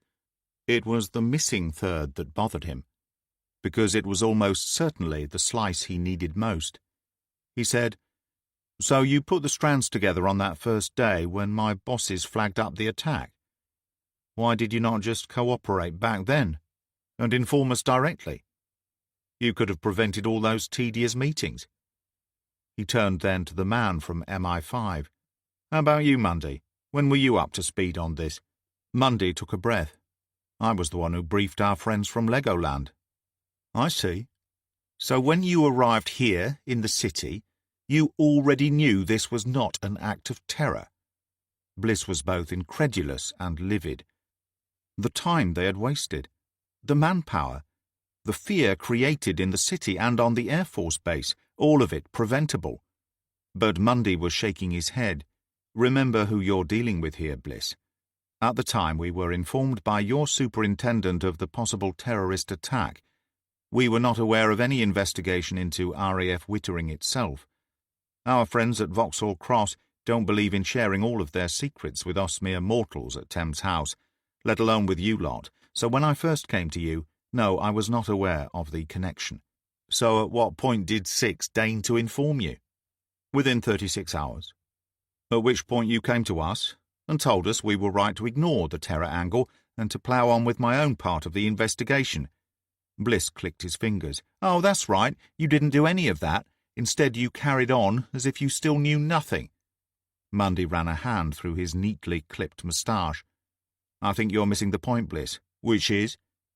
The spook glanced around, checking that they still could not be overheard. But they were clear. The only other drinkers in the bar sitting a good 30 feet away. "We don't answer to you. MI5 was required to be involved to begin with, so whilst taking great care not to reveal information to you that could cost me my pension, I will tell you this much. Firstly, at no point did we know for certain that Livingston was murdered by a gang of thieves and smugglers and not a bunch of jihadists. In fact, that remains unproven, only extremely likely. At Thames House we don't do likely. In fact, the term is pretty much banned from our vocabulary.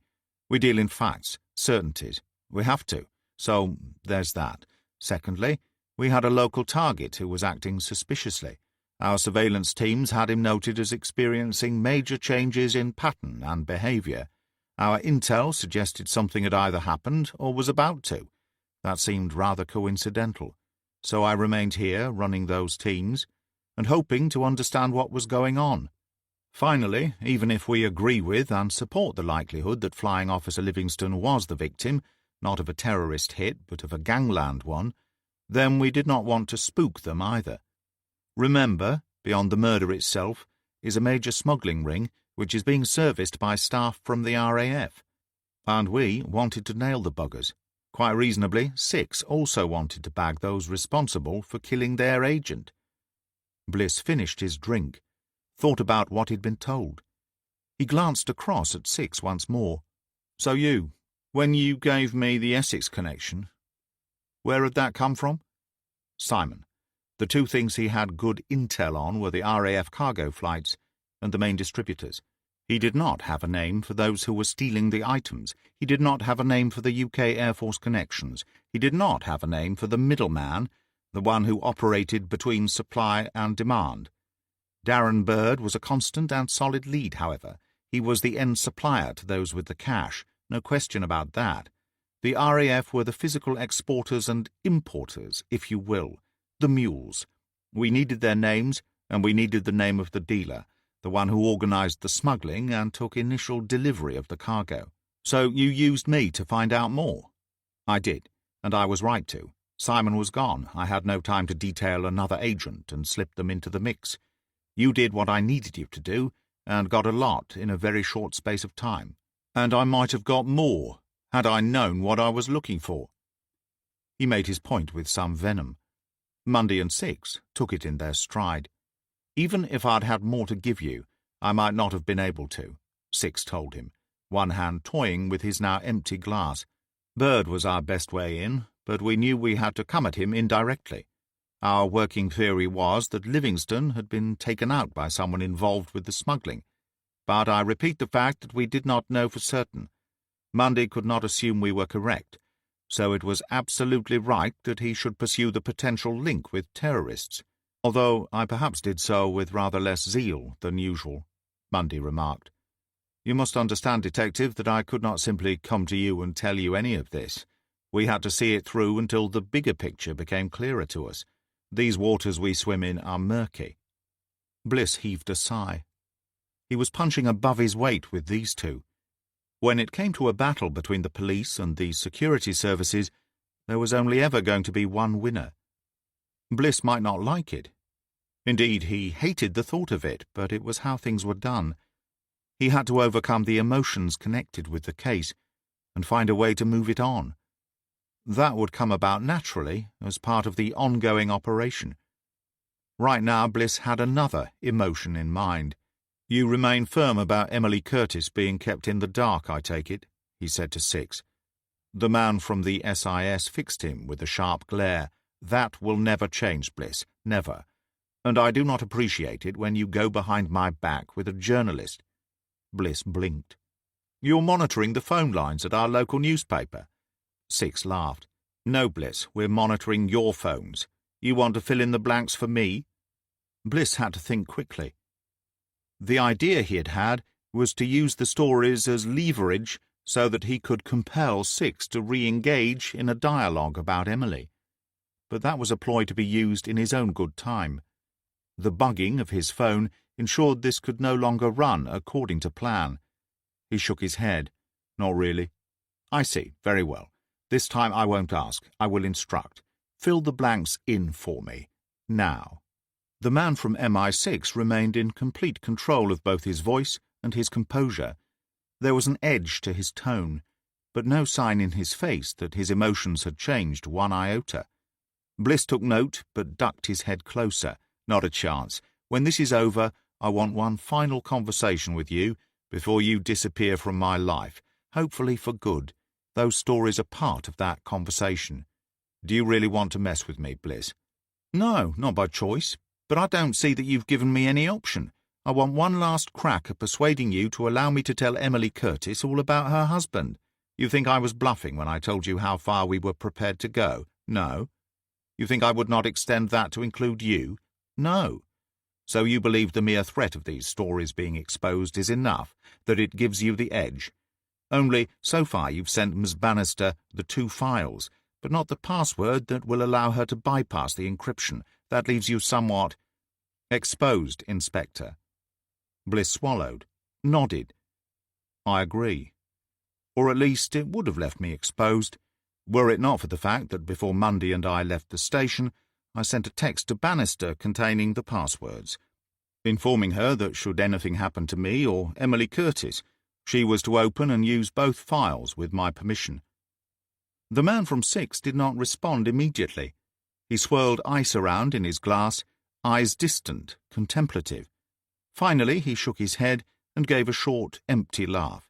"Bliss, whilst I do admire your doggedness and cunning, I think you may have overestimated the power of the stories you have to tell, whilst at the same time underestimating my reach and ability to ensure they never see the light of day. If I'm willing to take steps to silence both Mrs. Curtis and you, a police detective, do you imagine I would shrink from doing the same with a local newspaper journalist?" Bliss shook his head. "No. But I do think Miss Bannister is intelligent enough to ensure that whatever she has from me is also made available to her editor, just in case she should meet with an accident. And just in case she isn't as bright as I've given her credit for, my note in the text insisting she do precisely that should do the trick." Stalemate, Bliss thought. The SIS agent glared at him, but Bliss's own firm gaze did not falter. He felt sick to the stomach, but refused to let the other man see through to that anxiety. He did not doubt Six's capacity to act upon a threat so casually made, but he also did not believe the situation merited such an extreme action, and that a compromise could be arranged. It was a gamble, but he thought he had played it just right. All the same, he was glad when his phone rang and Chandler informed him that Lewis Drake and friends were on site with their solicitors and awaiting his presence. As he stood to leave, Bliss turned to Mundy. "And how about you? Where are you in all of this? You okay with a police officer and an innocent widow being threatened in this manner?" Mundy held up both hands. "It's not for me to interfere, Bliss. But as you have asked, let me just say that I think you are capable of handling this on your own. You certainly appear to be doing a good job of it so far. And what if that job is not good enough? Bliss asked. He felt himself becoming angry now. Will you still stand idly by while this man sets his minions on us? The man from 5 glanced across at 6, then laid his eyes on Bliss once more. Who knows what the future might bring, Inspector? Let's play this out.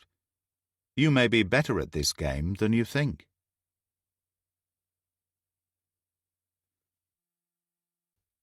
Chapter 41.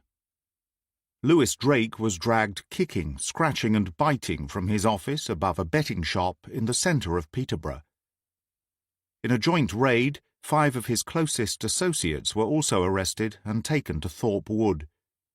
Bliss had ordered the swoop and scoop, and Edwards had signed off on it.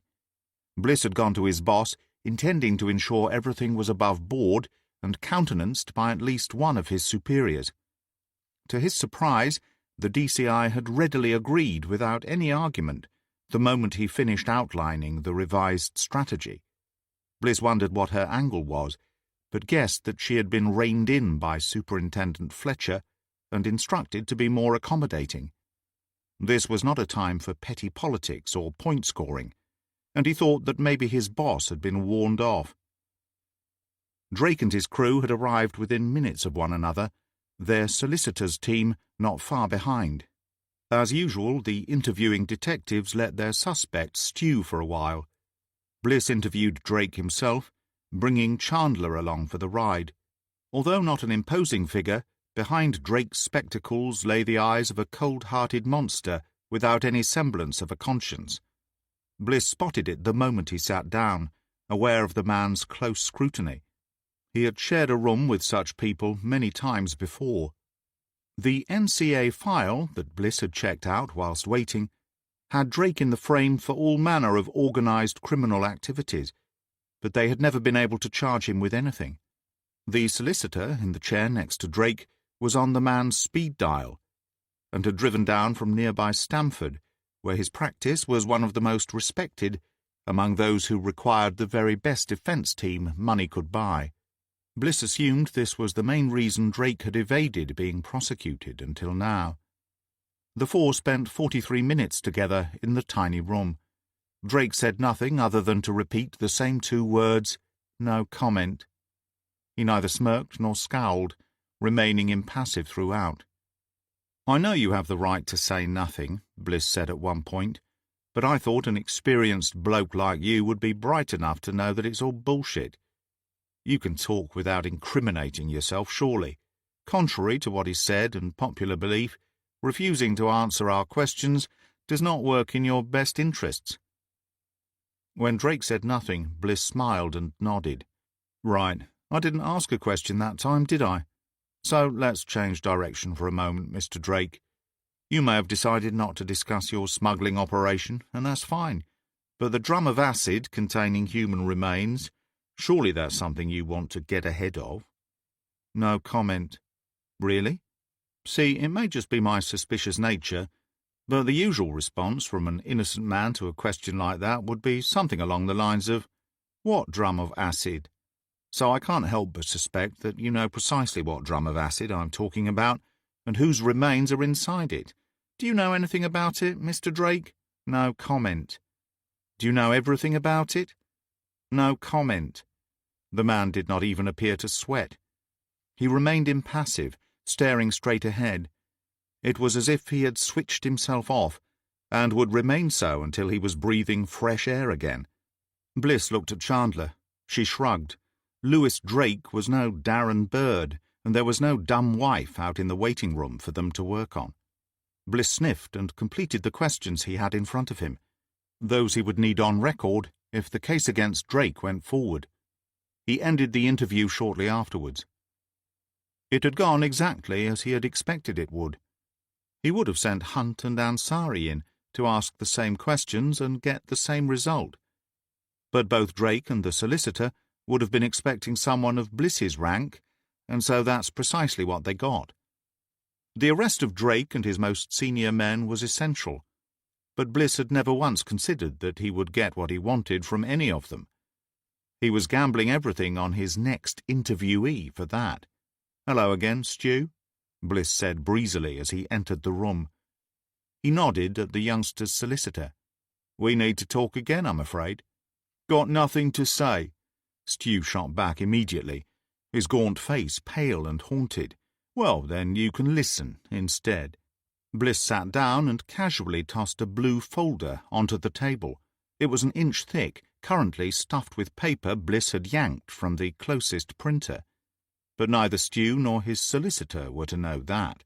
He waited for Chandler to take her seat before ploughing on, first by going through the standard interview protocols and then aiming his full attention at the young man opposite. See, we know pretty much all there is to know about what went down, Stu. And I don't just mean the contents of the drum that you were so concerned about. I mean everything, top to bottom. We know all about the smuggling, the trafficking, the use of RAF cargo planes. We have it all. Our chat and subsequent arrangement with your boss has allowed us to clarify the entire situation. Bliss noted the man's eyes spring wide for a moment. Oh, yes. Did you think it was just you we had in custody, Stu? No, we have your boss as well. Him and his head honchos. In fact, we've just spent almost an hour speaking with Mr. Drake. Not that he grasped or anything like that, Stu. No, I wouldn't want you to get the wrong idea about him, or what took place. You're not foolish enough to believe that of him. We just laid it out for him, and he confirmed whatever he could. You'll be pleased to know that he puts you in the clear, Stu. He confirmed for us that you were not responsible for murdering the young woman and stuffing her body into a drum of acid, nor that you were responsible for abducting, beating, and setting alight Flying Officer Duncan Livingston. The man on the opposite side of the table nodded, as if this was something he had been insisting all along. His shoulders slumped back, his posture slackened, and a slight smile touched his lips. So, having chatted with Mr. Drake, we now also know that Livingston reacted badly when he discovered your crew were smuggling in more than stolen artifacts, Stu. It's common knowledge that as soon as he discovered trafficking was involved, he set the girl free. This time the look on the young man's face was one of genuine surprise. It flickered only briefly, but had been there all the same. Bliss spotted it and wondered what it meant. You knew about the girl, right? That she had been trafficked in by the RAF so that your boss could use her as a hooker? You certainly knew she was in the drum of acid, Stu. The solicitor interjected at this point. He was of no great age himself. Newly qualified was Bliss's guess. My client denies all knowledge of this, he said, arching his eyebrows at Bliss, peering over the top of his spectacles. Please don't suggest otherwise, as if it's a proven matter. Sorry. Bliss raised a hand and smiled. My apologies, but let's not play games. Stu here knows that we know that he knew. After all, it was his anxious glance at the drum that gave the game away. I don't suppose his boss will be thrilled to learn that, but let's push past it for now. The fact is, RAF Officer Livingston was happy enough to take money for his role in the smuggling, but not when it came to people trafficking. On top of that, we're also aware that he made his disgust clear to Holbrook. The puzzled look reappeared on Stu's face. This time it remained. Bliss had taken a leap of faith throwing that name out there. It looked as if it had backfired, that Holbrook might not be their other man. He decided to give it one final shot. Flight Lieutenant Holbrook, Bliss repeated. Duncan Livingston's boss. The other man taking cash from your boss. You mean Lundy? Stu said. He nodded twice for emphasis. Lundy, the RAF cop. Stewart. The reprimand from the solicitor was instantaneous, but it could not go back in time and prevent the man from having spoken. What? Stu snarled, baring his ugly teeth. These people think they know it all, but they got that bit wrong. I've never heard of this Holbrook. They're trying to trick us. Lundy was the main contact. You know how these people twist things around. You have to do something. If Mr. Drake told it wrong, then he might not get his deal. There is no deal, you bloody idiot. The solicitor pushed himself back from the desk and cupped both hands around his mouth as if offering up a prayer. Stu turned to Bliss. You said Mr. Drake and you had a deal, right? You can't lie to me with my brief here. Bliss shrugged. Actually, I can. But I never told you I'd made a deal with him, Stu. I told you we'd spoken, and that he had clarified matters. And that much was true. I asked him questions, and he clarified the fact that he had no comment to make. The youngster flapped his head between Bliss and his own solicitor, the realization of what he had done slowly starting to seep in. "You tricked me," he said. "You're not allowed." "I did, and I am. Thing is, Stu, rather than getting all upset with me for tricking you and yourself for being tricked, you'd be better off concentrating on what comes next. I don't see your boss being very happy with you when he learns about this, do you? In fact, I'd go so far as to suggest that the first thing Lewis Drake does when he leaves here is go diving into all that scrap back at the yard to see if he can dig out a second drum and another batch of acid." When the solicitor closed his eyes and exhaled deeply, Bliss knew things had just swung his way. He turned to Chandler and said, "Get Bishop in here to take Stu's witness statement. You and I need to have a chat with RAFP Lundy."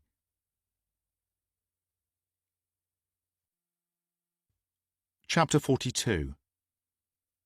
Speaking with Lundy was not as easy as it ought to have been. To begin with, upon arriving at RAF Wittering, they discovered that Lundy was off duty. Then they came up against Forces personnel bureaucracy. There were channels to go through. And, as with any major organization involving so many layers of departments and ranks within them, obtaining the RAFP officer's personal details took far longer than Bliss's impatience could stand. He and Chandler sat in Holbrook's office with the head of human resources at the base. She was the person charged with communicating with those above, a pleasant woman who Bliss guessed was in her late 30s, and whose uniform looked to have been purchased at least £10 ago. Flight Lieutenant Anne Wheeler eased her way through the labyrinthine system with the kind of forceful good nature that tends to achieve timely results. As the minutes ticked away, Bliss came to the conclusion that she and they were being given the runaround. As they all waited in almost deafening silence for someone to return a call, Bliss broke it by getting to his feet and putting both hands to his head, saying, "I know what's going on. Behind the scenes your people are frantically trying to reach Lundy in an effort to both determine his whereabouts and secure legal representation by the time we catch up with him." "That is not what's happening at all," Wheeler responded, completely unflustered or even mildly put out by his outburst. "You heard my side of the conversations, Inspector Bliss. Without wishing to repeat myself, I would remind you that I am unable to provide you with RAFP Lundy's personal information. Not even our group captain can give me the go-ahead to release those details to you. Now, I don't know what your chain of command is like within the police service, but I can assure you that the RAF takes personal data very seriously, and only those at or beyond a specified level within a particular department can agree to release that information. I have jumped through the various hoops on your behalf, utilizing specific clauses within the regulations, and the call I am expecting at any moment now will be the ultimate level. This will provide us with a firm and final yes or no. And if the phone doesn't ring, it will. Okay, what if the answer is no? Then we will have done all we can do. Meanwhile, Flight here has people out scouring the base and local haunts, searching for Lundy. If located, he will be brought back here immediately. By his fellow RAFP officers? Absolutely. Great, that's comforting.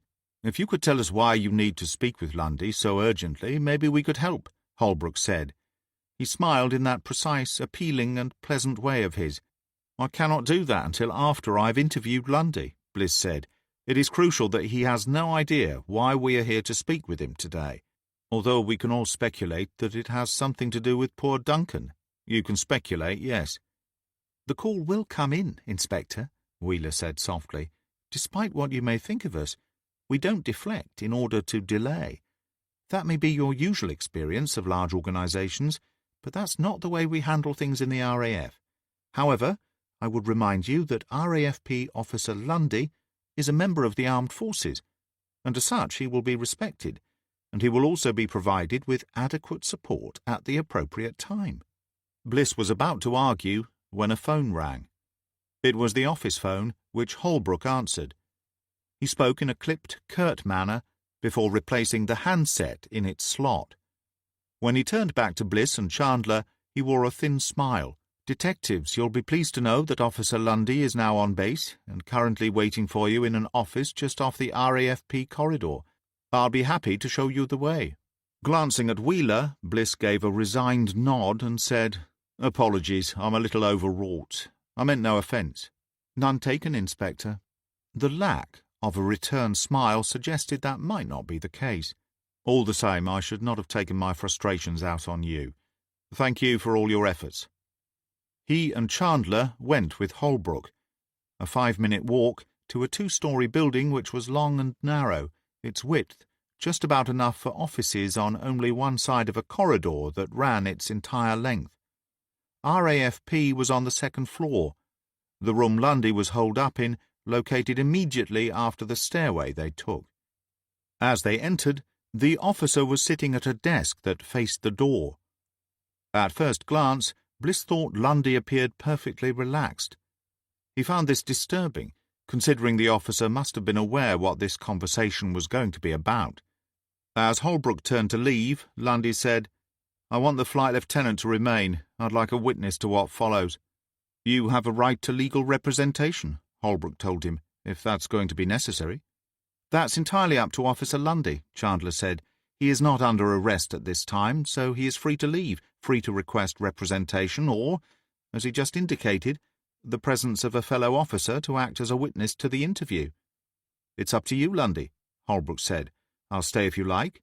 Perhaps just see what the 2 detectives want first, then assess whether you need something a bit more official putting in place." Bliss said nothing. He kept his eyes on Lundy throughout the entire exchange. There was something about the man's calm demeanour that worried him. "I'm free to leave," Lundy said, challenge in his direct gaze. "Of course, at which point we'll arrest you and do this back at the Nick. Your choice." Lundy gave a knowing nod. "Let's get on then, shall we?" Chandler said. Holbrook remained standing by the door, whilst Bliss and Chandler took a seat each. The office was large enough to be comfortable with 4 people in it. Chandler read Lundy his rights, as if it were nothing more than a casual aside. "What's this all about, then?" Lundy asked. He leaned back in his chair, hands clasped together in his lap. "I'm pretty sure you can guess," Bliss said. "But let's get straight to it, without all the usual niceties and preamble. Officer Lundy, we have information by way of witness statements to suggest that you and Flight Officer Duncan Livingston took part in a smuggling and people-trafficking operation out of this RAF base, an operation which ultimately resulted in Flying Officer Livingston's murder.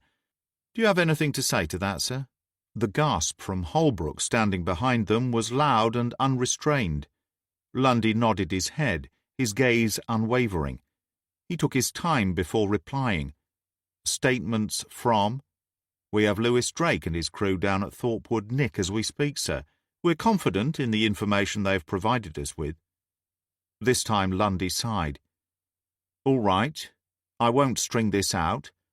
I see people denying stuff on these TV shows, and I wonder why they don't all save time and just front up to it.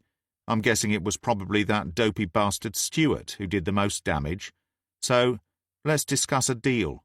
"Lundy, what the hell?" Bliss cut Holbrook off with a raised hand and a hard look over his shoulder. "You're here to observe," he said, "not to interfere. Are we clear on that?" Holbrook nodded, his cheeks reddening. Whether in outrage at Lundy's admission of wrongdoing or the stern caution, Bliss could not be sure. He didn't think the man would interrupt again, though. He turned back to the officer behind the desk. "A deal?" he said. "Interesting response. What kind of a deal? With everything we already know about your role in what took place here, what could you possibly have to trade?" "You have Drake," Lundy said, "so you must know what happened to Livingston.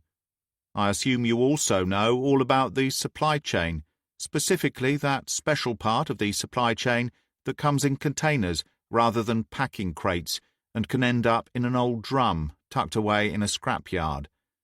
But there is one thing I'm guessing you don't know, Inspector." "And that is?" Bliss leaned forward, favouring his better ear slightly. "Be patient. This is my side of the story now, and you're going to want to hear it." "Am I? So far you're still giving us things we already know about. So I'm not hearing anything worthy of a deal." Lundy picked up a packet of cigarettes, tipped one out and tapped it twice on the packet. Then he took out a lighter, set the flame to his cigarette, and drew in the smoke and flavour with all the relish of a free man. Even the most gripping tales need a moment of rest.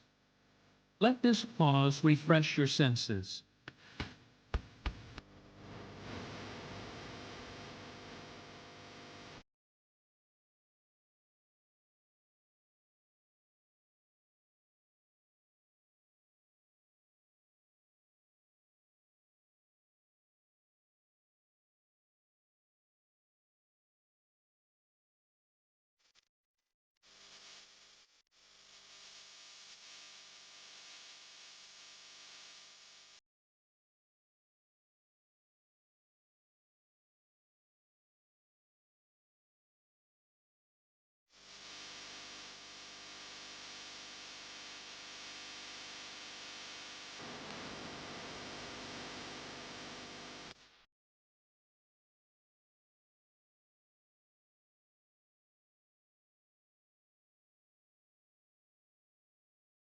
Fair enough, he said. Let me be clear about what I'm trading with. The haul that came in on Sunday evening was Duncan's first. He did his job and then went about his business, out drinking with his mates.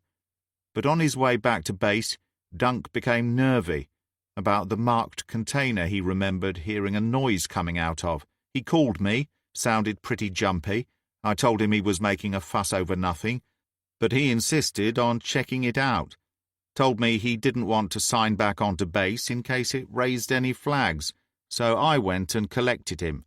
I didn't really want to, but neither did I want him getting so wound up that he spilled his guts. I brought him onto base in the back of an RAFP van, thinking his nerves would settle. He went off to the cargo area, while I came back here. I still had to be visible, as I was on duty. Another long drag, this time releasing a little smoke which ran a lazy curve all the way up to the ceiling. Bliss saw the man was milking it, and he started to get a really bad feeling about what was coming up. By the time he found me again, Dunk was fretting about how soon the courier would be turning up. Their arrival on base to collect the goods was all above board, Dunk having sorted it just as he'd been paid to do. That was not the problem. He was bricking it because in checking the container he found out about the trafficking, and that was when Dunk lost it. He kicked off, I guess in panic, and the girl who eventually ended up in the drum managed to get away from him. Bliss was appalled by what he was hearing, yet at the same time invigorated. They were so close now to solving the entire case. Still, Lundy's calm manner chipped away at him. So Livingston was okay with the artifacts, but not a trafficked girl. Bliss nodded thoughtfully. That figures. It must have really scared the crap out of him when she ran off. I reckon. Lundy paused, smiled and stared directly at Bliss. Took one more draw for effect, though I suspect he was more frantic about the other 5 girls. Bliss felt as if ice had been tube-fed directly into a vein. Tiny hairs stood up on the back of his neck. Stunned by this piece of news, he threw Lundy a look of horror and said, 5 more? You're saying there are 6 in all? Are you certain about that? Of course I am. Lundy gave a firm nod. Shipments always contain half a dozen at a time. So what's happened to them? Chandler asked, her voice quavering.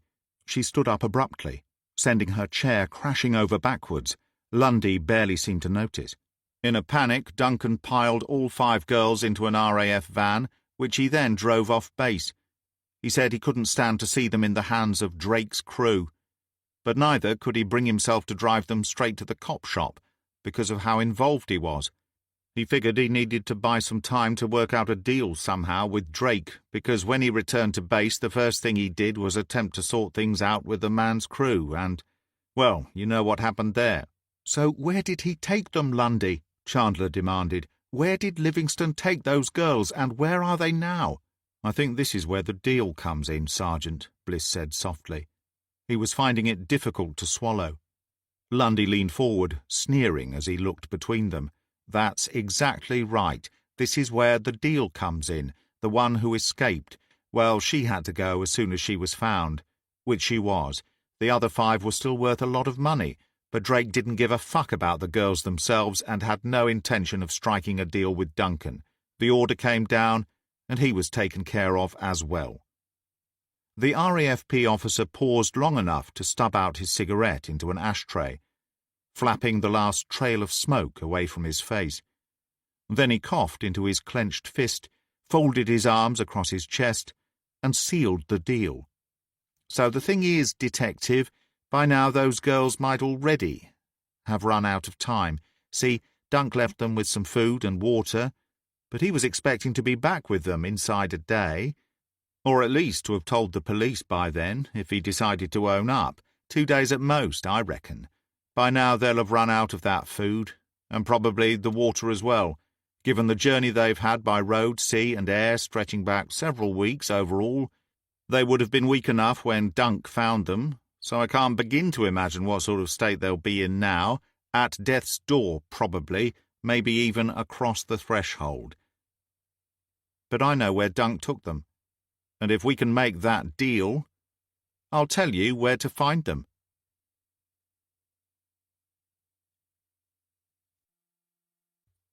Chapter 43. The disused body shop and garage property was tucked away down a narrow drive off Newark Road in the Boongate district of the city, back inside the industrial area just a mile or so from Drake Salvage.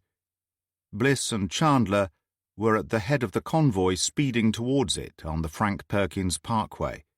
It had taken Bliss very nearly 20 excruciating minutes to reach Detective Superintendent Fletcher and to then persuade her to offer a written deal in exchange for Lundy's evidence leading to the whereabouts of 5 trafficked young women, after which Lundy had to obtain legal verification from his own RAF representative.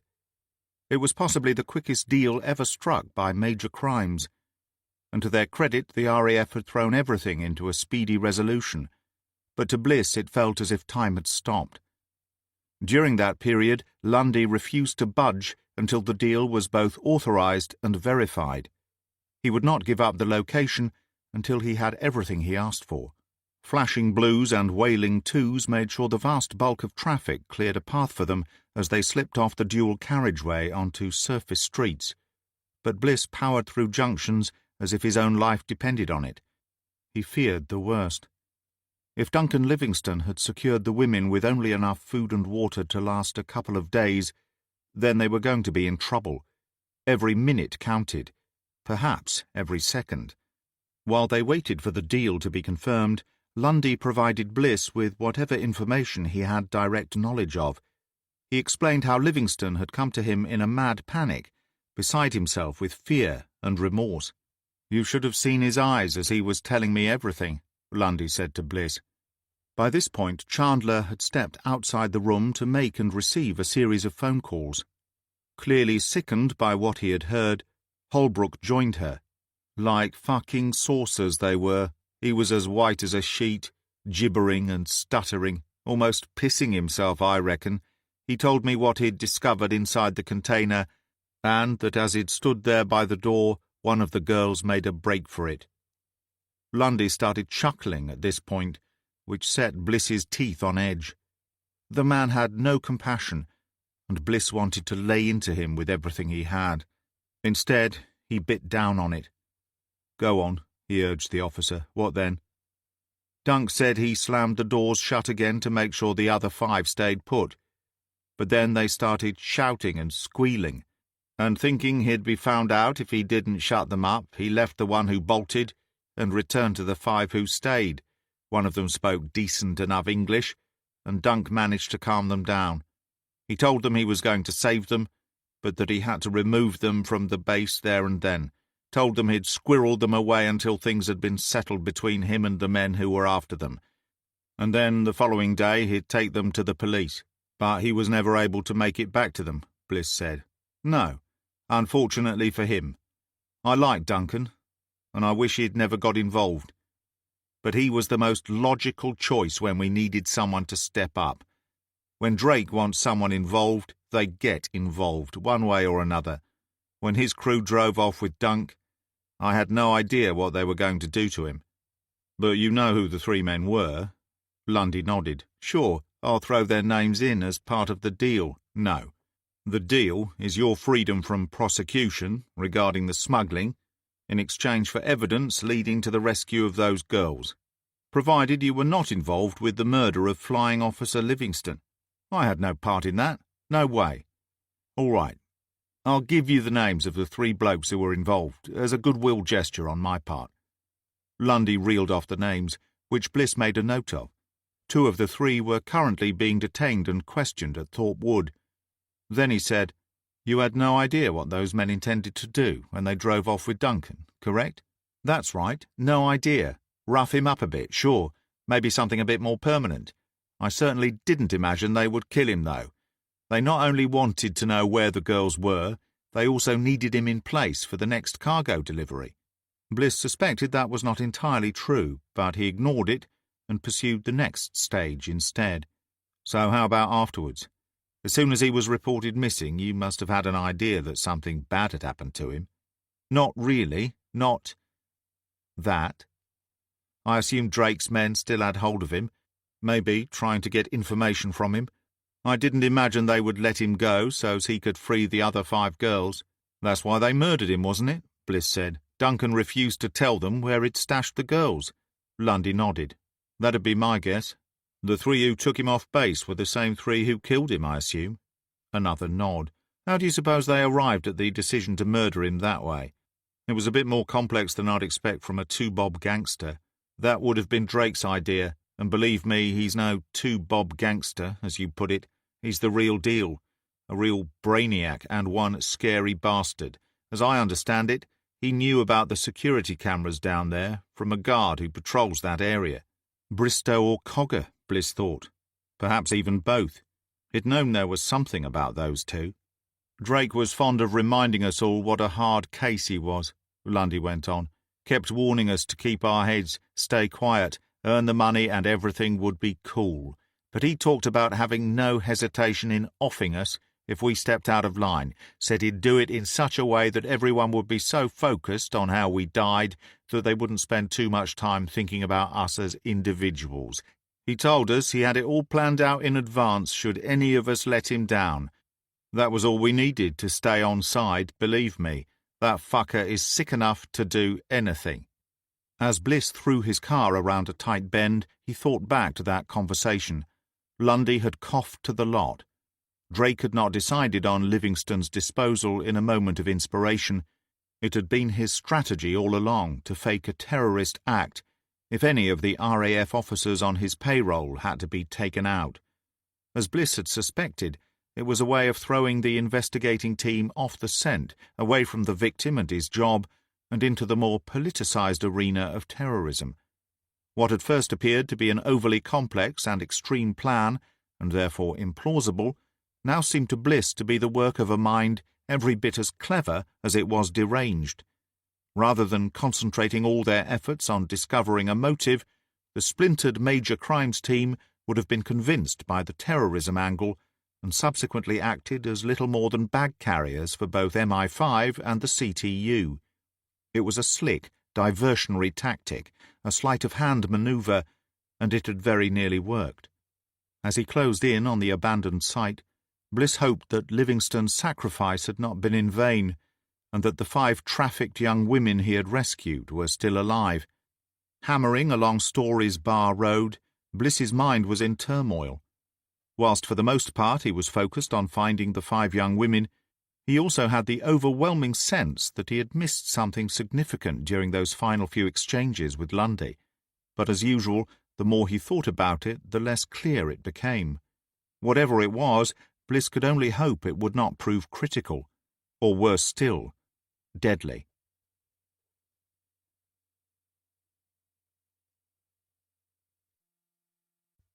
Chapter 44.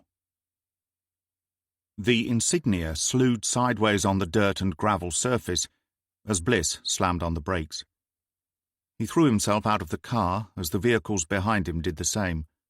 A tall fence ran around the perimeter of the old body shop and garage site, with a steel and mesh gate barring the way in. "Get the bolt cutters on that padlock," Bliss yelled as he dashed across to the fence, Peering through the diamond-shaped gaps into the yard, his hands clawed around the thick wire.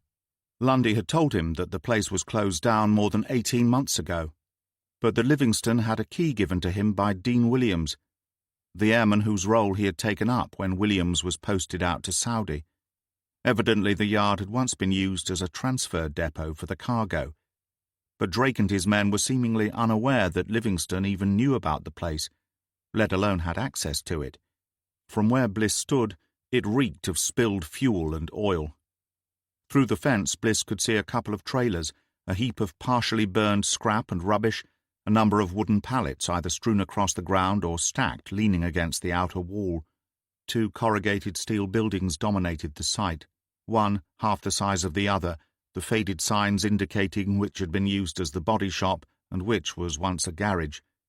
Brown and green paint peeled in uninviting strips off the steel panels, as if a chocolate and lime icing had melted in the sun. Drawing his gaze back to the entrance and glancing down at the padlock, Bliss noticed that it was clean, and he thought he smelled lubricant. A uniform came charging over with a set of long-handled bolt cutters. It took 3 aggressive attempts, but the leverage eventually applied enough energy and bite, and the padlock snapped and fell to the ground in 2 pieces. Once the gates were thrown open with a piercing squeal, the yard swarmed with detectives and uniformed police officers, and Bliss heard the wail of ambulances moving closer. He and Chandler dashed inside.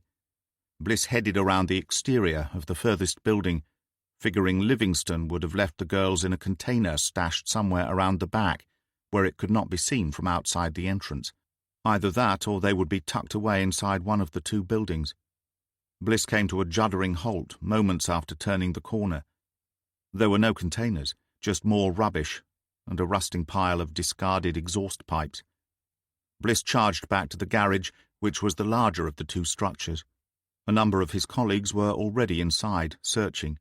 The enveloping dusk provided little light for them to work in, even with the shutters rolled fully up, so torch beams flicked around the floor and walls like a spectacular light show. Nothing stirred, other than a swarm of rats that scurried away from the punishing beams and back into darkness wherever they could find it. To Bliss's left there was an old-fashioned pit in which mechanics would have worked beneath cars before hydraulic ramps were deployed. He peered inside. Playing the bright cone of the halogen torch he had snatched from the boot of his car earlier across the trench, amongst some sheets of faded and torn yellow newspaper, lay the dead and bloated corpses of several vermin. Bliss figured they had fallen in and were unable to jump high enough to free themselves. He also wondered how long it had taken for them to start eating each other. There was also a single hydraulic ramp inside the building, plus a wood and glass partition which formed an office, and beyond that a separate storeroom. The search was methodical. They found no young women anywhere inside. The body shop gave up a similar result, only there were fewer places in which to hide a group of people away, and so it took far less time to search. There was no one there. Bliss ran outside, turned towards the rear of the property once more, where 2 old vans were parked up by the fence that separated the site from the electronics warehouse next door. Bliss looked over his shoulder at Chandler, whose drawn features betrayed her deep anxiety. Breathless now, his mind too clogged to think clearly, Bliss sped across to the larger of the 2 vans and yanked open the back door. He did not need to look inside to know the girls were not in there. Neither were they in the second van, which Chandler reached before him, nor anywhere else on the site for that matter. If they had ever been on the premises, they were long gone. His earlier excitement now completely flushed away, Bliss helped scour every inch of the place once more. Chandler joined him, as did every other suit and uniform. The entire property was inspected thoroughly for a second time, but still they came up empty. One hand to the back of his head, Bliss stood in the center of the vacant empty lot, staring in mute shock at his partner, as she also found it impossible to find any suitable words. Through the fog of bitter disappointment, something clicked in Bliss's head. He turned and made his way back to the larger of the 2 vans, Chandler matching him stride for stride. This time, rather than focus on what might lie inside the vehicle, Bliss concentrated on its exterior. He closed the doors and ran a hand over the rear panel by the lights and brake on the passenger side. There was a clear dent, with a ridge of buckled steel and chipped paint. "What is it?" Chandler asked. "Take a look at this damage. Screw up your eyes and tell me what it looks like to you." His partner complied. "If I had to say it looked like something, I'd say it resembled a Z." "That's exactly what I thought." "So what does that mean?" "It means you had better get CSI down here," Bliss said. Chandler frowned at him. "I've seen this particular bit of damage before." "We both have."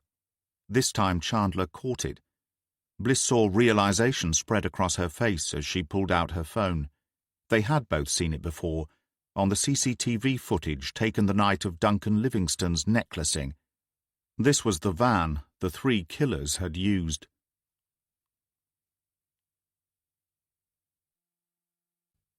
Chapter 45.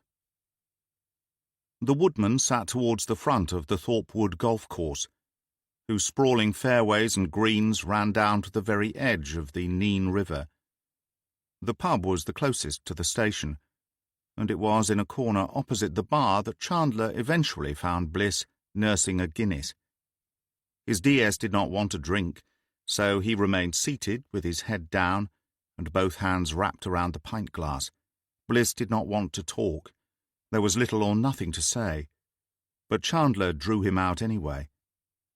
"It's been a bad day," she said.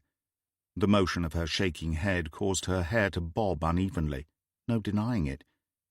"But I'm not sure what else we could have done, boss. We ran it to ground as best we could. We were just unlucky." "Unlucky?" Bliss repeated the word as if it repulsed him. "You think that's what this is, Pen? Rank bad luck?" "I do. And so will you, when you're able to consider it with an open mind. Boss, you made all the right calls. You dismantled Stu, broke your neck to land the deal with Lundy in such a short space of time. It's hardly our fault that we were too late, at least for those 5 young women. But you landed the van in which Flying Officer Livingston was held, and we can now tie that in with Drake as well as the poor girl who ended up in the drum of acid. You got us that as well, remember? Lundy's gone from laughing at us to weeping, now that his deal has turned to shit, because what he gave up failed to lead us to the women. We broke the back of a smuggling ring, who were also responsible for human trafficking. Someone is bound to strike a deal to tie in Darren Bird, so that's another huge win. We can also now offer Mr. and Mrs. Livingston some peace of mind when we tell them how their son put himself in harm's way to try and help save those young women. I know you wanted to save them all, Jimmy, but we rarely get everything we want." Bliss glanced up at her. "You're right. You're absolutely right." "Well then?" Chandler reached across the table and gently tugged at his arm. "Don't you understand that's what makes this so much worse, Pen? We did our jobs. More than that, we did them bloody well. We succeeded in so many areas of the investigation. But when it came down to rescuing 5 innocent, terrified women, we fell short. Our best wasn't good enough. If I could blame it on a balls-up, poor detective work, bloody bureaucrats, or lack of funding, then maybe I could accept a defeat like this, but the operation went about as well as it could go, and still we came up short.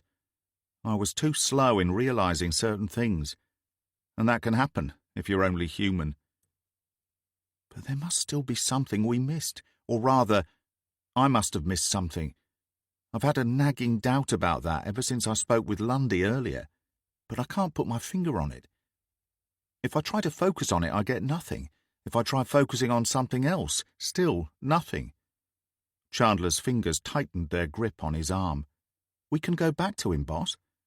We'll also have another crack at Drake. Later on. I know all you can think about right now is that those girls could be locked up without food or water, because we don't know where Livingston took them, but there's a very real chance that they are not sitting out there somewhere waiting for Duncan Livingston to return.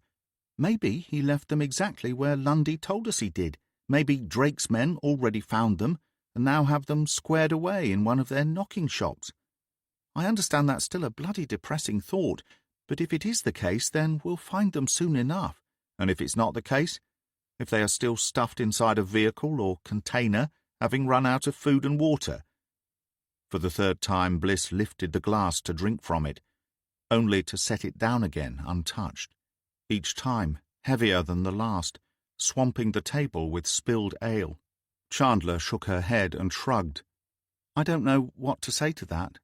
To be honest with you, I don't even want to think about it. I prefer to look on the positive side until we know for certain one way or the other. There is no positive side when 5 lives are unaccounted for." Bliss ducked his head and turned it to one side. He had experienced desperate times before, but could not recall feeling as broken and deflated as he had when he first realized that the 5 young women were not at that abandoned yard.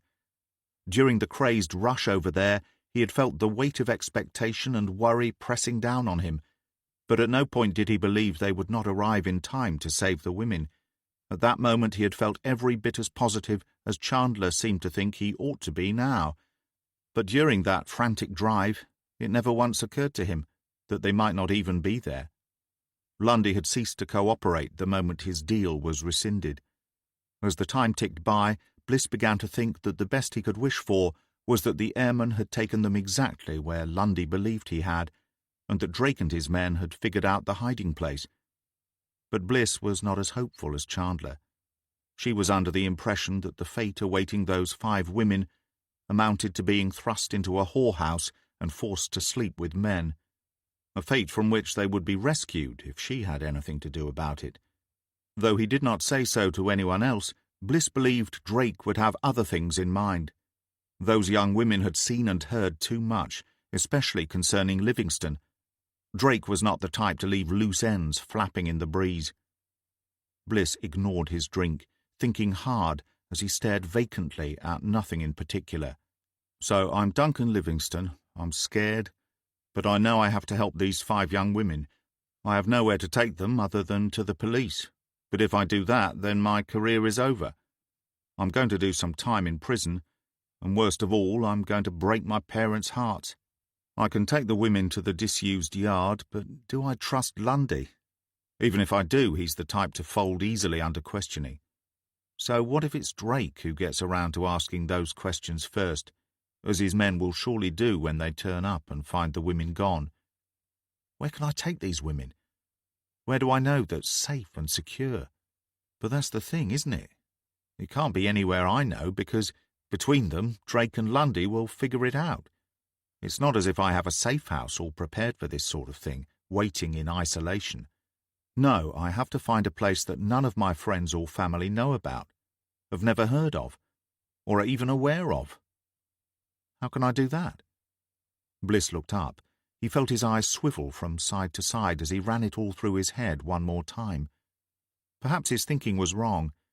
Livingston might not have needed a place no one else knew about. It only had to be a place none of them would think of. The best way to achieve that was to distract, the way Drake had attempted to confuse the entire investigation by casting suspicion on a jihadist attack. The way Lundy told his story, Livingston had made his decision to move the girls, but had also been back at the base when the courier van turned up to collect the goods. In that time he had either managed to get the women inside a vehicle, driven to a safe place, made sure the women were secure, and then driven back, or Livingston had been seeking to distract Lundy, draw his attention towards the disused yard and away from— Bliss held his breath. He asked himself one simple question. What if Duncan Livingston had never left the base at all? And if he had not left the base, then neither had the women. That was the moment when the one thing he felt he had missed earlier came to the forefront of his mind. He thought back over the conversation. Lundy had insisted that the girl who managed to escape and was later disposed of in acid had run away, had made it look as if she had killed herself in the river, but was then later caught by one of Drake's men. But as he himself had considered, and Chandler had earlier mentioned, the girl had been on the base when Livingston first opened that container, and the base was fenced off, alarmed and secure. How likely was it that she had got out of there without alerting base security?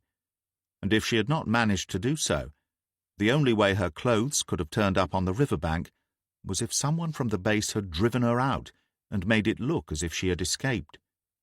And that came right back to Lundy. Lundy had used his van to bring Livingston onto the base without anyone knowing.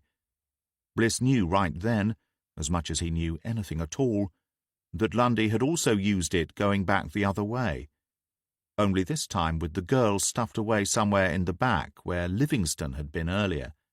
It had to have gone down that way. Lundy must have gone looking for the girl, who would have been agitated and distressed, and having tracked her down, he removed her from the base, forced her to carry out the fake drowning charade down by the river, then either murdered her himself or handed her over to Drake's crew, and all the while the other girls had never left the base at all. Bliss cursed himself. He had slipped up by missing this during Lundy's confession. But Lundy himself had also overlooked precisely the same issue with his own theory, because Duncan Livingston could not have driven the girls off base without it being recorded at the security gate, and he would not have been allowed out, because he had never signed back in beforehand. Livingston had lied, had misdirected Lundy. Lundy had bought into the story every bit as much as Bliss had. They had both focused on the disused yard, just as Duncan Livingston had intended. Leaving his pint untouched, Bliss leapt to his feet and grabbed hold of Chandler's hand. "We're going," he told her. Startled by his reaction, Chandler nevertheless went with it and hurtled through the bar without once attempting to stand her ground. "What's up?" she asked him. "Where are we going?" "To find our 5 missing women," Bliss told her. "You know where they are? You worked it out?" Bliss pulled her along, his rapid strides eating up the ground. "No," he said over his shoulder, "but I know where they aren't."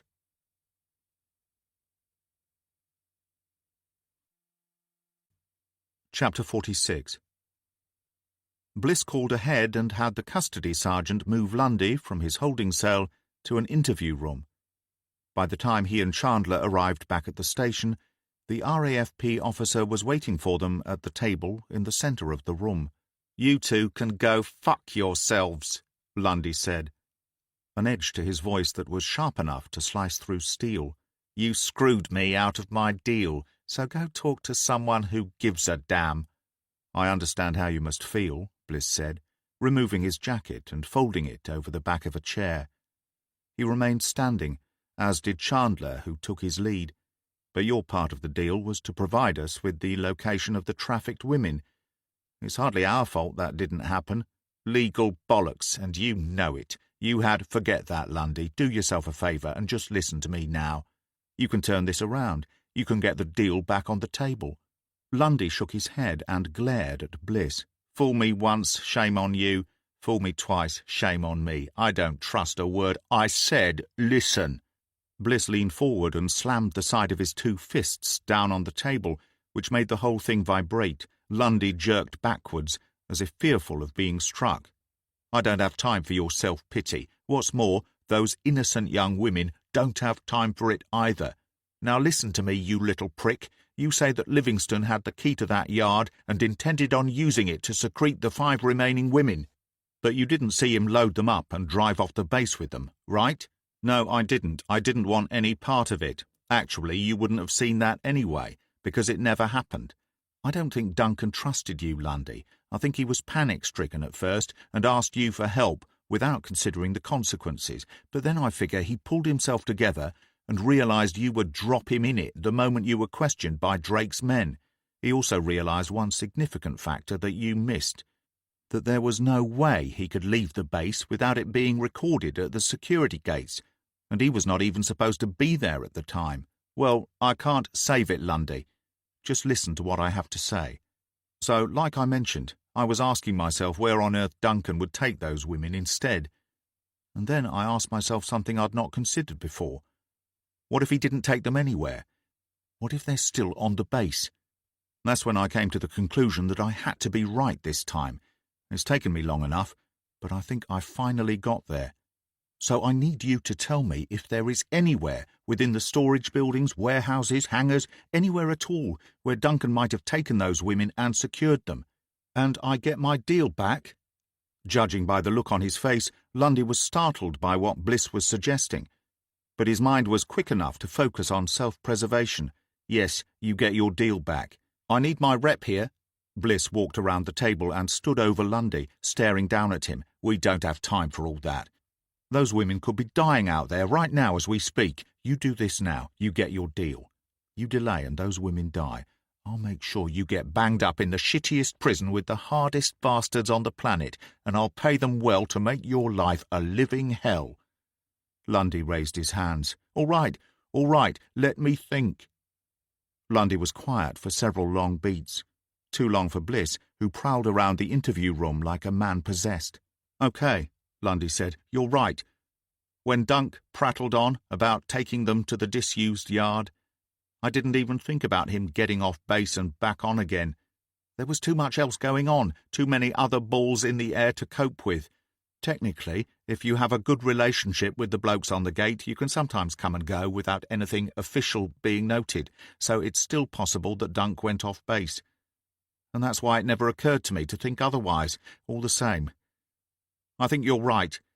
I think he would have been too scared to risk it. But there's no way those women were left anywhere in the stores or buildings in common use. Because I tell you now, they would have been found long ago. There must be somewhere, cried Bliss. There has to be. Think, man, think. I am. Just let me... Lundy raised both hands and dipped his head towards them, resting his fingers on his forehead. Then he looked back up at Bliss, a triumphant gleam in his eyes. Hold on a moment. There is one place that comes to mind. See, when we're shifting cargo, there are times when we tend to have more coming back from the front line than is being flown out again. When that happens, we get an overflow of empty containers. There are too many to leave just lying around near where we work. So, on the far side of the base, just past the control tower, close to the runway, there's a whole stack of them. Dunk could have taken the women there, and we'd never have known. Bliss recalled seeing the units during one of his visits to the base. He glanced across at Chandler. Livingston would have thought it was for one night only. Maybe even for just a few hours. Hid them away until Drake's men had come and gone. Doing what with them afterwards? Chandler asked him. I don't know. Once he'd returned to base on the record, he might have simply set them free there and then, regardless of the fallout and the hit on his career. Does it even matter? Bliss used his mobile to call Detective Superintendent Fletcher. He reached her right away and quickly explained his line of thinking. Ma'am, I need you to call the base. Tell them we're on our way. But please ensure they get RAFP officers and medics over to those containers immediately. Tell them not to wait for us. Those women may not be able to spare the time. I could be wrong again, ma'am, but right now, what do we have to lose?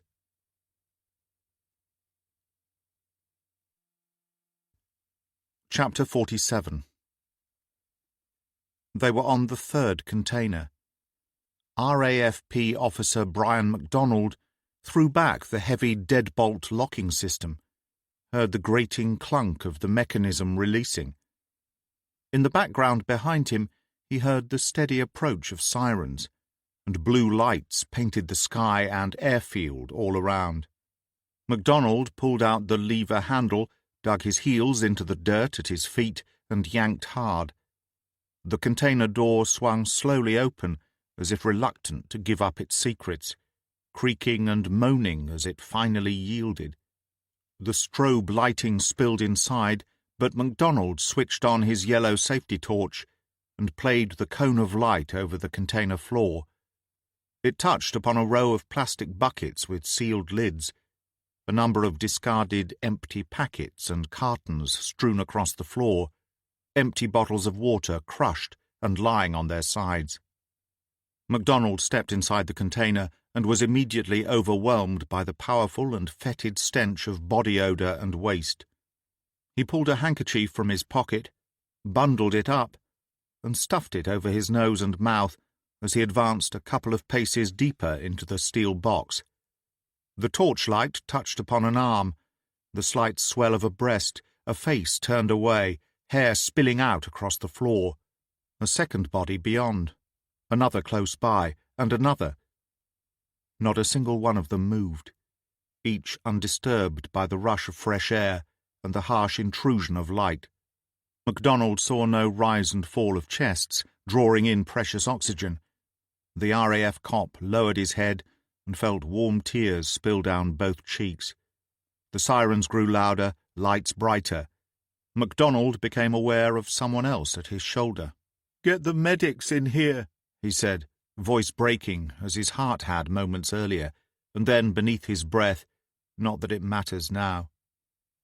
2 further steps inside allowed the circle of light from his torch to encompass all 5 bodies spread out on thin strips of cardboard, which had been distributed on top of steel panel flooring. It was as devastating a sight as he had ever witnessed. He could not imagine the terrible ordeal these young women had gone through, the agony and indignity of their final hours, and he tried to block out all thought of their awful fate. Outside, the sirens were abruptly cut off, and MacDonald heard the piercing sound of brakes and tires on the tarmac. He heard doors slamming, feet scuffing across the ground, moving rapidly towards the container opening. The medics would be coming as well, he figured. But too late. We're all too late. In that terrible moment, he thought he saw something move. He stared hard, but knew it had to be a trick of the light. Maybe even a trick of the mind. Hope still harboured, despite the evidence of his eyes. But it came again. A shadow shifting. A ripple effect of light and shade. MacDonald played the core of the beam over the bodies one at a time, stalling his breath. He remained standing in place, enough presence of mind to realize he had to preserve the crime scene. The rushing footsteps were louder in his ears, crunching over gritty soil, urgent in their movements. As he was about to step aside to allow the medics a clear passage, another motion snagged his attention. Still, he thought it was the vague strips of flickering light from behind that were trying to make a fool of him. MacDonald squinted. As he stared, open-mouthed, one of the women shifted. He almost dropped the torch. But as it wavered and the beam flashed across the expanse of the container, a second body moved, the young woman's head raising itself from the container's floor, as if it were rising from the dead. "They're alive!" he cried, unable to move in that moment of exquisite realization. "Help them! They're alive!" All at once the urgent rush of movement was all around him, people teeming into the container like a cyclone blowing through, brushing past MacDonald, more torches playing light over 5 women who only moments ago had appeared dead, yet each of whom now raised a part of themselves to let others know they were still breathing, still alive. Somehow. Dear God.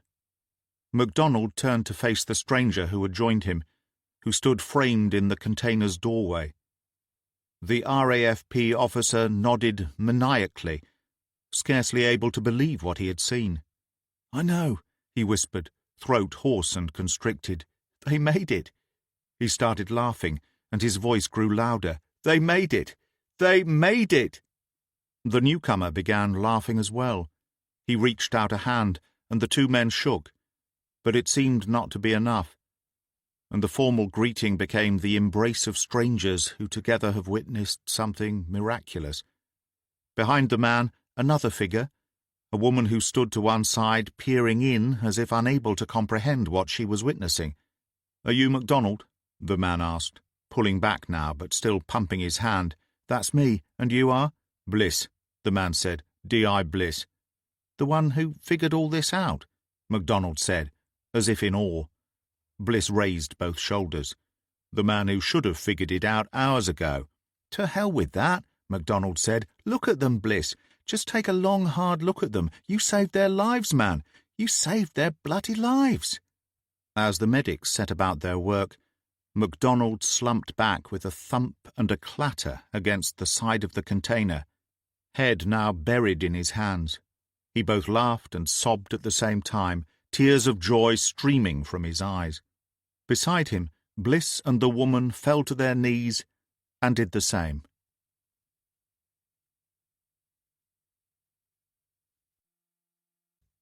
Chapter 48. Bliss walked into the hotel bar and immediately spotted the man he had come to see. He smiled to himself as he steered his way over to the booth in the far corner of the room. The man was sitting with his back to the wall, but had his head down as he read the restaurant menu. When Bliss reached the booth, he remained standing, waiting to be noticed. He saw the man's eyes first fall upon the shadow that had spread across the table, before flicking upwards. "Good evening, Inspector," Six said. He lay the menu flat on the table and eased back into the padded cushion behind him. "How on earth did you find me?" "I'm a detective." "Of course. I suppose you would like to join me?" "Well, like is too strong a word. I will join you, though, just for a few minutes, hopefully." "I wasn't aware that we had anything left to discuss," Six said as Bliss slipped into the seat opposite. "I believe I told you we would, when I was finished with my case." "Ah, yes. Well done on that, Bliss. Good job. Nice to be absolutely certain now that the torching was not the work of terrorists after all. The high-alert surveillance of your fine city can pause for breath. You did well there. Monday was concerned, myself less so. Still, it will be nice to clear the air on that one. We can all go back to living amicably with our neighbours." Bliss thought about what he had come to say. "Sure. You know, when we still thought there was the possibility that it had been a terror attack, I said that the object of it all was to create fear, and that if fear won, we were all fucked."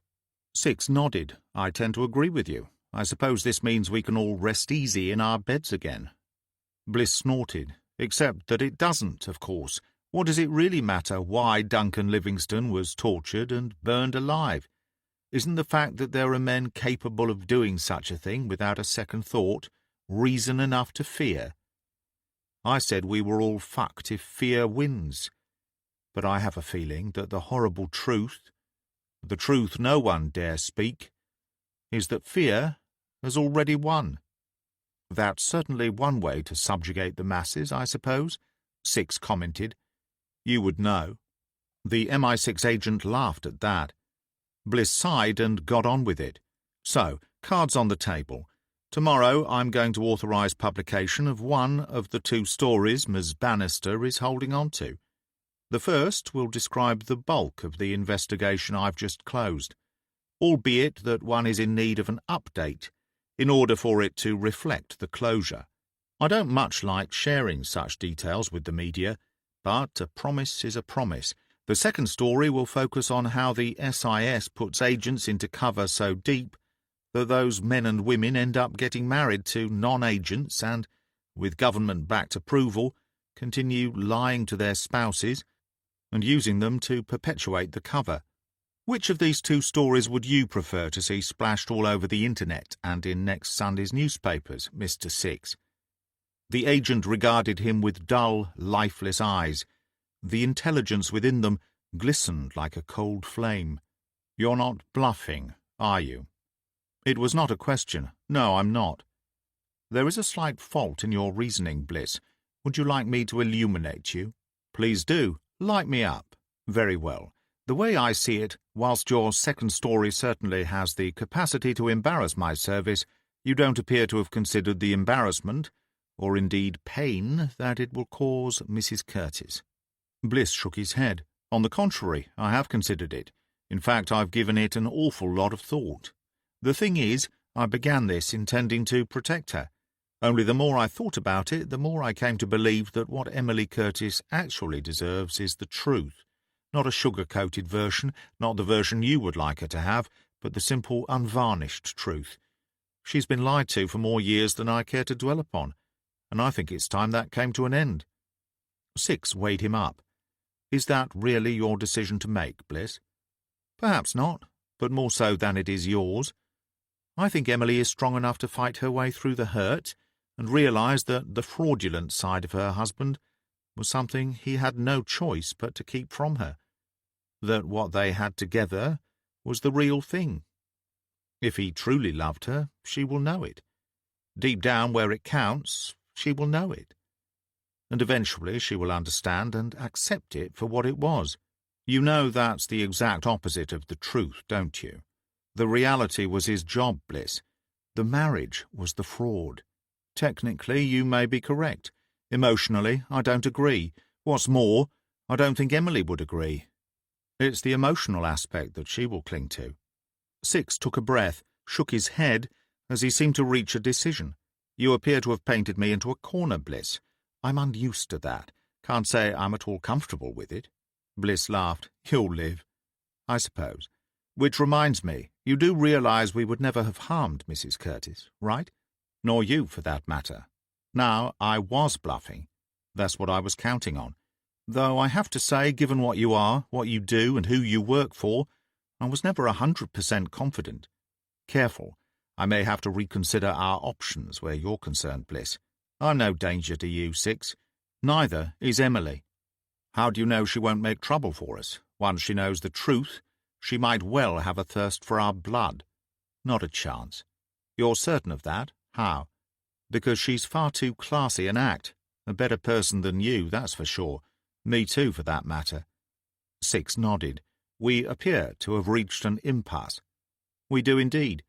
Miss Bannister wants to run with one of those stories. I would rather it was the first. Wouldn't you?"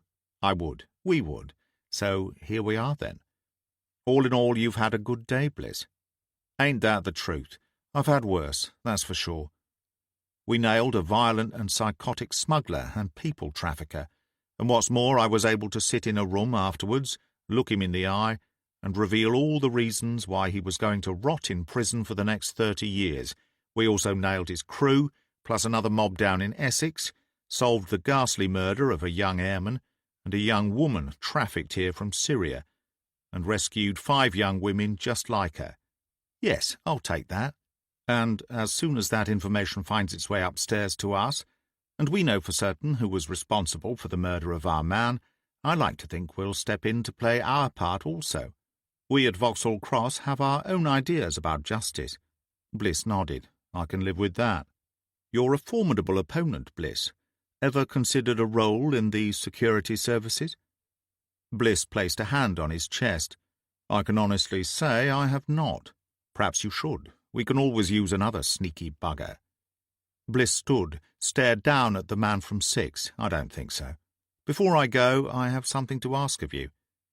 He pulled a folded piece of paper from his jacket pocket, passed it across the table. "This has all the details you'll need. I don't expect you to drop everything, but I am asking you for a favour, and I should do this for you. Why, exactly? Because you can, and because it's a good thing, the right thing to do." Without looking at it, Six pocketed the slip of notepaper. "I'll think about it. Meanwhile, if you change your mind about us, you know where to find me. Not once I leave here, I don't." "True. Well, you know where to find Mundy, and he knows where to find me. Before you leave, I do have one last question, and that is, how did you track me down this evening?" Bliss laughed. "Mundy told me," he said, as he walked away. Chandler was waiting for him outside, leaning back against her own car, hands deep in the pockets of her jacket, as the wind blew and a fine mist of rain cleaned the air throughout the city. She looked up and smiled as Bliss approached his insignia, which she had parked alongside. "You missed all the back-patting and revelry," she said. Bliss nodded. "How did you know where I was?" "I'm a detective." "Ah, Mundy told you." Chandler shook her head. "You couldn't let me have that one moment in the sun, could you? You had to shoot me down in flames." "Of course. It's become my role in life." "So who led the fanfare in my absence?" he asked. "The super was our homecoming queen for the festivities. Edwards skulked in the background. Anyone would think that woman wanted us to fail. But the super was in jubilant mood. And your absence was noted, believe me." "Did you cover for me?" "Of course. But this was a good win, Jimmy. As case closures go, this was one of the best. 5 young women abducted and removed from their homeland against their wishes will all be fit enough to return home as soon as it can be arranged. Isn't that reason enough to celebrate? A young airman and an even younger Syrian woman didn't make it. What about them?" "Both were dead before we even got involved," Chandler said. "There was nothing we could have done about that. Nothing, I suppose. You know." "Yes, unfortunately I do. I'd love nothing more than to have 10 minutes alone with both Drake and Lundy, though. 10 minutes of being able to rant and vent and cause them some suffering. People like those 2 bastards, who live off the misery of others the way they do, people for whom life is so bloody cheap, don't deserve to be treated humanely. You don't mean that. I bloody well do. No, you don't, boss. That's anger talking. Bliss's face creased with all the rage consuming him at that moment. You're damn right it is. You saw those poor young women in that container. You saw what was left of Duncan Livingstone, and you have a pretty good idea what that poor thing in the drum must have endured. Tell me you don't feel the same as I do. Chandler shook her head. I can't do that, because I do feel the same outrage as you, the same intense hatred towards Drake and Lundy and the rest of them involved. I just choose to channel it differently. Well, you're a better person than I am, that's all I can say. She shrugged. Surely that was never in doubt. Look, I do understand, I really do. I would rather people like that were not out there. But they are. And they always will be. Different people, different places, but out there. You can't have 10 minutes alone with all of them. He took a deep breath, nodded and hunched back into his coat. I just find it hard to deal with. The futility of it all. Stop moping about it. You should have been there with the team, Jimmy. I didn't avoid it deliberately. There was someone I had to see, someone I needed to talk to before they disappeared on me. This have anything to do with Emily? Bliss met his partner's eyes. What exactly did Mundy tell you? Him? Chandler snorted. Like pulling teeth with that man. No, I just figured that we'd wrapped up our investigation, so the only loose end I could think of that would drag you away was the bone woman. Not loose any more, he admitted with a slight shrug. Hopefully. So, was her husband murdered? He was. And do you know who was responsible? Not quite, but as good as. Close enough as makes no difference. And does this mean we have another operation on our hands? No. Bliss shook his head and lifted his face to the rain. Let's just say that in the days and weeks to come, the people responsible will find justice has a longer reach than they imagined. Do I want to know more? Chandler asked. He chuckled. You always want to know everything, Pen.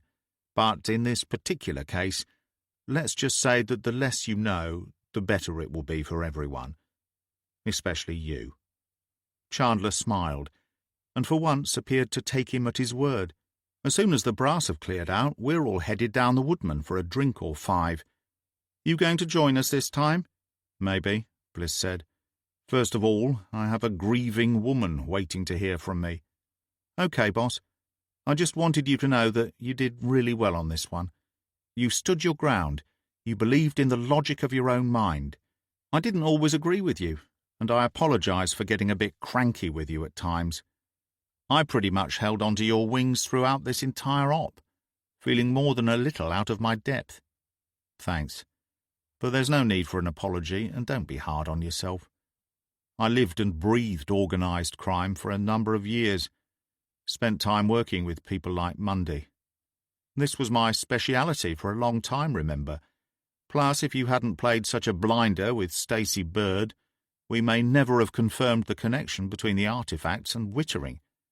Might seem like a small thing at the time, but it turned out to be significant. So it's your win as much as it is mine. The team's win as much as it is ours. Will you ever just take credit you're due, Jimmy? I mean, certain people want to grind you down from a great height when things don't quite go according to plan. I get that's mostly due to what happened here all those years ago, but it's time everybody moved on. They should look at what you're doing now. If it had all gone to shit, your name would be the one they put out there for the media. You achieve all this, and it's Thorpe Wood getting the credit, followed by Major Crimes, followed by DCI Edwards. No mention of you. You ever think of changing that? Putting your name out there? Getting back in front of those media briefings? Bliss smiled and shook his head. I'm happy enough that we closed a tough case, and that a handful of young women survived to be returned back to their families. My reputation was flushed away many years ago, Pen. What I achieved, together with you and the team, that's ongoing, and all I actually give a damn about. Chandler regarded him with what he thought was a somewhat wistful gaze. After a long silence, she said, Fair enough. I tried. Baby steps, Pen. Baby steps. If it's any consolation, I realised earlier how much I've improved. I mean, I should have realised much earlier that none of those young women had left the base, and the younger me would have fretted about not spotting it sooner. The older me recognises the fact that it wouldn't have changed the outcome, that whilst it was improbable that they had made it off base, it wasn't technically impossible. It was also a busy, confusing and complex situation. So rather than fixate on that error, I would rather focus on the fact that the 5 women we could have saved were saved. Wow, look at you, all grown up. They both laughed. The breeze died and the mist of rain expired also. Bliss reached out for his partner's arm and gently gripped it. She looked first at his hand and then turned her gaze to meet his own. He smiled at her, a sense of intense warmth welling up inside. In music there is a myth based around the lost chord, Bliss said. It's often better described as missing, rather than lost, I think, because in many of the myths it is about a chord not yet discovered, just waiting there to be found, something magical, ready and waiting to be unleashed upon the world, if only we could recognize it. I realized tonight that you are that missing chord, Pen, that something magical waiting to be uncovered. In our line of work you can be anything you want to be, and you deserve it all, because you're the best of us. He shook his head as if lost in wonder. If I didn't need you to complete me, I'd be so bloody envious of you it would drive me insane. Chandler blinked. He saw a tear squeezed out of her right eye, rolling slowly over the soft curve of her cheek and all the way down to her chin. She sniffed and blinked back the flood that would otherwise have occurred. Jimmy, I don't know what to say, so say nothing. Just when I thought I had you all worked out, you turn out to be a decent man after all. That broke the moment. Bliss laughed, his broad shoulders heaving. You cheeky mare. I know, boss. Just like you taught me to be. I suppose I had it coming. Clearly I'm too good a teacher. Anyway, I have to get going. Night, Pen. Get yourself some decent sleep. I will. And, boss, thank you. Join us later, if you can, right? Bring the bone woman with you. Bliss winked. We'll see. This night might be about to get even tougher.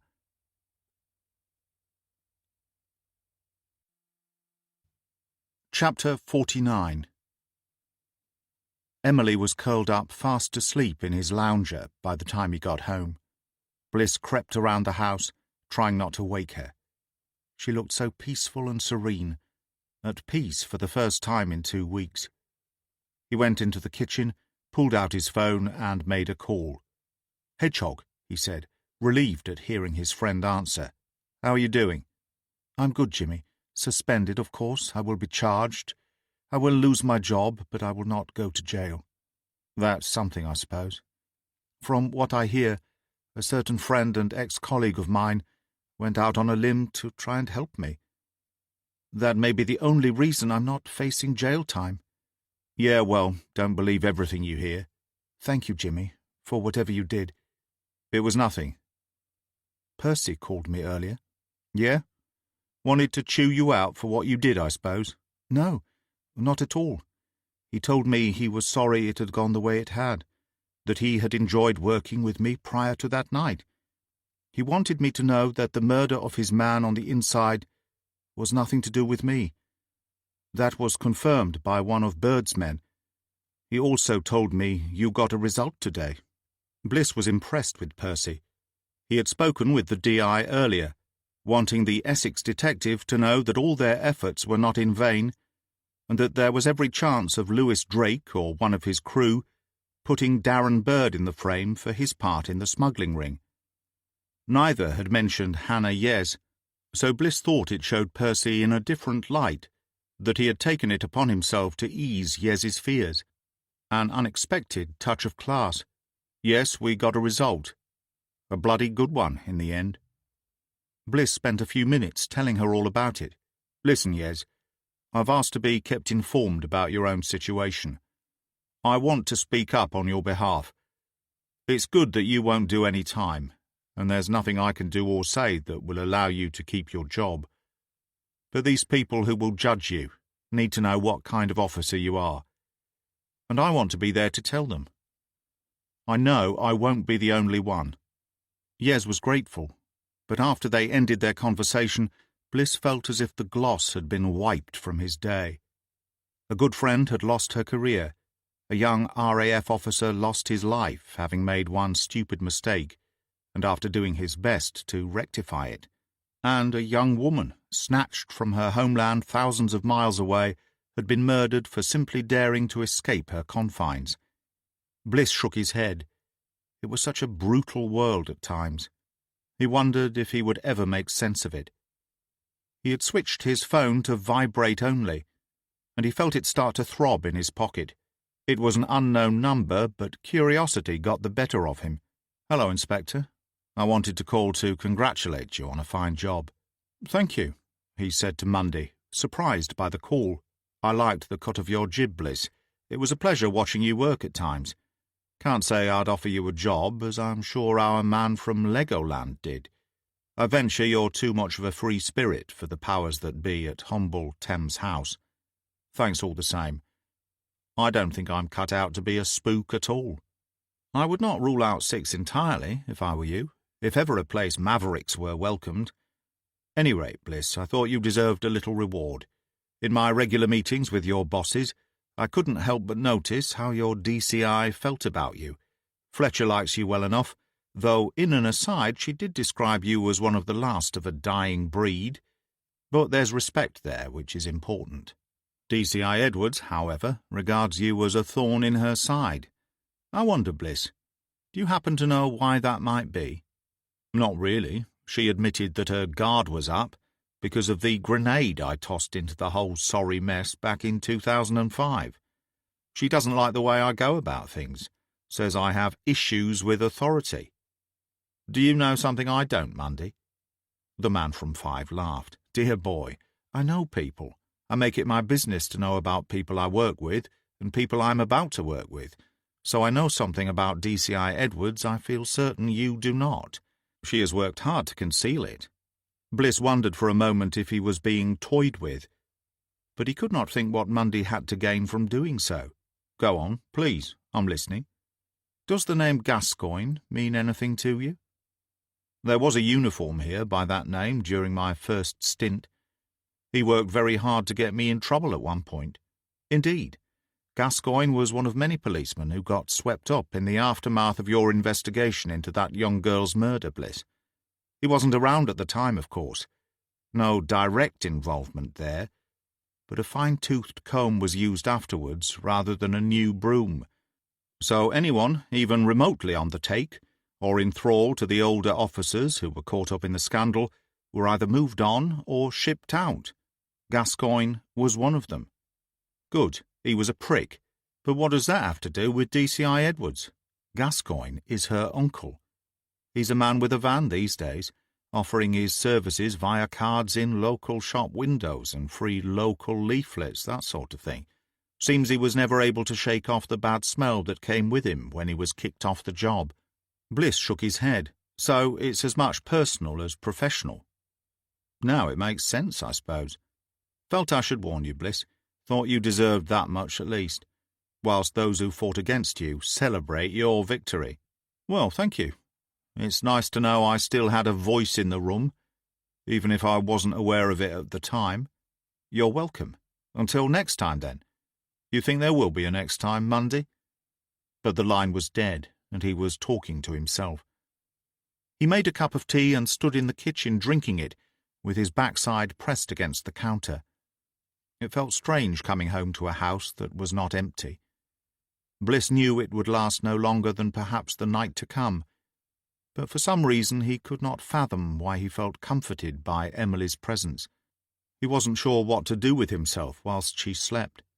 It felt wrong to consider taking the other chair. He did not want her to find him sitting there looking at her when she awoke. It felt every bit as wrong to slip upstairs and into the bed she had been sleeping in these past few nights. To his relief, Bliss heard the squeal of the lounger and a shifting body easing out of it. Moments later, Emily joined him in the kitchen, bleary-eyed and blinking beneath the harsh ceiling lights in the confines of the small space. "What time did you get home?" she asked. "Only a short while ago." "Long day, huh? How did it go?" Bliss had intended sitting down with Emily and taking her through the entire series of events, including her husband's connection with the case. But now that the moment had arrived, he found himself lacking the desire to relate it all again. Not even the highlights. "As well as I could have expected at this stage," he said instead. "We closed the case." "That's good. I'm pleased for you. I could tell it was getting to you." "Thanks, it was. A tough op in so many ways." "Well, I'm happy for you that it's over. I'm sure it won't be long before the next one comes along." Bliss nodded. "Sadly, that's just the way it is. No rest for the wicked means no rest for us." "At least for tonight you can close your mind to it all." "That's true," he said, peering deep into her eyes. "And Emily, tomorrow morning you and I need to talk." She frowned. "We do?" "We do." "About Simon?" "About Simon." "Are you sure it can wait until then, Jimmy?" Emily asked him. Bliss nodded, smiled. He thought about Chandler and his team out celebrating. He decided he was right where he needed to be for now. "I'm positive," he said. "It can wait. It's not going anywhere. And neither am I."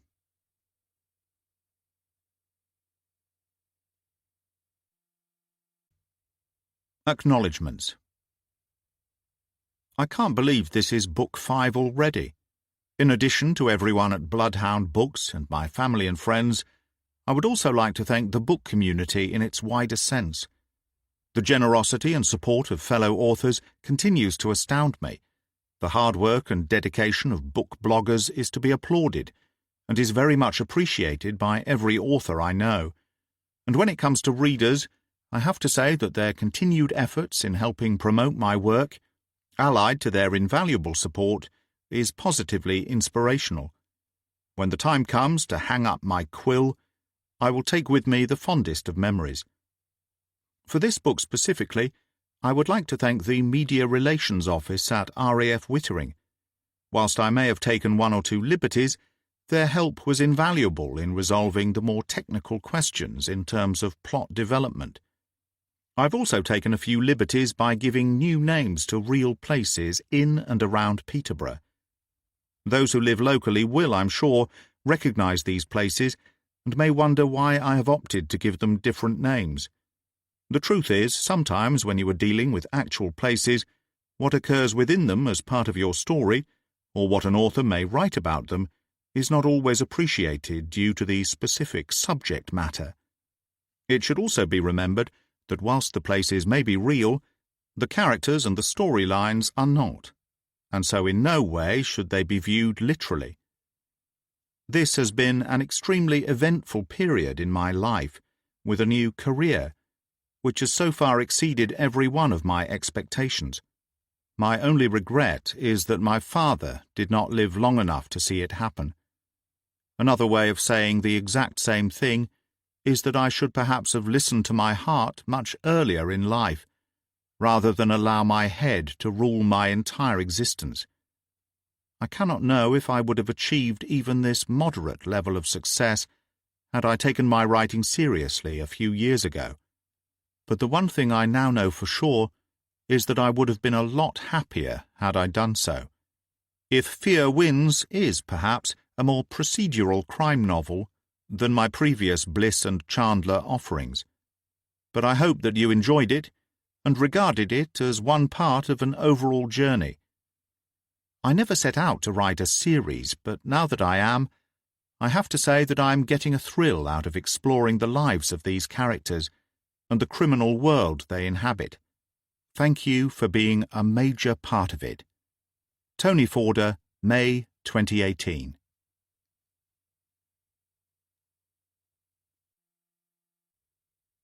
You've been listening to If Fear Wins by Tony J. Forder, narrated by Greg Wagland. published by Whole Story Quest, an imprint of W.F. Howes Limited.